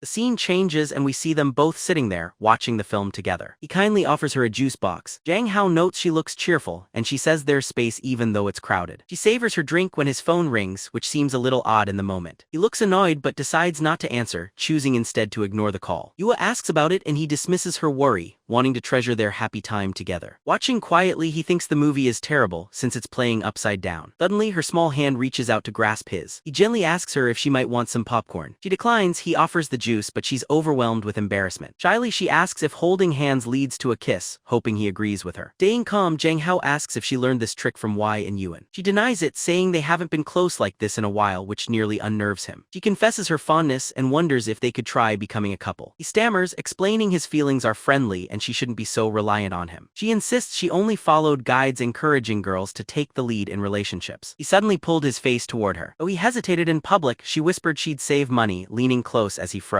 He took her hand and urged them to concentrate on the movie and let the moment pass. Whatever happened next left her looking utterly worn out. He brought up her guide and, joking, offered to read it while taking her hand. She seemed unsure as he skimmed her notes before nudging her and asking why she just didn't say how she felt. Blushing, she admitted she just wanted his company and didn't care about the rest. Jinal reflected on her caution, then snatched away her book, declaring it was time for genuine fun. The environment shifts to a sports cafe, where the shy girl hesitates before the computer, unsure. He asked if she'd visited a cafe before, and she shared her family never let her go. He pleaded with her not to tell or he'd get into trouble. Then he played, swiftly racking up a pentakill. She explained she was trying to learn but found it to be quite challenging. He kindly said he just wanted her to enjoy herself since she already excelled at everything else, and his only wish was her happiness. He launched a shooting game next, showing her the keys for movement and how to aim at the head. He praised her, assuming her family must be amazing for a beginner with such skill. He believed from her curiosity about weapons that this game seemed a perfect match for her. Later, he announced their time at the internet cafe had run out. She wondered why he didn't pay for more time, but he cautioned her not to become so absorbed that she lost herself. While talking on the road, he noticed her phone vibrating. He picked up her phone and appeared to agree with what she heard. Though she appeared to be leaving, in truth she wanted more time with him. He promised himself he'd help her continue enjoying the day even further. They amused themselves with drumming, a dance game, then more shooting challenges together. Later, as they walked home, she shared that today was among her happiest. With a gentle tone, John Hao told her not to treat it too formally, promising they could do it again, and she agreed brightly. Strolled onward and she agreed unexpectedly. Brightly sped past them on the street. When its door swung open, he sensed potential trouble, thinking it was an owl, but it proved to be Yu's butler. We addressed our hero, mentioning her parents wished to see him. Her mother was gathering details about John Hao and looked on, smile uncertain, upon noticing her daughter had ignored messages to enjoy herself. All the while, John Hao didn't know a party awaited at her mansion, though she lingered with him at the entrance. The butler offered reassurance, stating the owner always welcomed guests. Upon entering, Jean Hao saw her mother or perhaps her father, since it was hard to tell, and was invited to sit. Thanking them, he recognized the father was present, surprised at how youthful he appeared at dinner. Her father asked if she'd enjoyed herself and she said yes. He then told her to clean up, mentioning that Jang Ha could have joined them for lunch. He said he'd heard our boy brought her great joy and wondered how to thank Jang Ha for it. As her father, he heard our hero say it was simply friendship, offered with courteous restraint. Yet he sensed the thanks were lacking in sincerity, and Jang Ha seemed unpopular there. Then the father wanted to know how much money it would take for him to leave Yua alone. The boy pondered why stories always unfolded this way now. He said Jang Ha caused her to skip a family event, and our boy puzzled at his shifting mood.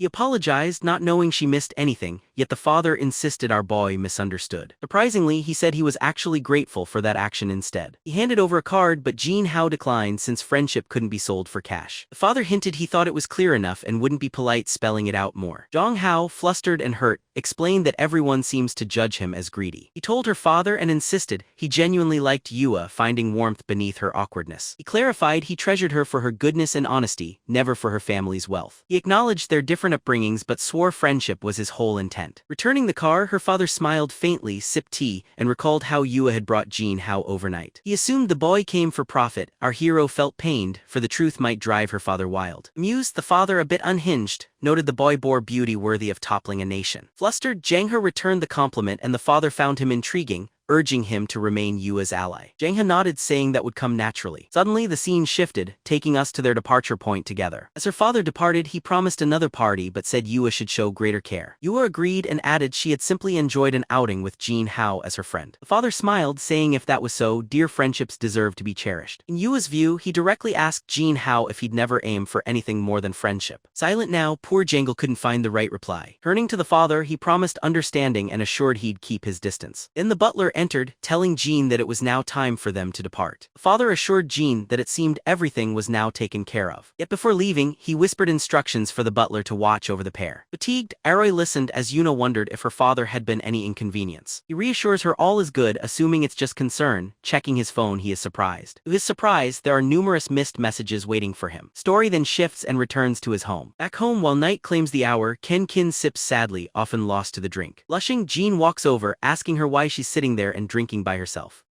She bluntly asks about his phone, clearly irked. He's aware he can't avoid these missed calls. He tries to explain, claiming his phone was on silent, but she dismisses it and asks about his classmate. Flustered, he admits he had fun but regrets not answering when she contacted him. Kinon shrugs it off but tells him that tomorrow must be spent making it up to her. Next, she reminds him of an appointment with the platform staff coming up. She notes that it's convenient, they can resolve matters and visit them all together. She tells him to freshen up, he agrees. Meanwhile, Kin decides to step up her game for attention. The following day arrives, as someone admits embarrassment for asking to see him on the weekend. He tells Song it's fine, while she notes his fan numbers are rising and he must appeal to them. She passes him a tablet, suggesting a streaming auction for him to try out. Seeing he'd need to act clownish in a kimono, he quickly refuses that content style. She then presents a second Mick cosplay idea, assuring him it requires little exposure. He accepts the second idea, thinking it's better, but is surprised when she wants to start immediately. Before he can refuse, she's filming already, pushing him to try, leaving no room for argument. Soon he is dressed as a knight, standing still while posing for the camera flash. What surprised him was a gathered crowd. This video had already been shown at a meeting. The girl remarks it's the ideal spot to invest since one cosplayer drew so much attention. Everyone thinks the cosplayer is quite handsome till he spots a drone filming for a meeting. Connection suddenly cuts off in that instant. She apologizes and promises to send someone, yet another says they'll address it themselves. The man declares that since the drone was destroyed, retribution will await him. Exhausted, our hero had spent ages posing for all those photos. Hearing a knock, he asks if it's his sister, but why Nan comes, she blocks him, saying he's avoiding her. With a stern stare, she asks if she must break in, and though reluctant, he lets her in and she sits down. She questions why he ignored her messages during the last 2 days. Feeling awkward, he says he was busy, deflecting with the offer of tea. She laughs at his face, asking about his attire and if earning like this truly feels right. He mutters she wouldn't get it, remembering her once wanting him as a streamer for her firm. She again asks why he streams since she'd pay more, but he insists on making his money himself. She laughs in agreement, pulls him closer, and insists they settle the drone matter. He, blushing, asks if it was her drone, but she assures him of a better form of compensation. Without letting him speak, she kisses him. Catching his breath, she tells him the outfit matches him well. He jokes she'd suit cat ears and she plays along, saying he'd have to defeat her first to see that. Suddenly, energy rushes in and he taps out a playful rhythm on his drum. She appears puzzled, using all his strength he lifts her and she teases his daring move. He confesses his bravery, but admits his trembling arms can't maintain it long. Asking her to get down, she remarks he may actually drop her any second. She notes with a smile, unfortunately his counterattack attempt failed. He's left crestfallen, aware that his strength is lacking for such feats. Y remarks bluntly that he simply isn't strong enough to stand a chance against him. She steadies him again. After half an hour, exhaustion has taken full hold of our hero. The radiant man begins discussing the rare red moon that comes only after an eclipse. Jang Ha questions this, recalling the event cycle, and listens as she details her theory connecting the red moon to another lunar eclipse cycle, and links it with a mysterious event perhaps tied to what she calls a nude eclipse. Jinul's curiosity grows, wondering if this could explain his mysterious arrival here. When his sister gets home, they glance back. John is taken aback by her sudden return. Kin drops her groceries in shock, asking Nan Ha with confusion about his actions. She muses inwardly that her mind must be playing tricks on her to see him so oddly here. She interrogates his odd outfit and he reassures her it's simply for a livestream performance. She realizes it's all for work and secretly admires how he looks. He excuses himself for a needed shower. He kindly volunteers to help him with a relaxing massage. Soon enough, he halts abruptly and calls to her, saying sorting these tricky clothes is tough to do alone and he needs her help. Naturally, Kin eagerly accepts and doesn't refuse his tricky request. Battling the heat, he urges her to hurry while thinking he's relieved they never tried escape. While she helps him undress, he jokes he feels packed in like a tin of tuna. She's comforted by the sight of his back glistening with sweat, feeling at ease around him. He frets about his scent, but she finds it pleasant, hugs him, and calls his cosplay stylish. Teasingly, she says if he did more cosplay, he might even turn her taste from women. Her excitement rises when he hints at more cosplay planned for his live broadcasts. Into the shower he goes, quietly wishing his charm could shift her heart. Just then, a soft cough in the bathroom makes him turn his head around. Why does he see someone standing there watching as the startled boy begins to speak? Hearing this, his sister asks what's going on and he quickly urges silence from Y while telling his sister he just bumped his toe and is perfectly okay. She wonders if he requires anything, but he assures her not to worry and tells her not to come in. He sincerely asks why she didn't attempt to make her way out when she could. The warrior barely cares and calmly asks why he's shirtless, his face unchanged. He calls her odd, acting like someone spying in a stranger's bathroom, and wonders why as he leaves. He muses that it's amusing, recalling a sister with an interest in cosplay and noting her complexity. Jang Ha reassures her gently, urging her not to be concerned. Meanwhile, Kin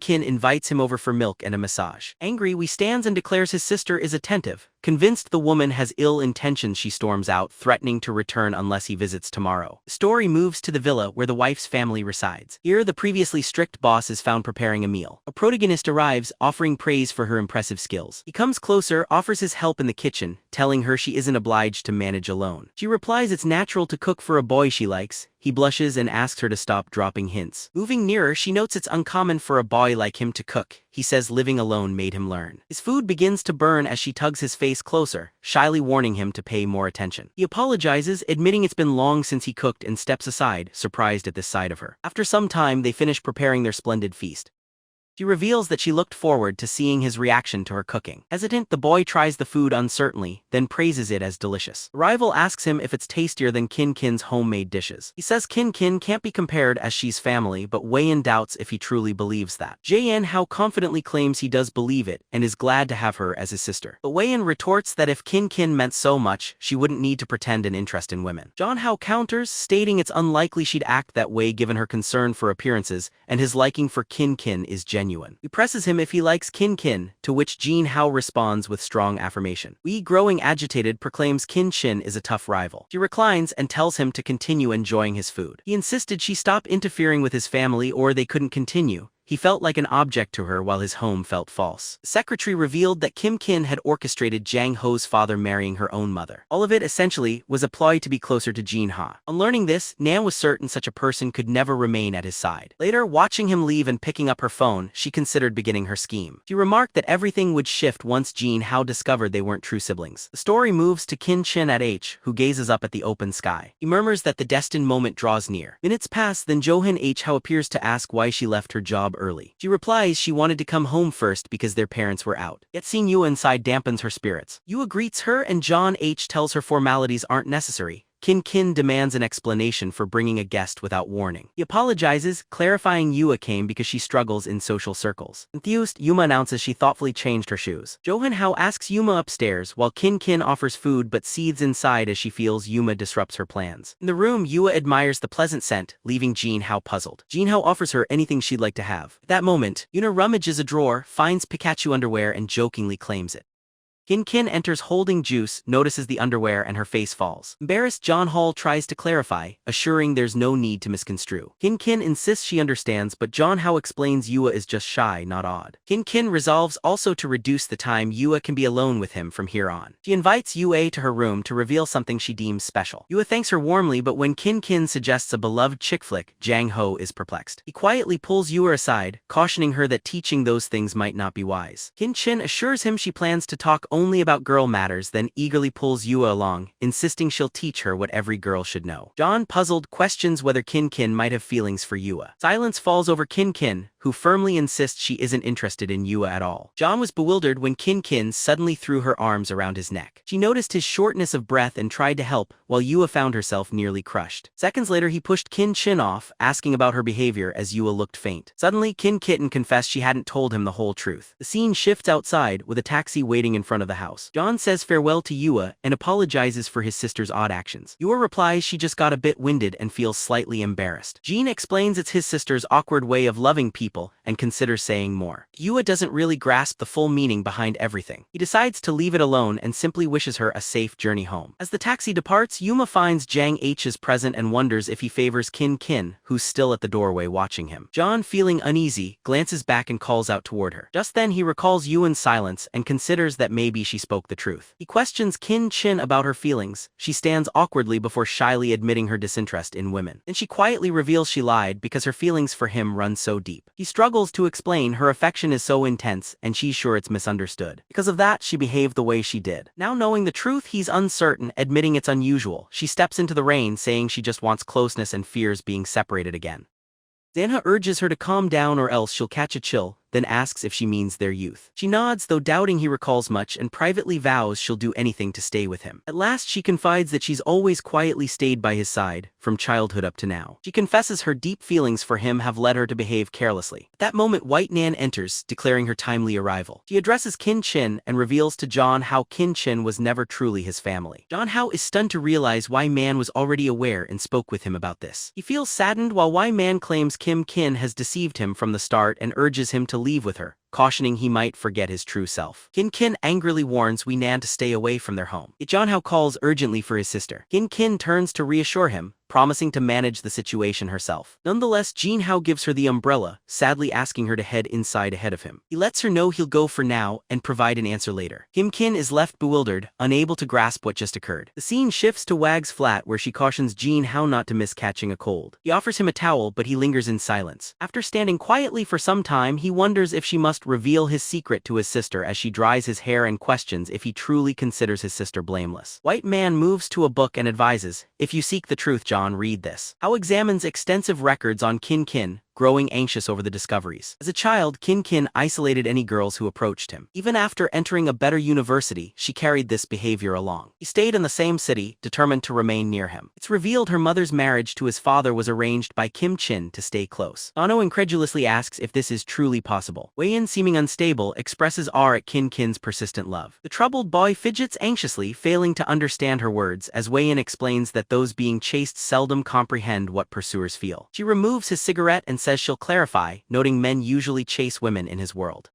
This time she simply tried everything to shadow and disrupt his life, affecting both reputation and family. Wei-in wonders if her actions are wrong. Sano stands silently, unable to respond. Wei Nan reaches out, reassuring him he can let go of worries and explore the Red Moon with her. Nervous, he explains he needs time alone at home to think. She offers help but he declines gently. With that, he quietly departs, leaving everything behind as he goes. On the way, he keeps wondering how unsettling and odd his sister's behavior is to him. Even after everything, what confuses him is that memories show she's not like that at all. He doesn't know which self she prefers, and such problems demand a genuine conversation. On returning home, he sees her standing in rain, heartbroken and shocked. When he nears, she seems lost until he politely politely shelters her under his umbrella. Looking up puzzled, she meets the sweet boy who softly says he has returned. Her demeanor softens and she greets him with affection. Indoors, she offers to make tea, sharing wishes for all she hopes they might do. He stops her effort, softly stating she needn't try so hard and has something important to ask. She shakes, worried and asking what's wrong if N revealed something, and he hints her past was more than just protective. Upon realizing her secrets are uncovered, Kin turns away and anxiously admits he must already know. Jang Ha notes that despite White Nan not being heartless, every sign pointed toward guilt. Kaden shakes uncontrollably, wordless, then collapses, overwhelmed and lost. He calls his name, saying there's something from the past she needs to share. She recounts a once happy girl whose life changed forever when her parents parted ways. Her father created a new family, meanwhile she lived briefly only with her mother. That new life felt empty while her real family kept silent about what happened. For 2 weeks she wandered the streets alone before her mother finally collected her. From then on she avoided everyone until an earnest boy asked her to come play. At first she ignored him, but he never left, always kindly inviting her to join a meal. Other boys warned him against it, but whenever she was alone he still greeted her warmly with playful cheer. That was how he quietly stole into her heart.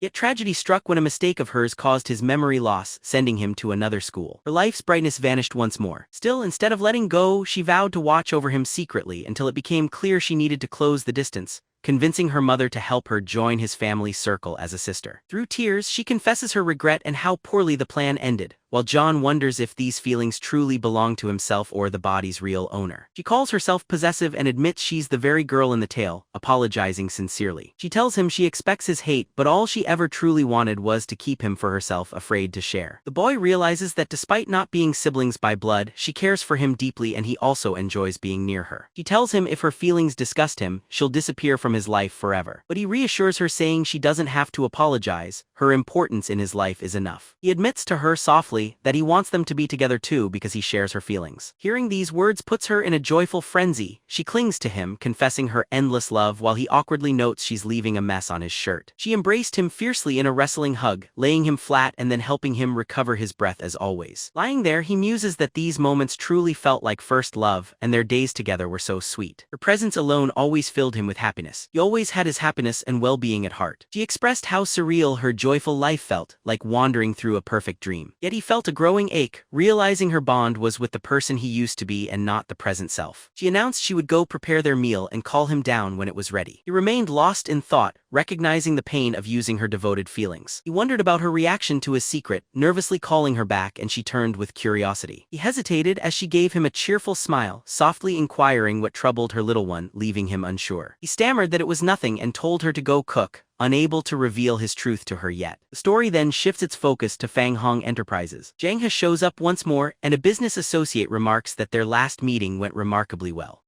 Jang Ha's lack of interest is clear as he asks her to speak directly. Crossing her legs, she says there's something she wants to inquire about. She wants to know how the discussion with his sister unfolded. Jin Hub uncrosses his legs and assures her that things with them are going smoothly. She presses for an explanation, suspecting deception because she knows his sister doesn't like the current John. She hints that eventually Kin Chin may realize he isn't the one she truly loves. She questions what his sister might do, while John Hao admits he cannot foresee tomorrow, as she watches and thinks she's ready to handle things herself if needed. Switching topics, she discusses his streaming career and makes a proposal. She points out he's a top 3 streamer, but fame online has its boundaries. Handing him a document, she suggests true earnings come from launching one's products. The suggestion is for a clothing line, so he queries whether this is purely her idea. She says it doesn't matter if other investors join, but she's never risked losing before. She states her research into the Red Moon has cost her a lot, so this ought to help her regain something. Jin Hao agrees he won't pay with his body but time he can give, and promises to return her kindness. He asks what style she envisions, but she advises him to independently create his own fashion. After his departure, she muses that her methods will easily steer him as she wants. For now, her plan is to occupy his career-minded spirit with new opportunities to profit. This will grant him distance from Miss Kin and give her ways to pull him further from his sister. Later, John Hao comes back home and Kiki asks if work keeps him busy, cautioning him against overcommitting to the brand. John Hao assures Kiki that things are going well since they're getting a lot of assistance. Despite this, she remains certain the clothing venture is tied directly to Ween. She invites him closer, saying he needn't exhaust himself now since she'll support him. Their mother arrives to say it's time to sleep, beginning to sense something is off between them. Jinul notices that she's lately been particularly attentive toward him. Though their time together lessens, she always brightens his spirits. If he wished, this way of living could continue endlessly for him. The moment shifts and a new day begins. Jang Ha, looking worn out, sits slumped in his classroom chair. When Yuna asks with concern, he claims to be okay, hiding his genuine sadness. He admits he's simply weary from pouring time into starting a fashion brand. Just as he's about to share that he needs a model, he spots her and finds an ideal plan. He asks her if she could help him out after classes end. Next, at a photo session, they capture images of Yua for the catalog. Sohn observes that Yua is quite promising and might fit well with their business. Out of nowhere, Kin appears, praising Jang Ha's efforts and bringing treats for him. People nearby find her charming in both grace and kindness. Unexpectedly, someone else walks up, questioning the crowded gathering. Kin immediately queries who asked this guest to join them. It's revealed to be Wei Nan, who says she's there as an investor keeping an eye on Kin and sarcastically jests about her capitalist supervision. Wei jests back, preferring to be a leader than insincere Kin, while Jang Ha looks on at their argue. Though he attempts to intervene, Yua invites him for something to eat instead. Immediately, both women stop and turn towards him, asking why Yua is his model. He awkwardly defends his decision, believing it was the wisest option. Suddenly, a playful competition begins. One puts on lipstick while Kin changes outfits. Both clearly want to be his model, and Jang Ha, lost, wonders aloud why he's in this situation. Wei claims that only he should capture her with his camera. Again, they quarrel, and Jang Ha, overwhelmed, pleads for calm so they can end soon, while now even Yuo joins in to pose. Kin directs Yua to run her hand through her hair, pleased with her camera presence. He guides Wei Nan to smile in the seat, and feels it's best not to instruct her further to avoid trouble. Noticing she wasn't posing right, he told her to stretch her leg, amused at guiding a CEO. Time drifted by as he snapped photos and you watched the girls vying against each other. At the end, he expressed gratitude and suggested treating everyone to dinner soon. Once more, they fought for his approval, leaving him uncertain about how to respond. Let them handle it. The uncertain about how to product respond page back home worked smoothly. A touch of doubt crept in, but everything was prepared, leaving him without other options. When he began the live broadcast, screens started to fill with viewers. 177,000 fans tuned in. He pointed out the shopping cart and invited them to explore his items. He didn't realize that most of the women watching weren't too happy about this. Even devoted admirers now lamented that their flawless idol's image was fading away. Some comments called this a mistake, while a few were supportive. Most were critical of his move. Few spotted Nan, and even at Kin's job, she was recognized by some people there. The boy gained more fans, and soon his livestream had amassed 125,000 watchers. People admired the unique styles and asked if they were his own, not knowing he borrowed ideas from his original world as inspiration for new women's fashion. Seeing the modest prices, the opinion toward him began turning in a positive direction. Wei, excited, saw great potential for success and even planned bulk purchases to drive sales. Soon, sales soared from a single purchase to an incredible 123,000 orders overall. Jang Ha felt bewildered by the rapid turn of events happening before him. He'd expected a decent response, but couldn't believe how overwhelming the results became. Scrolling online later, he saw posts everywhere that revolved around him. Even the clothes he wore became trendy, with people sharing pictures all over the internet. Seeking to unwind with videos, ads for his brand kept appearing instead, much to his surprise. He could hardly believe all the products sold out in one day, suspecting the girl's intervention. Whenever the three were together, a heavy mood settled over the whole group. Someone came up to him and wondered aloud what he was unhappy about this time. Jang Ha felt awkward and wondered about her arrival, embracing him as she sensed his confusion about what new direction to take after his business prospered. He turned to her and admitted that he felt unprepared for the new situation. She assured him there was no need to overwork himself and promised to support his choices.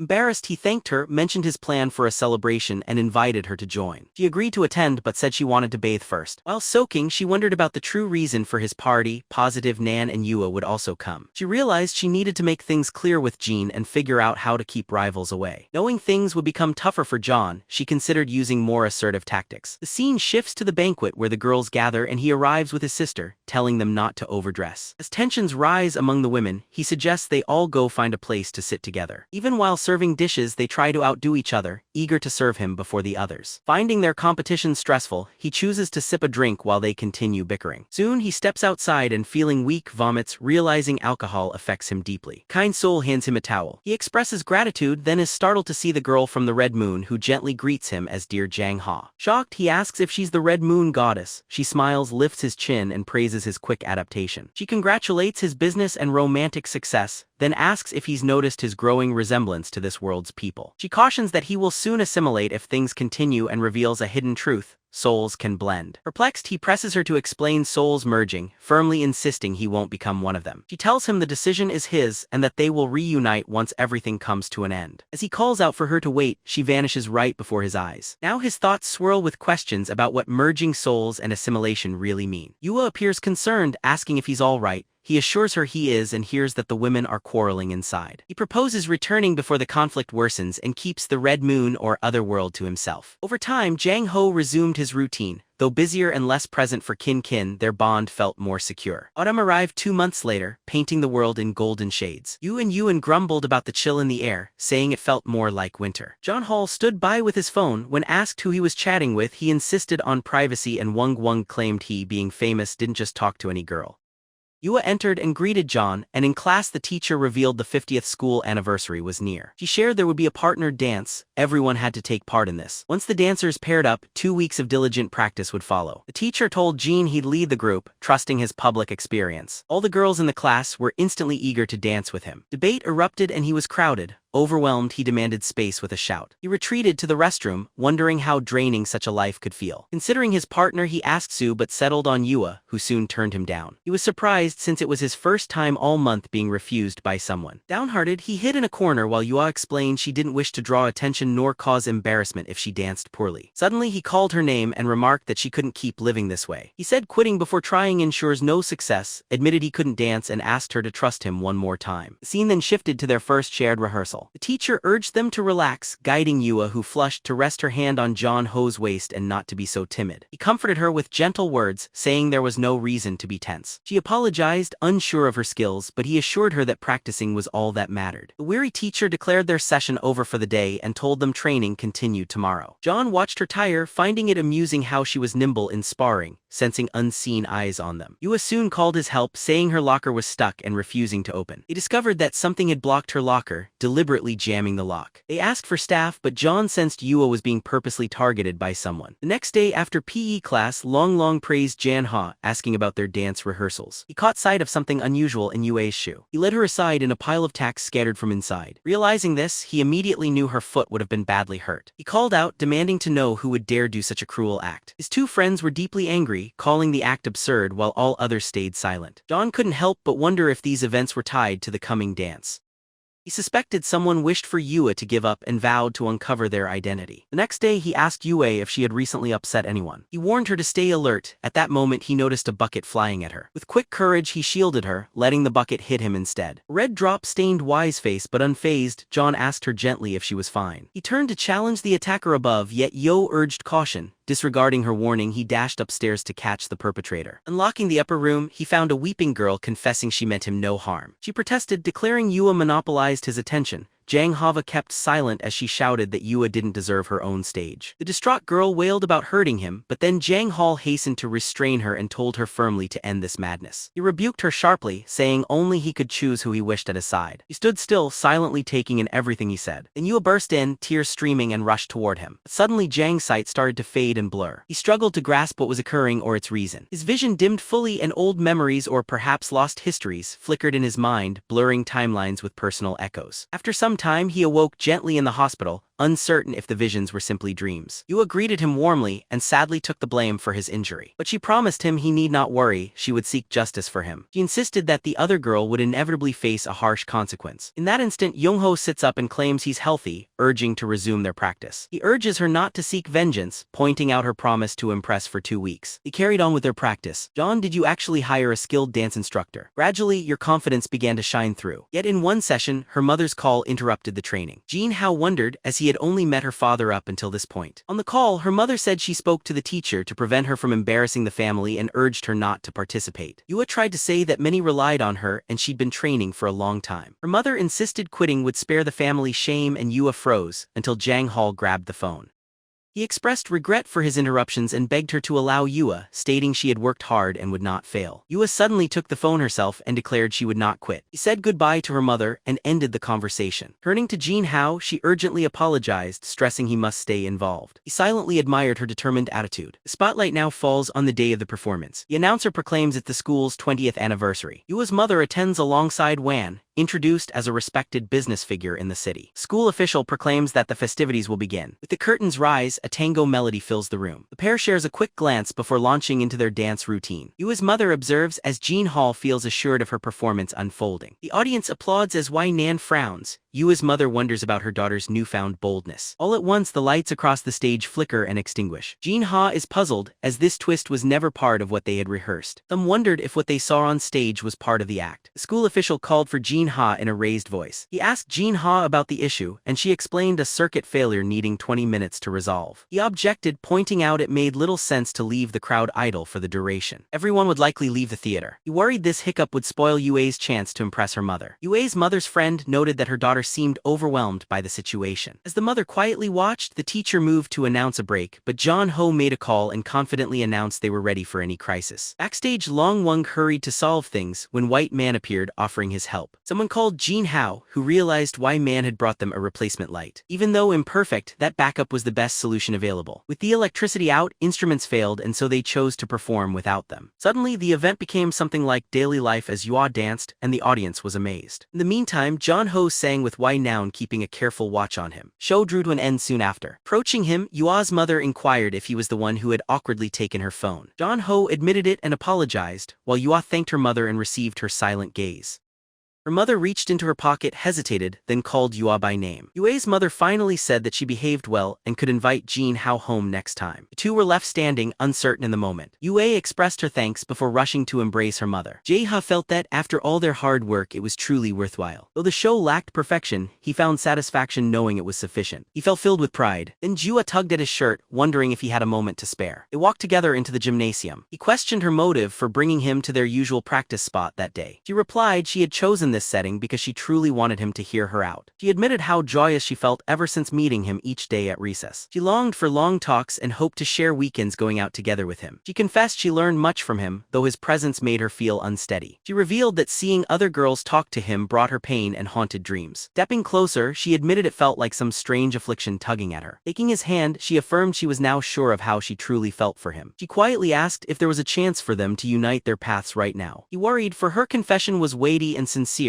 Though her kindness impressed him, his heart held another and he couldn't betray that truth. He felt torn, ashamed that his indecisiveness wasn't what he'd call strong or proper. He uttered Jua's name, apologized, and gently refused to welcome her affections. He seemed crushed just as he was starting to explain there was someone else. Interrupting him, she embraced him, and his confusion led him to ask her intentions. She responded, saying her feelings for him would persist even without reciprocity. Though her words hinted at obsession, she insisted on waiting and would never stop hoping. In this way, she allowed him a moment of calm after what seemed like endless tension. Near a window, someone observed all this with more curiosity than jealousy, trying to grasp its meaning. Afterward, Jan realized honesty with his sister Kin was overdue. He tossed down his clothes, muttering about how no one seemed to help him out. Suddenly, Wai burst in, startling him with an energetic greeting. He asked, astonished, how she could intrude on someone's space like this so easily. She drew closer, asking about Yua's confession, and he assumed she'd heard everything. The president replied, content with the words he had just told her. John, confused, asked her to clarify what she meant by satisfied. The president explained that because she emptied her car to help him dance, he owed her repayment. He told her it would be better to ask and promised to assist another way. She remarked that in this world, devoted husbands always help their wives get dressed. As he watched her actions, he wondered if she was joking, but she insisted he help with her stockings. He pretended indifference but was obviously embarrassed. Wanting to stay loyal to his sister yet calm this woman, he decided helping was easiest. Yet the angel over his shoulder told him it was undoubtedly a betrayal. Meanwhile, the devil claimed kindness meant helping, and soon they shouted insults. Jang Ha felt uneasy, believing real men shouldn't owe anyone a favor. While helping, he inquired why stockings were so enjoyable to wear. She replied, saying status required elegance, then asked if he approved, and he said it would actually seem improper even in his country. Suddenly he stubbed his toe, causing her to flinch. It was clear she was a bit peculiar as she apologized, pondering her odd behavior. Jang Ha noticed she seemed changed somehow. Confused, she blushed, unsure of what she should say. Abruptly, she questioned him about what had happened at the hospital. He described the bucket incident, making clear it was simply by accident. But the white man wanted justice hostess and urged her to dismiss the incident. He told her he wasn't sure about that step so she could finish dressing, though she noticed something. She completed dressing, thanked him for helping, and waited for Wei outside. She laughed and inquired why he still acted bashful even after all that had happened now. Her phone rang unexpectedly, a call from her secretary. Answering, she learned with an apology that something urgent had been found. White man, surprised, asked if this was true, and she replied that she'd go right away. She cheerfully waved goodbye to Jean and promised to treat him later, but he sensed her sudden shift. Later, Jang Ha lay down slightly worn out, yet tranquility refused to fill the home. As Kin checked on him, she asked what was wrong and mentioned his remarkable talent for dance, hinting at his performances with Wei Nan. She said the performances were part of a school event, but confessed her lingering discomfort. She embraced him, lamenting she disliked the newfound admiration others had for him. She asked him if she alone did not suffice, wondering if he craved more from life. Jang Ha reflected, thinking it unmanly to cause tears in the woman he truly cared about. Yet as her dependence increased, his remorse deepened. She kissed him with passion while he realized he had to confess his truth to her soon. In a figurative manner, having drained him of all energy, she left. His inquiry followed, gently confronting her by asking what was truly wrong. She reassured by saying not to worry and that such moments wouldn't recur, hoping he'd remember this well. Abruptly, a dish shattered against the hard floor beneath their feet. Jang Ha's father stepped in, questioning what had happened. Their nerves skyrocketed instantly. They began to give explanations, but being honest seemed nearly impossible now. Moments later, a firm demand broke through, insisting they reveal the truth. It was Kin's mother, expressing her need to be told just what was going on here. Kin tried to brush it off as just playing, yet her mother protested, reminding her of her role in the family after moving in as Jang Ha's sibling. Neither could reply, heads bowed down as her mother described their actions as disgraceful. Kin found words failing her, mute in a swirl of confusion and restraint. Jang Ha's father urged they not overreact, but the mother insisted Kin always acted strange and withdrew during trouble. She mourned the decision to let Kin stay with her unreliable ex. Kin's face steeled and she resolved to speak her truth. Yet Jang Ha suddenly spoke, claiming they were preparing for a school vampire drama. Play at school needed his starring role and he'd enlisted his sister Kin for rehearsal help. Her mother looked utterly confused, demanding clarity on what was happening. Kin quietly went to wash up, avoiding further confrontation. Trusting Jean's honesty, their mother believed him and warned them to be cautious next time. Jang Ha knew stopping Kin had prevented chaos, otherwise conflict would brew at home. Until he found solutions, trouble persisted, so Jang Ha focused on streams and his job. Armed with past life memories and supported by Wei Nan, he stood out in school and as a streamer. All aspects were smooth, except for one unresolved issue. He grew nostalgic, recalling Kin once vowing him the stars, questioning his identity and love. Those memories jolted him awake. Clearly, he had been plunged into a troubling dream. He then realized memories from his earlier life were becoming distinct and vivid. All this began after meeting the Red Moon goddess. He saw a psychologist fearing aftereffects from an accident. Yet every check affirmed he was completely healthy in mind. Suddenly, a red-haired girl video called, urgently needing to speak with him. She managed his streaming platform and advised a problem surfaced because of short clips. In response, they're preparing an offline campaign and need someone sure to pull crowds. She relies on him as the popular male host and he knows once more they'll push his boundaries. She promises there's no worry, insisting the task is simple and worth his consideration. He learns a fortune awaits him if he agrees, which makes him curious about the event's exact tasks. The location transitions to a coastal landscape. His friend explains it's a survival show, like Mr. Beast's challenge to endure on an island a week. Fortunately, Kin will be his right hand on the island, so he has loyal company there. He observes the island is manageable, but is interrupted when he's hailed by a familiar voice. Yue shows up, drawn by word of the event, and with two familiar faces, a third naturally arrived too. Nan is present, demanding to know why her show has become everyone's attraction. He watches the group fall into another debate as John House waits uncertainly, unsure how to react. Gathered around the table at the organizer's call, a blonde man declares himself the main presenter. He announces that Miss W. Nan is to be welcomed as a distinguished visitor. He continues by explaining that everyone will team up and compete to prove their strength. The initial round includes 2 games, a volleyball match and a capture the flag event. For the second round, participants must survive on a deserted island for 5 days, and those with high ranks choose top supplies.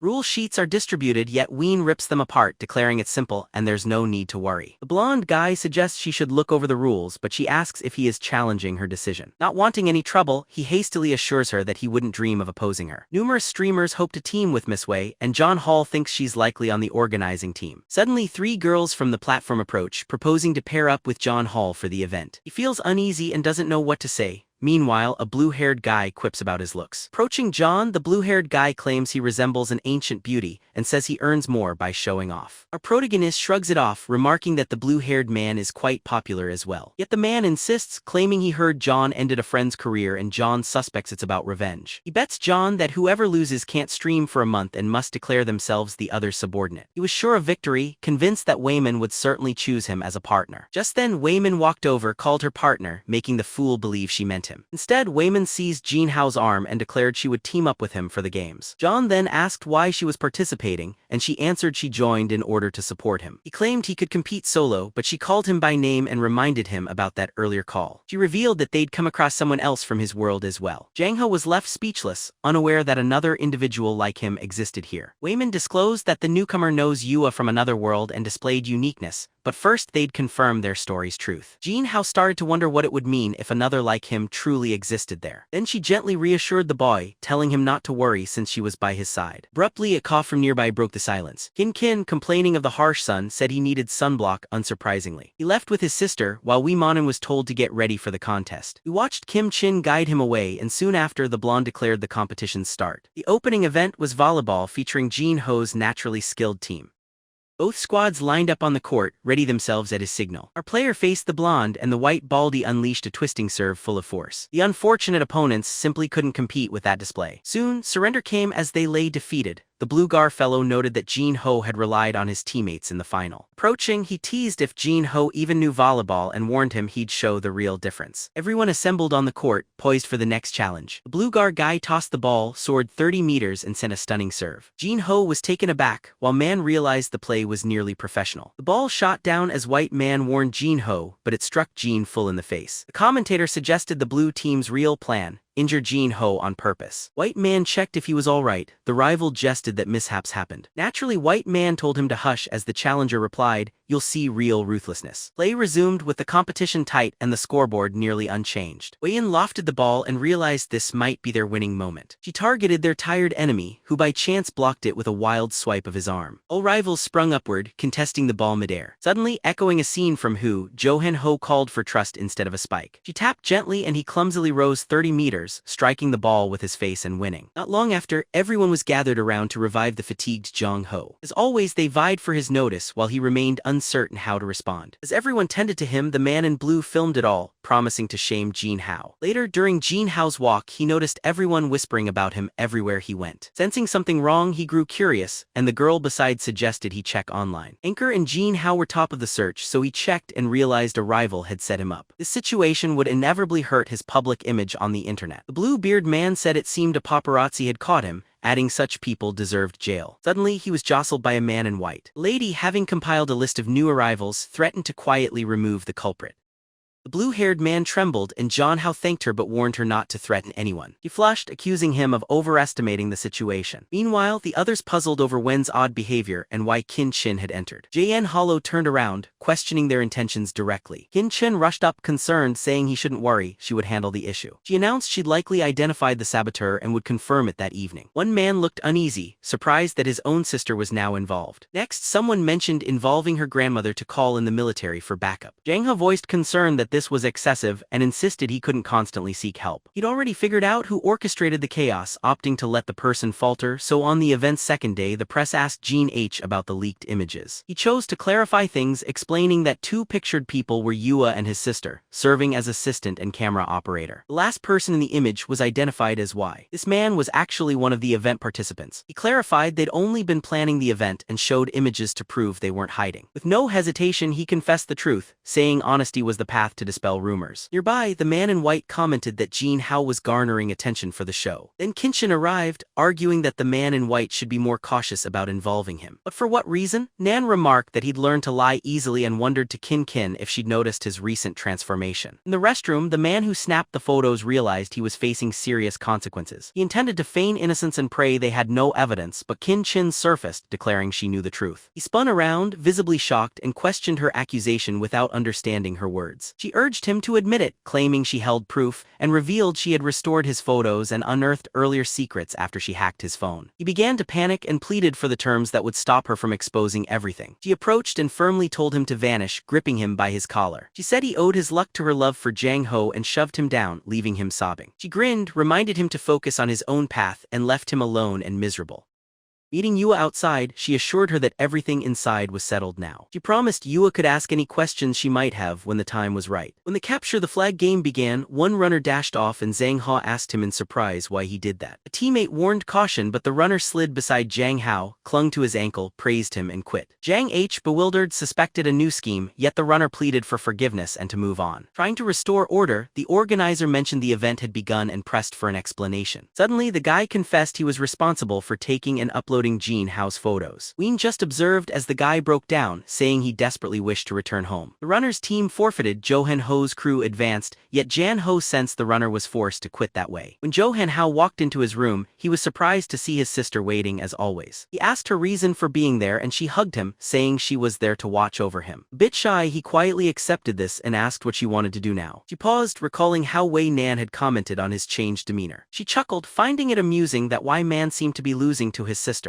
and nearby Yue declared her love regardless of changes. Yet Wei Man swiftly told her to be quiet. Kin mused that even as he grew different, her affection for him stayed strong, certain none could suit him better. He then confessed she wished to reveal their relationship to their family members. John hesitated, puzzled by her sudden desire to discuss this now. He approached her closely and gently embraced her, vowing to keep his word. At last it was the final contest day, involving hauling supplies across an island. Here their biggest test would be securing food, water, and shelter. Among the group were Jin Hao and Wei Nan, both ready for this wild journey. Jin Hao could not help admiring how strong a person she truly was. She glanced back, asking if he was afraid, and after he replied, she urged that they get going. She walked into the woods, warning him to remain near her at all times. She plucked mint leaves for mosquito defense, and John was amazed when she said, "You have me, so we'll be fine," handing him some before they moved on. All they had to do was make their way to the nearby lake. Upon arrival, she expressed a wish to fish while telling him to go collect some berries. Yet she reminded him to call by walkie-talkie or signal if there was any immediate danger. John Hao reassured her calmly that everything would be fine and safe. She called out, "Hurry back soon and we'll enjoy the fish together." While exploring, Jin Hao thought they might need to part ways once this was over. He soon returned with a call, explaining he couldn't tell which berries were safe, so he picked them all. She commended him, sharing her own useful find, until suddenly her tone changed and she warned him not to move. He stood bewildered, unaware a snake was by his hand, until by misfortune he touched it. The serpent reared back, poised to deliver its attack. She sprang forward to shield him, bravely taking the venomous strike herself. Swiftly she yanked the snake off and tossed it far from them. Jang Hao quickly asked her if she was already okay. Blood dripped from her knee and a bite mark showed sadly upon her arm. Jangle feared she was in real danger, knowing urgent help was essential. He forced her to the ground and warned her to stay still. Crew member assured the organizer the snake was harmless, so there was no serious danger. The organizer decided to send help, but asked them not to hurry too much. Since the bite was on her shoulder, Jang Hao felt confident assisting with venom removal. Yet Wei Man felt puzzled by what he was doing. By then, the boy revealed his lifeguard skills, but she tried to say that wasn't the way to treat a snake bite, forcing the event crew to pause the live stream for a bit. Nearby, Kin Chin quietly watched the entire scene unfold. John Hao, looking frustrated, spat out the blood and began searching for bandages. But Wei Man, trying to catch his breath, stopped him and questioned where he'd heard those instructions. She calmly explained that if it were venomous, sucking was risky because he might get the infection. She noted the snake was harmless. Clean water was all they needed and a doctor was on the way, so the organizer said not to disrupt the contest. Someone from the crowd shouted they would join in too. Naturally, it was Kei-kin. Everyone knew her since she was a well-respected medical professional. She proclaimed that both as Django's sister and a physician, she'd like to examine him. Another doctor mentioned it would be a privilege to assist such a highly skilled clinician as her. With M's fall, they found themselves in a cave, and John Hao joked he felt strange due to her steady gaze. He noticed the camera was on the floor and checked if filming was still okay, as they were supposed to be on TV. She replied she ran things so filming didn't matter, adding that this next part wasn't fit for broadcast. She moved closer to Jang Ha, prompting him to ask about her sudden bold behavior. Catching her intention, he joked maybe the snake left another sort of venom. Yet she overwhelmed him easily, hurling him to the ground without struggle. There was clearly nothing he could do against her power. She noted her clothing was ruined by the wound, but implied this would work well outside. Someone suggested their proximity might be quite helpful. Among a group of doctors, one pointed out communication was lost with their walkie-talkies. Kin began to feel a creeping anxiety in her chest. Suddenly, she caught some sounds shuffling close to where she stood. He turned quickly and questioned who was there near her. Naturally it was you, for this fellow always gathered the whole trio by his side. The doctors glanced back, only to find Kin no longer there. Kin asked Yue what had brought her into these wild, tangled woods. Juva admitted trailing after them, while Kin told Yue she cherished the jungle but a future together could not be. Yue responded calmly, I already understand this. Still, her only wish was to be near Jang Ha, ensure his happiness, and sternly threatened vengeance on anyone who brought him pain. Qin looked on in silence while elsewhere someone demanded another's halt. Mobilized, the boy faced the president's strict warning that he couldn't evade this time. He denied wanting anything, but she noted, yet your body betrays the truth. Just then, urgent voices rang out, calling his name loudly. Recognizing Yue's tone, he immediately urged Yu and Nan to put everything in its place. Annoyed yet again, the president fumed, upset her plans were foiled by the others. Moments later, the pair finally arrived to enter the shadowy cave. John Havel wasted no time, demanding his sister explain why she had followed. Amid his excuses, she noticed marks upon his neck, then angrily summoned Yu and Man, who warned them off as this was a contest zone. Kin rushed to punch Yu and Man, who defended with ease and questioned if Kin truly sought this rivalry. Delivering a sharp punch to Kin's stomach, the real battle began as Jang Ha watched in shock. Then the president drew near, scoffing at Kin, questioning her authority to teach a lesson. But before they continued, a distinct sound broke through the tension. Yue stormed in as well, determined to land a punch on the president herself. Wai Nan firmly blocked her move, while Yue shouted fiercely that harming Jan Ho made you her foe. She landed a powerful kick, boldly claiming she would face any threat for his sake. This time, Yanan was pushed back and laughed like a clown, her features shifting quickly. Kim rose and remarked she never imagined the Hong Fang group's president to lack shame. Yue told her to stay quiet, but Kin snapped that she was just an old woman craving attention. Yanan stepped forward, promising to silence Kin and slapped her sharply across the cheek. Jang Ha was astonished by the unfolding events. He apologized for his sister and asked Yanan to restrain herself, as nobody there matched her. She merely replied that his sister had done everything to fulfill her wishes regarding him. Kin wondered aloud how so, emphasizing that he didn't truly seek forgiveness. As she rose slowly, she blamed Yu and Man while Jang Ha saw his sister's bloody mouth and grew worried. Yet Kin insisted that woman would never lay a hand on Johan. Feeling challenged, Yanan said Hunkin seemed eager for trouble, but Jan Ha asked her to stop as he was already Kin's boyfriend. Both women were stunned and Kin wore a faint, satisfied smile. He stated that this was their farewell, promising never to speak to Yanan again after today. He explained their match was never right, and with Kin now it was truly over as the doctors entered a forest path. They wondered why Kin acted alone, but the blue-haired one noted she had company, judging from prints. Seeing firelight in the nearby cave, they guessed the others were ahead. Meanwhile, Jan Ha told Yanan again to let him live without her interference.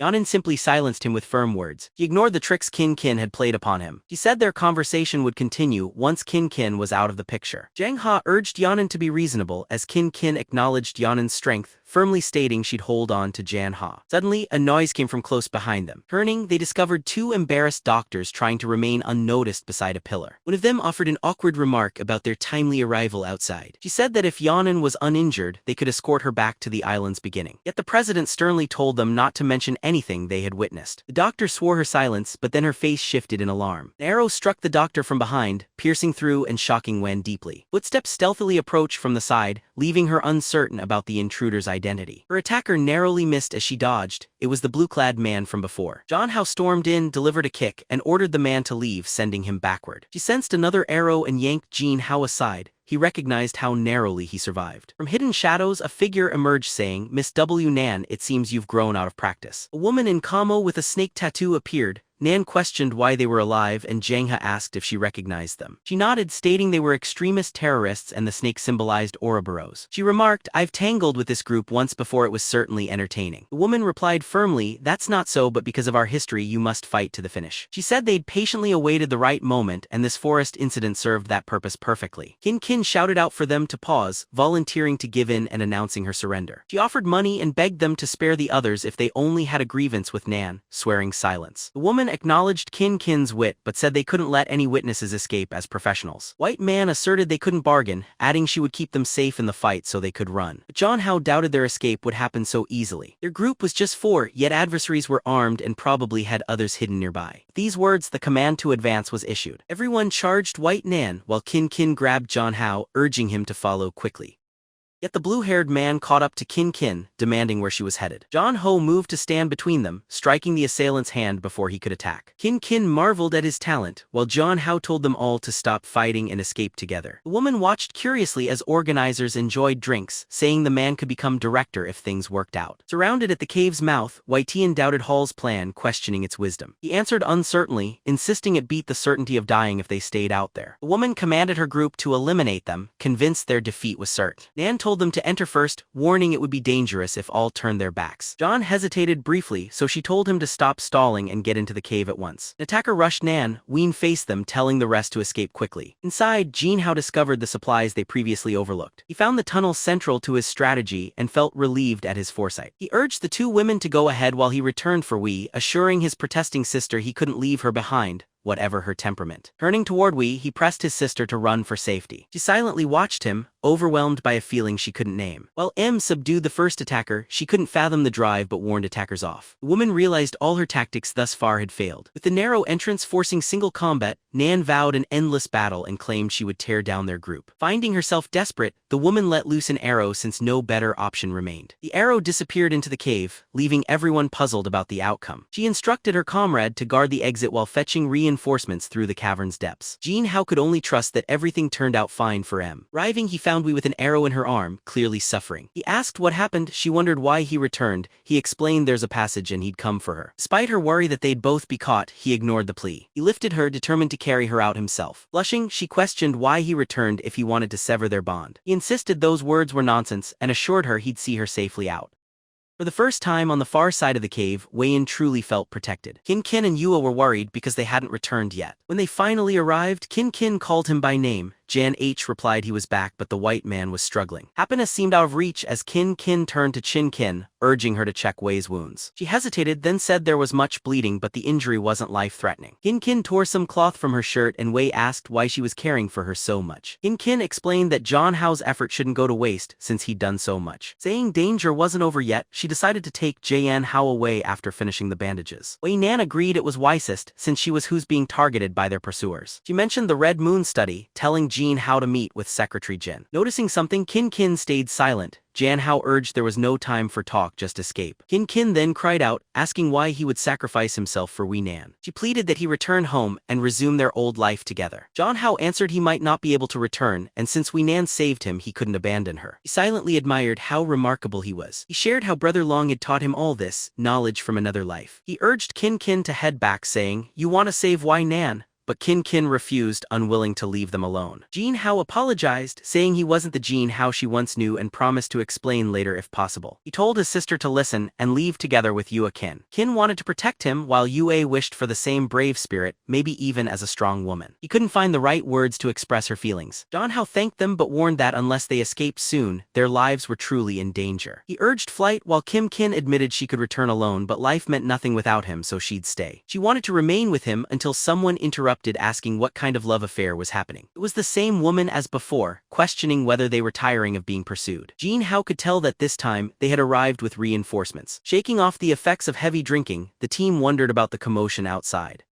They looked upward, baffled as they saw a swarm of helicopters heading toward the woods. Amidst it all, Jang Ha lay helpless on the ground while everyone had lost the ability to move. The moon glowed crimson as the woman wondered why that boy fascinated everyone. She readied her weapon, commenting that she might have chosen another path if time allowed. As she readied to take his life, the blade paused, and she admired Nan's remarkable expression. She expressed how absurd it was that such a wary woman fell prey to that boy's influence. Jang Ha was defenseless and senseless on the earth, powerless to respond or resist. Wei-In wept, vowing that if the moon opposed Jang Ha's escape, she would yield utterly. With a laugh, the woman asked Wei-In if she truly meant she'd do anything. She referenced the brother whom Wyman hadn't spared, promising escape would be impossible now. And that was the moment when the red liquid splashed everywhere. As Jungel collapsed motionless, something appeared before him. He saw red hair and asked her presence. It was the Scarlet Moon Goddess, silently observing him in his final moments. He chuckled and inquired about his identity. He abruptly awoke, breathless. As he sat up, someone by his side called him husband. The woman inquired if nightmares had left him drenched in sweat. He was baffled, unsure if she meant to speak to him. He realized it was Wyman, attached to an oxygen machine. Suddenly, the scenery jumped to the city's heart. Ji Hao had returned to his world beside Nan, the perpetual CEO. He believed the Red Moon Goddess was behind it all. Nan wanted to know what was occupying his mind and asked if he considered moving his father in. She reasoned that caring for a child alone was hard, and their home was spacious for new life. He noticed her hand over her belly and became even more perplexed. He slowly realized he was about to become a father himself. She tugged his tie and softly reminded him to call her wife when alone together. He hesitated, and when she asked about his odd mood, he remembered she resembled the woman from another world, so he addressed her as wife and received her grateful smile. They arrived. She mentioned she needed to work but told him to message her, and Jang Ha couldn't believe he might return to his world this way should it happen through death. He wondered about Kin's fate and pondered what became of Wei Yuan.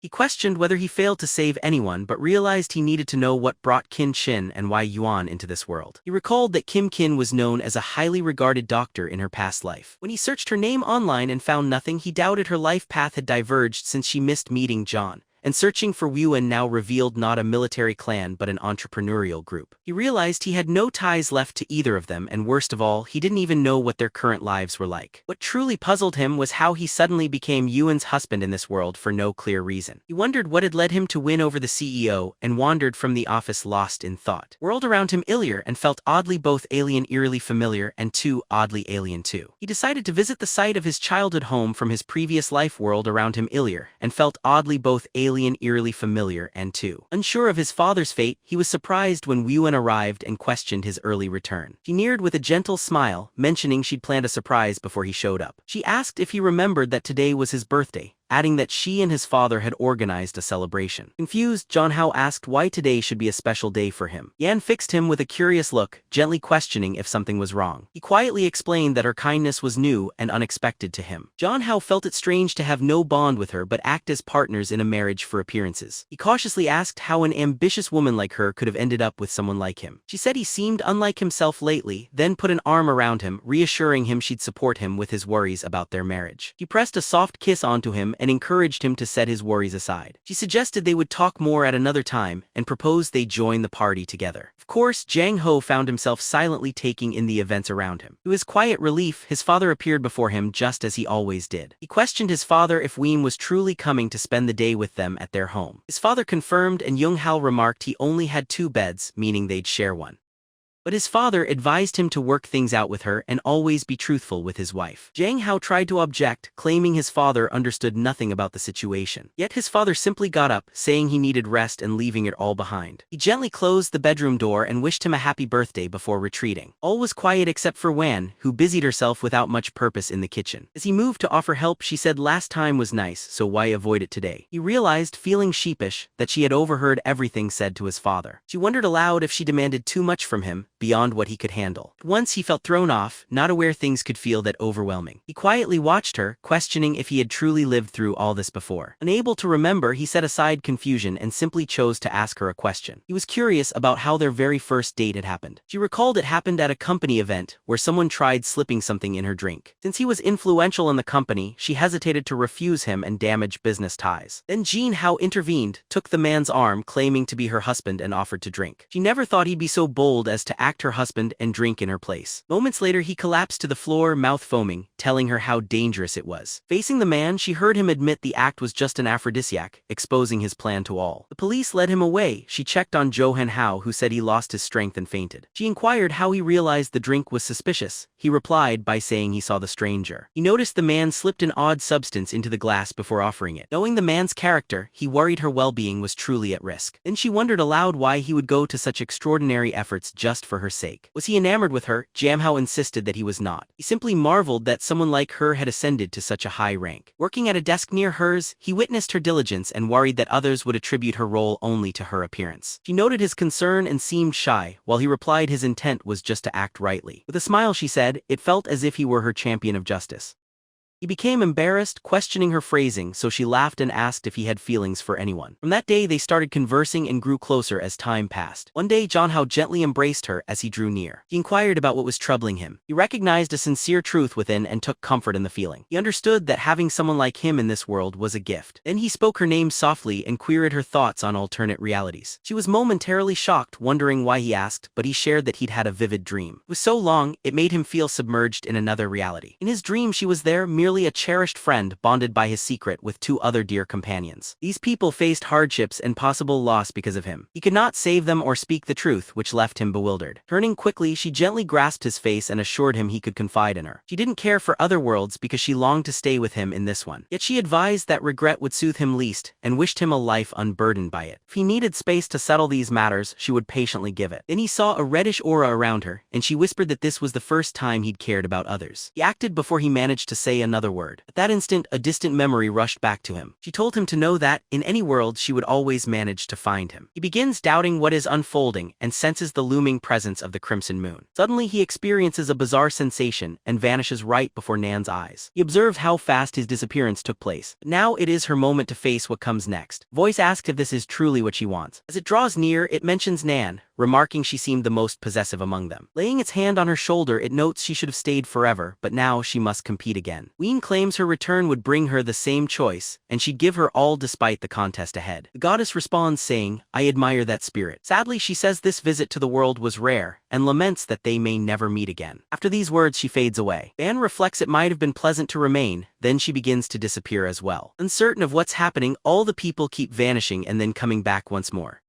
The protagonist finds himself awakening in a new setting. He wonders aloud to his wife about why leaving is impossible. At this point, somebody suddenly covers his mouth. This instance, it is Yua who quietly reveals the pervert has passed away. Confused, he mentions not knowing where Wei has gone, but Yua urges him to stay still, and he questions her position above him. After some time, seeing Yue's phone, he realizes they are ensnared in another blood moon illusion. This period takes place years ahead. Everything is very chaotic, yet he must keep his composure. He knows he's being moved across different lives, sometimes strong, often thrown into sorrow. Right then, Yuad offers a hand in apology, explaining she held him without intending to. He nods, forgiving her, realizing she's now a law officer. However, it appears that in this reality she doesn't remember him, and instructs him to hop on the bike to head for the station. The protagonist notes she appears more mature and even more impressive. At the station, she apologizes to the captain, admitting that she created trouble for their team. He chastises her, emphasizing that they exist to serve the people above all else. She often appears nervous and unsettled, needing to master inner peace for the team's sake. She keeps apologizing and promises to improve, as her colleagues whisper she got her job through ties. John wonders if she is still secluded in her new role, quite like how things were before. Turning to the guard, he shares he never felt endangered and appreciates her efforts to protect him. He's reassured, believing she's a vigilant officer committed to ensuring no criminal escapes. He gently inquires if she shares that belief. Before she can answer, he lifts her hand, announcing the matter closed, leaving her puzzled. Suddenly, the story transitions to a different setting. Together, they sit inside a building pored over newspapers for clues. He appears to be aiding her in her search for a perpetrator known for photographing women. She assumes the suspect is about 25, has been seen near the district where he once froze up, and notes this. After confronting him, she sensed it was possibly him and apologizes for tackling him. He reassures her again, gently patting her head, "I've said before, it's all fine."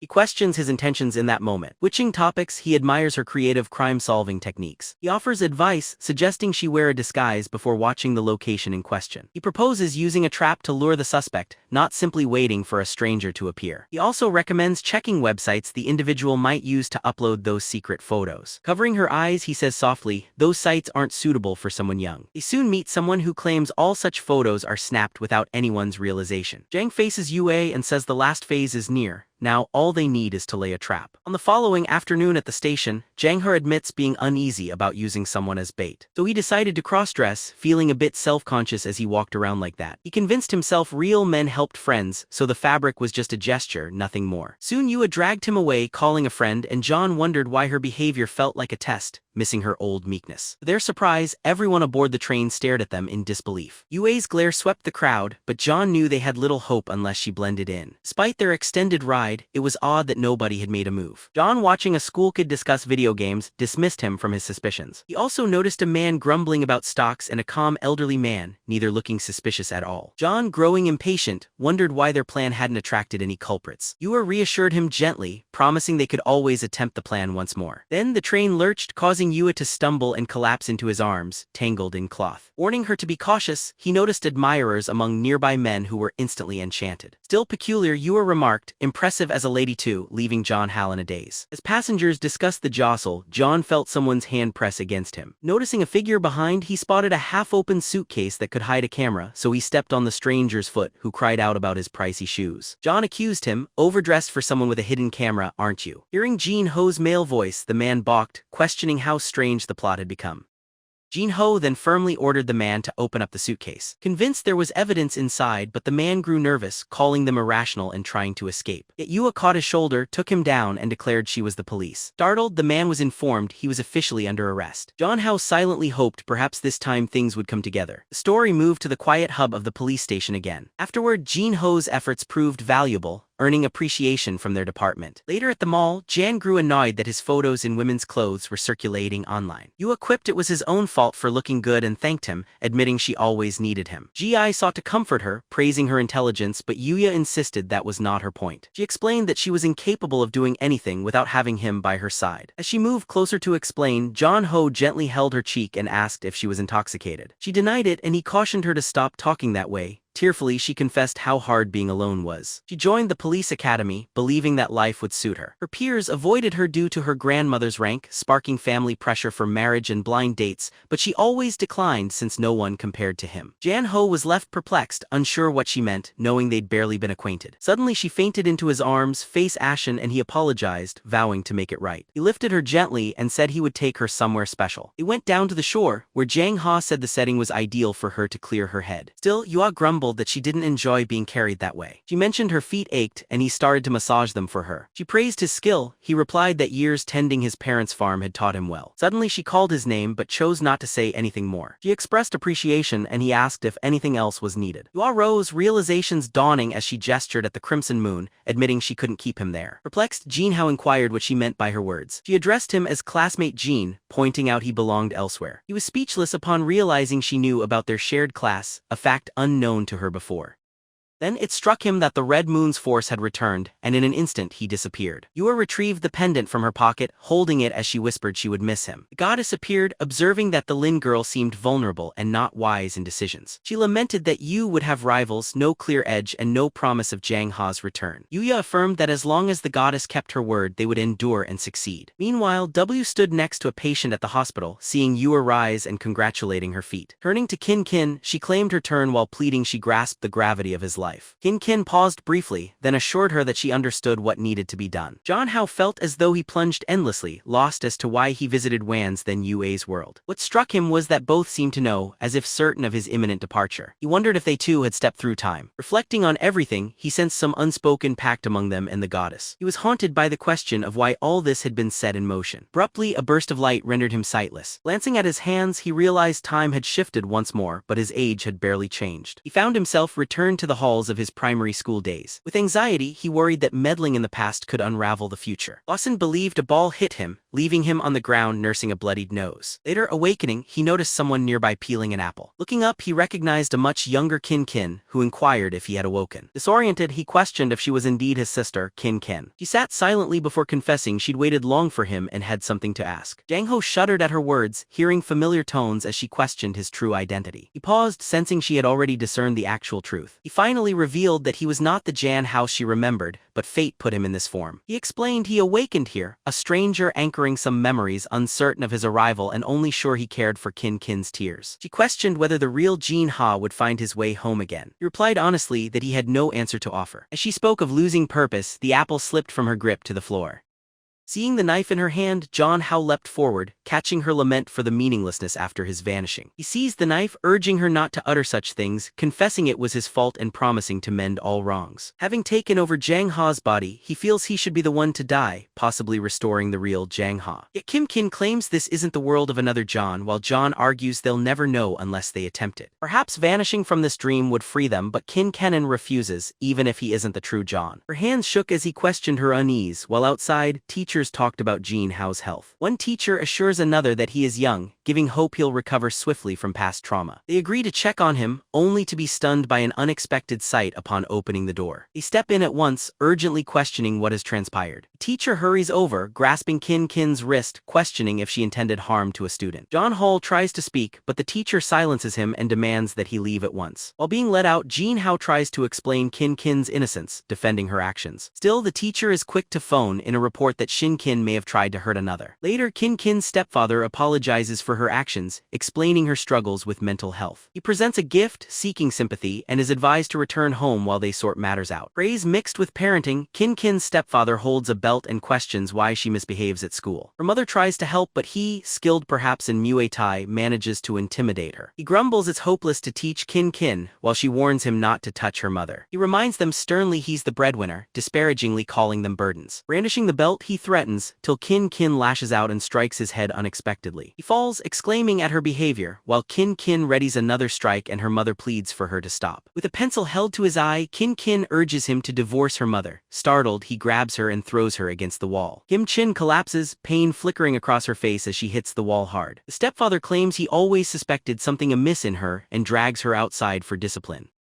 Searching for her address later, Jang Ha recalls Kin's home should be somewhere nearby. Lay battered yet awake, Kin stares at the floor, pondering if life's struggle is pointless. She sees herself lost, overlooked, and ineffective, struggling within her troubled family. She wonders if she ever warranted love and contemplates ending her sorrow completely. Lost in gloom, Jang Ha appears at her window, asking gently if she is all right. Shocked, she asks why he is there and how he reached the window on the 6th floor. He urges her to disregard that, while nearby window cleaners question the missing safety ropes. John then inquires about trouble with her stepfather, admitting he overheard shouting. She rebuffs him, saying he should mind his own affairs and stop with pointless talk unless he's real Jang Ha. Still, Jang Ha cannot dismiss her pain, claiming a man must always act with integrity. Soon, Kitten emerges and from afar sees her stepfather, whose forehead is swollen. She quietly watches as the man dryly compliments her for such crafty use of a lockpick. Putting out a cigarette, he insists she needs more discipline and brandishes his belt threateningly. Han quickly intervenes. It is Jang Ha who apologizes for visiting without warning. Recognizing him from before, the man asks Jean why he has come to the house now. John explains he heard his friend would be absent from school and decided to stop by. He admits he was surprised by the chaotic state of the household. The stepfather insists all is fine and asks how Jang Ha, a mere boy, has such strength. He suspects John wants payment for coming and asks what it is that he seeks. John how? He simply demands that the man leave Kin and her mother alone, or the police will learn everything. The man laughs loudly, asking if John really wants to play judge and jury. He points out no one trusts a child's word and says wealth determines who is believed. So he claims Jang Ha is powerless, and even if Kin is saddened, her mother now lives more easily. Jang Ha says the man is truly miserable and reveals a clock that holds video proof of all the abuse. He insists everyone will believe the truth this time. He lands a punch on the man, knocking him to the ground, unable to fight back.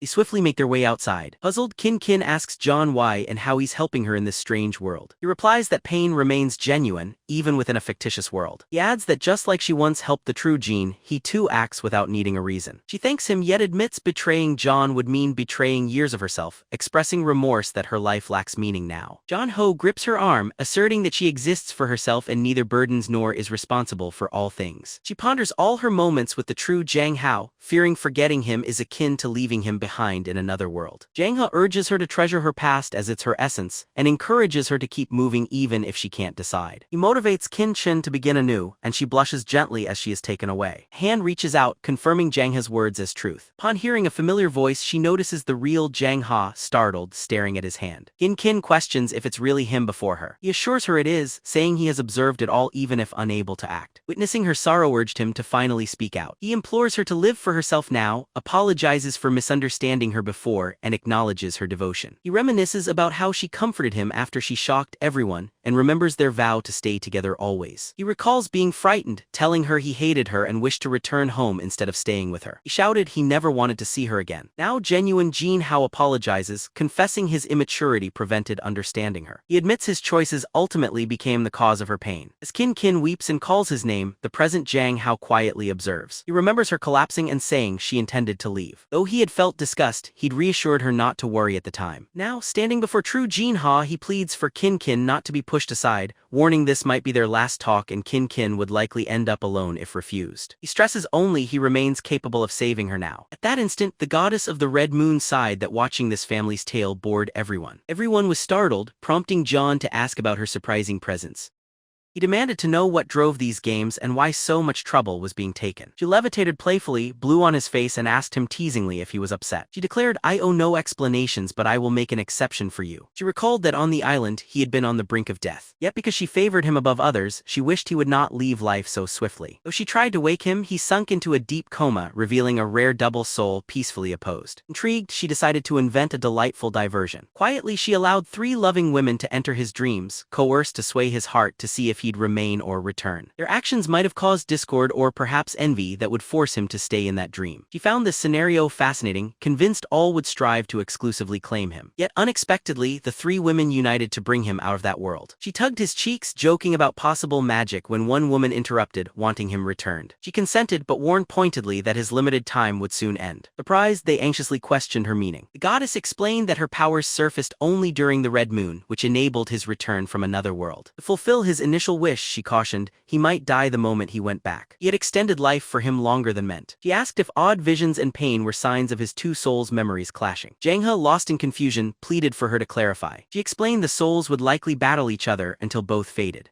Kin refused fiercely, crying she couldn't accept the true Jin slipping away again. Hao declared that sending a soul to its death elsewhere was akin to murder. With a laugh, the goddess replied that when a toy breaks, she simply finds another. Jang Ha couldn't tell if she was simply exhausted or indifferent to lending a hand. He realized the more time he spent in this body, the more doubtful and uncertain he grew. He knew that if the 2 souls shared this body too long, madness awaited him in the end. Yet the goddess just played with him, leaving him powerless to strike a bargain. He saw his situation as one with no hope or way forward. Fracture split the sky, and she complained of her exhaustion with more words. She intended to let both of them savor their final moments. The main character asked Jin to fight back tears and listen to his words. He explained, restoring balance. If he lifted his left arm, Jang Ha raised his right. When the right foot rose, Jang Ha would mirror that by lifting the left instead. Jang Ha nodded, and together they mimicked Dragon Ball-style fusion motions. The goddess regarded their actions and thought the scheme was utterly foolish. Jang Ha claimed love for Kin motivated every step in this unfolding tale. They both sought to honor Kin and avoid regret, merging, the protagonist suggested, which Jang Ha questioned. The protagonist told him to act without doubt and yell faithfully when the time was right. Together they performed a Dragon Ball-like move, affirming their love for Kin. The goddess burst into laughter at their antics until a gray mist swirled before her eyes. Now the 2 Jang Ha personas had fully joined into one being. She puzzled over the mystery of how this fusion was even possible. The united Jang Ha questions whether their transformation truly worked. Kin struggles to grasp the scene, overcome by all the swirling confusion and emotion. Yet Jang Ha embraces her, saying he's both Jang Ha and more, holding all their memories within himself alone. Whatever the future holds, he will stay by her side. The goddess of the red moon notes, intrigued, how blending 2 souls aimed for harmony. She shares that many have entered this land, but only one joined completely without being consumed. Jang Ha muses someone once wounded her, leading her to haunt men for revenge on a broken heart. Irritated, she demands he be silent and stop getting involved in her affairs. Bright aura surrounds them as Jang Ha tells the goddess she'll meet a worthy person. She warns him she'll come after him again, ready to start their conflict anew. Jang Ha thanks her, promising to wait so they can play next time, leaving the goddess bewildered by the bull boy's offer. Sometime after, Jang Ha slowly awakens in a hospital, gently opening his eyes. The women nearby remark he is finally awake, asking about his well-being. White man, full of anticipation, wonders if Kin managed to settle everything. They tell him his hair turned black and his heart stopped briefly, alarming everyone.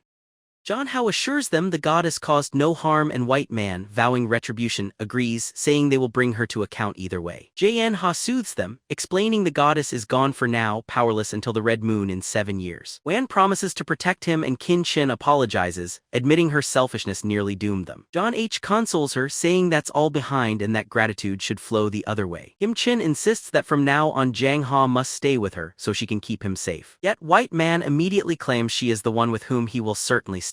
Wei-in urges Jin Hao to choose between them, but feeling uneasy, he warns they won't like his response. Yet he cannot bring himself to be dishonest. He asks if all 4 could stay together. The women, shocked, scold him for his ridiculous idea. Kin grabs him, fearing he's dazed after the accident, and warns public whispers would be harsh. White Man firmly says she'll never share, especially with someone as cunning as Kin.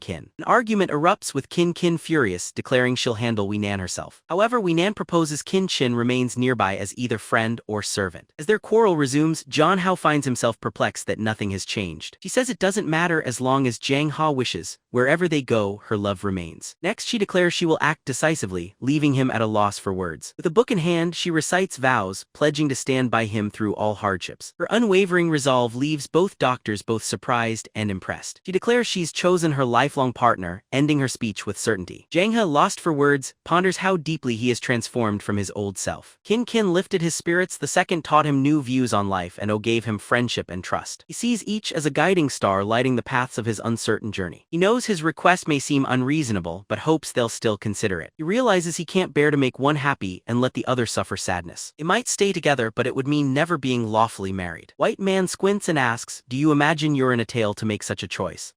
She notes that most men would already be thrown into a river for asking such a thing. Yet she says it's possible, as long as her private time remains undisturbed by the others. She insists on being first in every sense, especially to have the child. Kin steps aside, reminding that a boy's education matters, still vowing to guard Jang Ha. Yet it's evident that she is plotting to slowly win his heart completely. Meanwhile, White man claims that being most accomplished means leading as head of the home. Kin objects, having the longest connection with Jang Ha during their dispute. Au remarks innocently, sighing about being the only one the same age as him. Jang Ha coughs, sparking immediate concern among them as they check if he's alright. Quarreling, all the join him on the bed. Quarreling 2 years later, all the join him on the bed. Story shifts to a peaceful island. Someone warns they're being watched as Jang Ha receives food from a companion. Naturally, it's Kin with refreshment, while White man summons him for exercises from afar. Jang Ha invites Kin and Yu to train afterward with a one-on-one match. Jang Ha contemplates the deeper meaning of what it means to truly be a man. He believes a meaningful life comes from knowing your desires, chasing them, and owning your decisions. Admiring the view, he claims everything seems wonderful and urges us to be the heroes of our own stories. The tale quickly skips ahead several years into the future. Jang's parents stand with a letter, their faces full of confusion. A mixed-race child stands before them. Jang apologizes for his absence in the letter but assures everyone they are well. He clarifies to them that the child is, in fact, their grandchild. The butler who brought the child mentions John H. promises to visit the family in a month. The father calls his son odd for traveling and leaving a grandchild,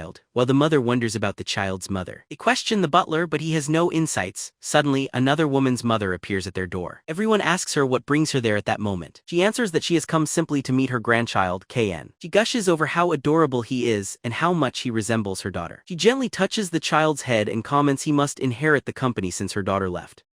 An AU's grandmother bursts in, demanding her grandchild back and threatening police involvement. White man's mother insists the child looks like her daughter, but the grandmother firmly disagrees about the resemblance. As their argument continues, the Jang House family observes it all in silent amazement. When the baby starts wailing, the women feel ashamed for quarreling in front of him. Jang Ho's father reminds them that Jang Ha will be back in just 1 month's time. They agree not to rush things and decide the child's well-being now is their chief concern. The goddess observes these events, reflecting that one more soul carries extraordinary gifts. She imagines she'll enjoy even greater amusement once Destiny's moment eventually appears. At the airport, the 3 women told Jang Ha he was careless to leave the child behind. Jang Ha assures them his family is trustworthy, so all will be fine, though the women protest. He hugs them, telling them not to worry anymore and promising it is time for happiness. Their freshly begun honeymoon journey was about to unfold. Though a formal wedding escaped them, they honored each ritual and supported Mammer's videos.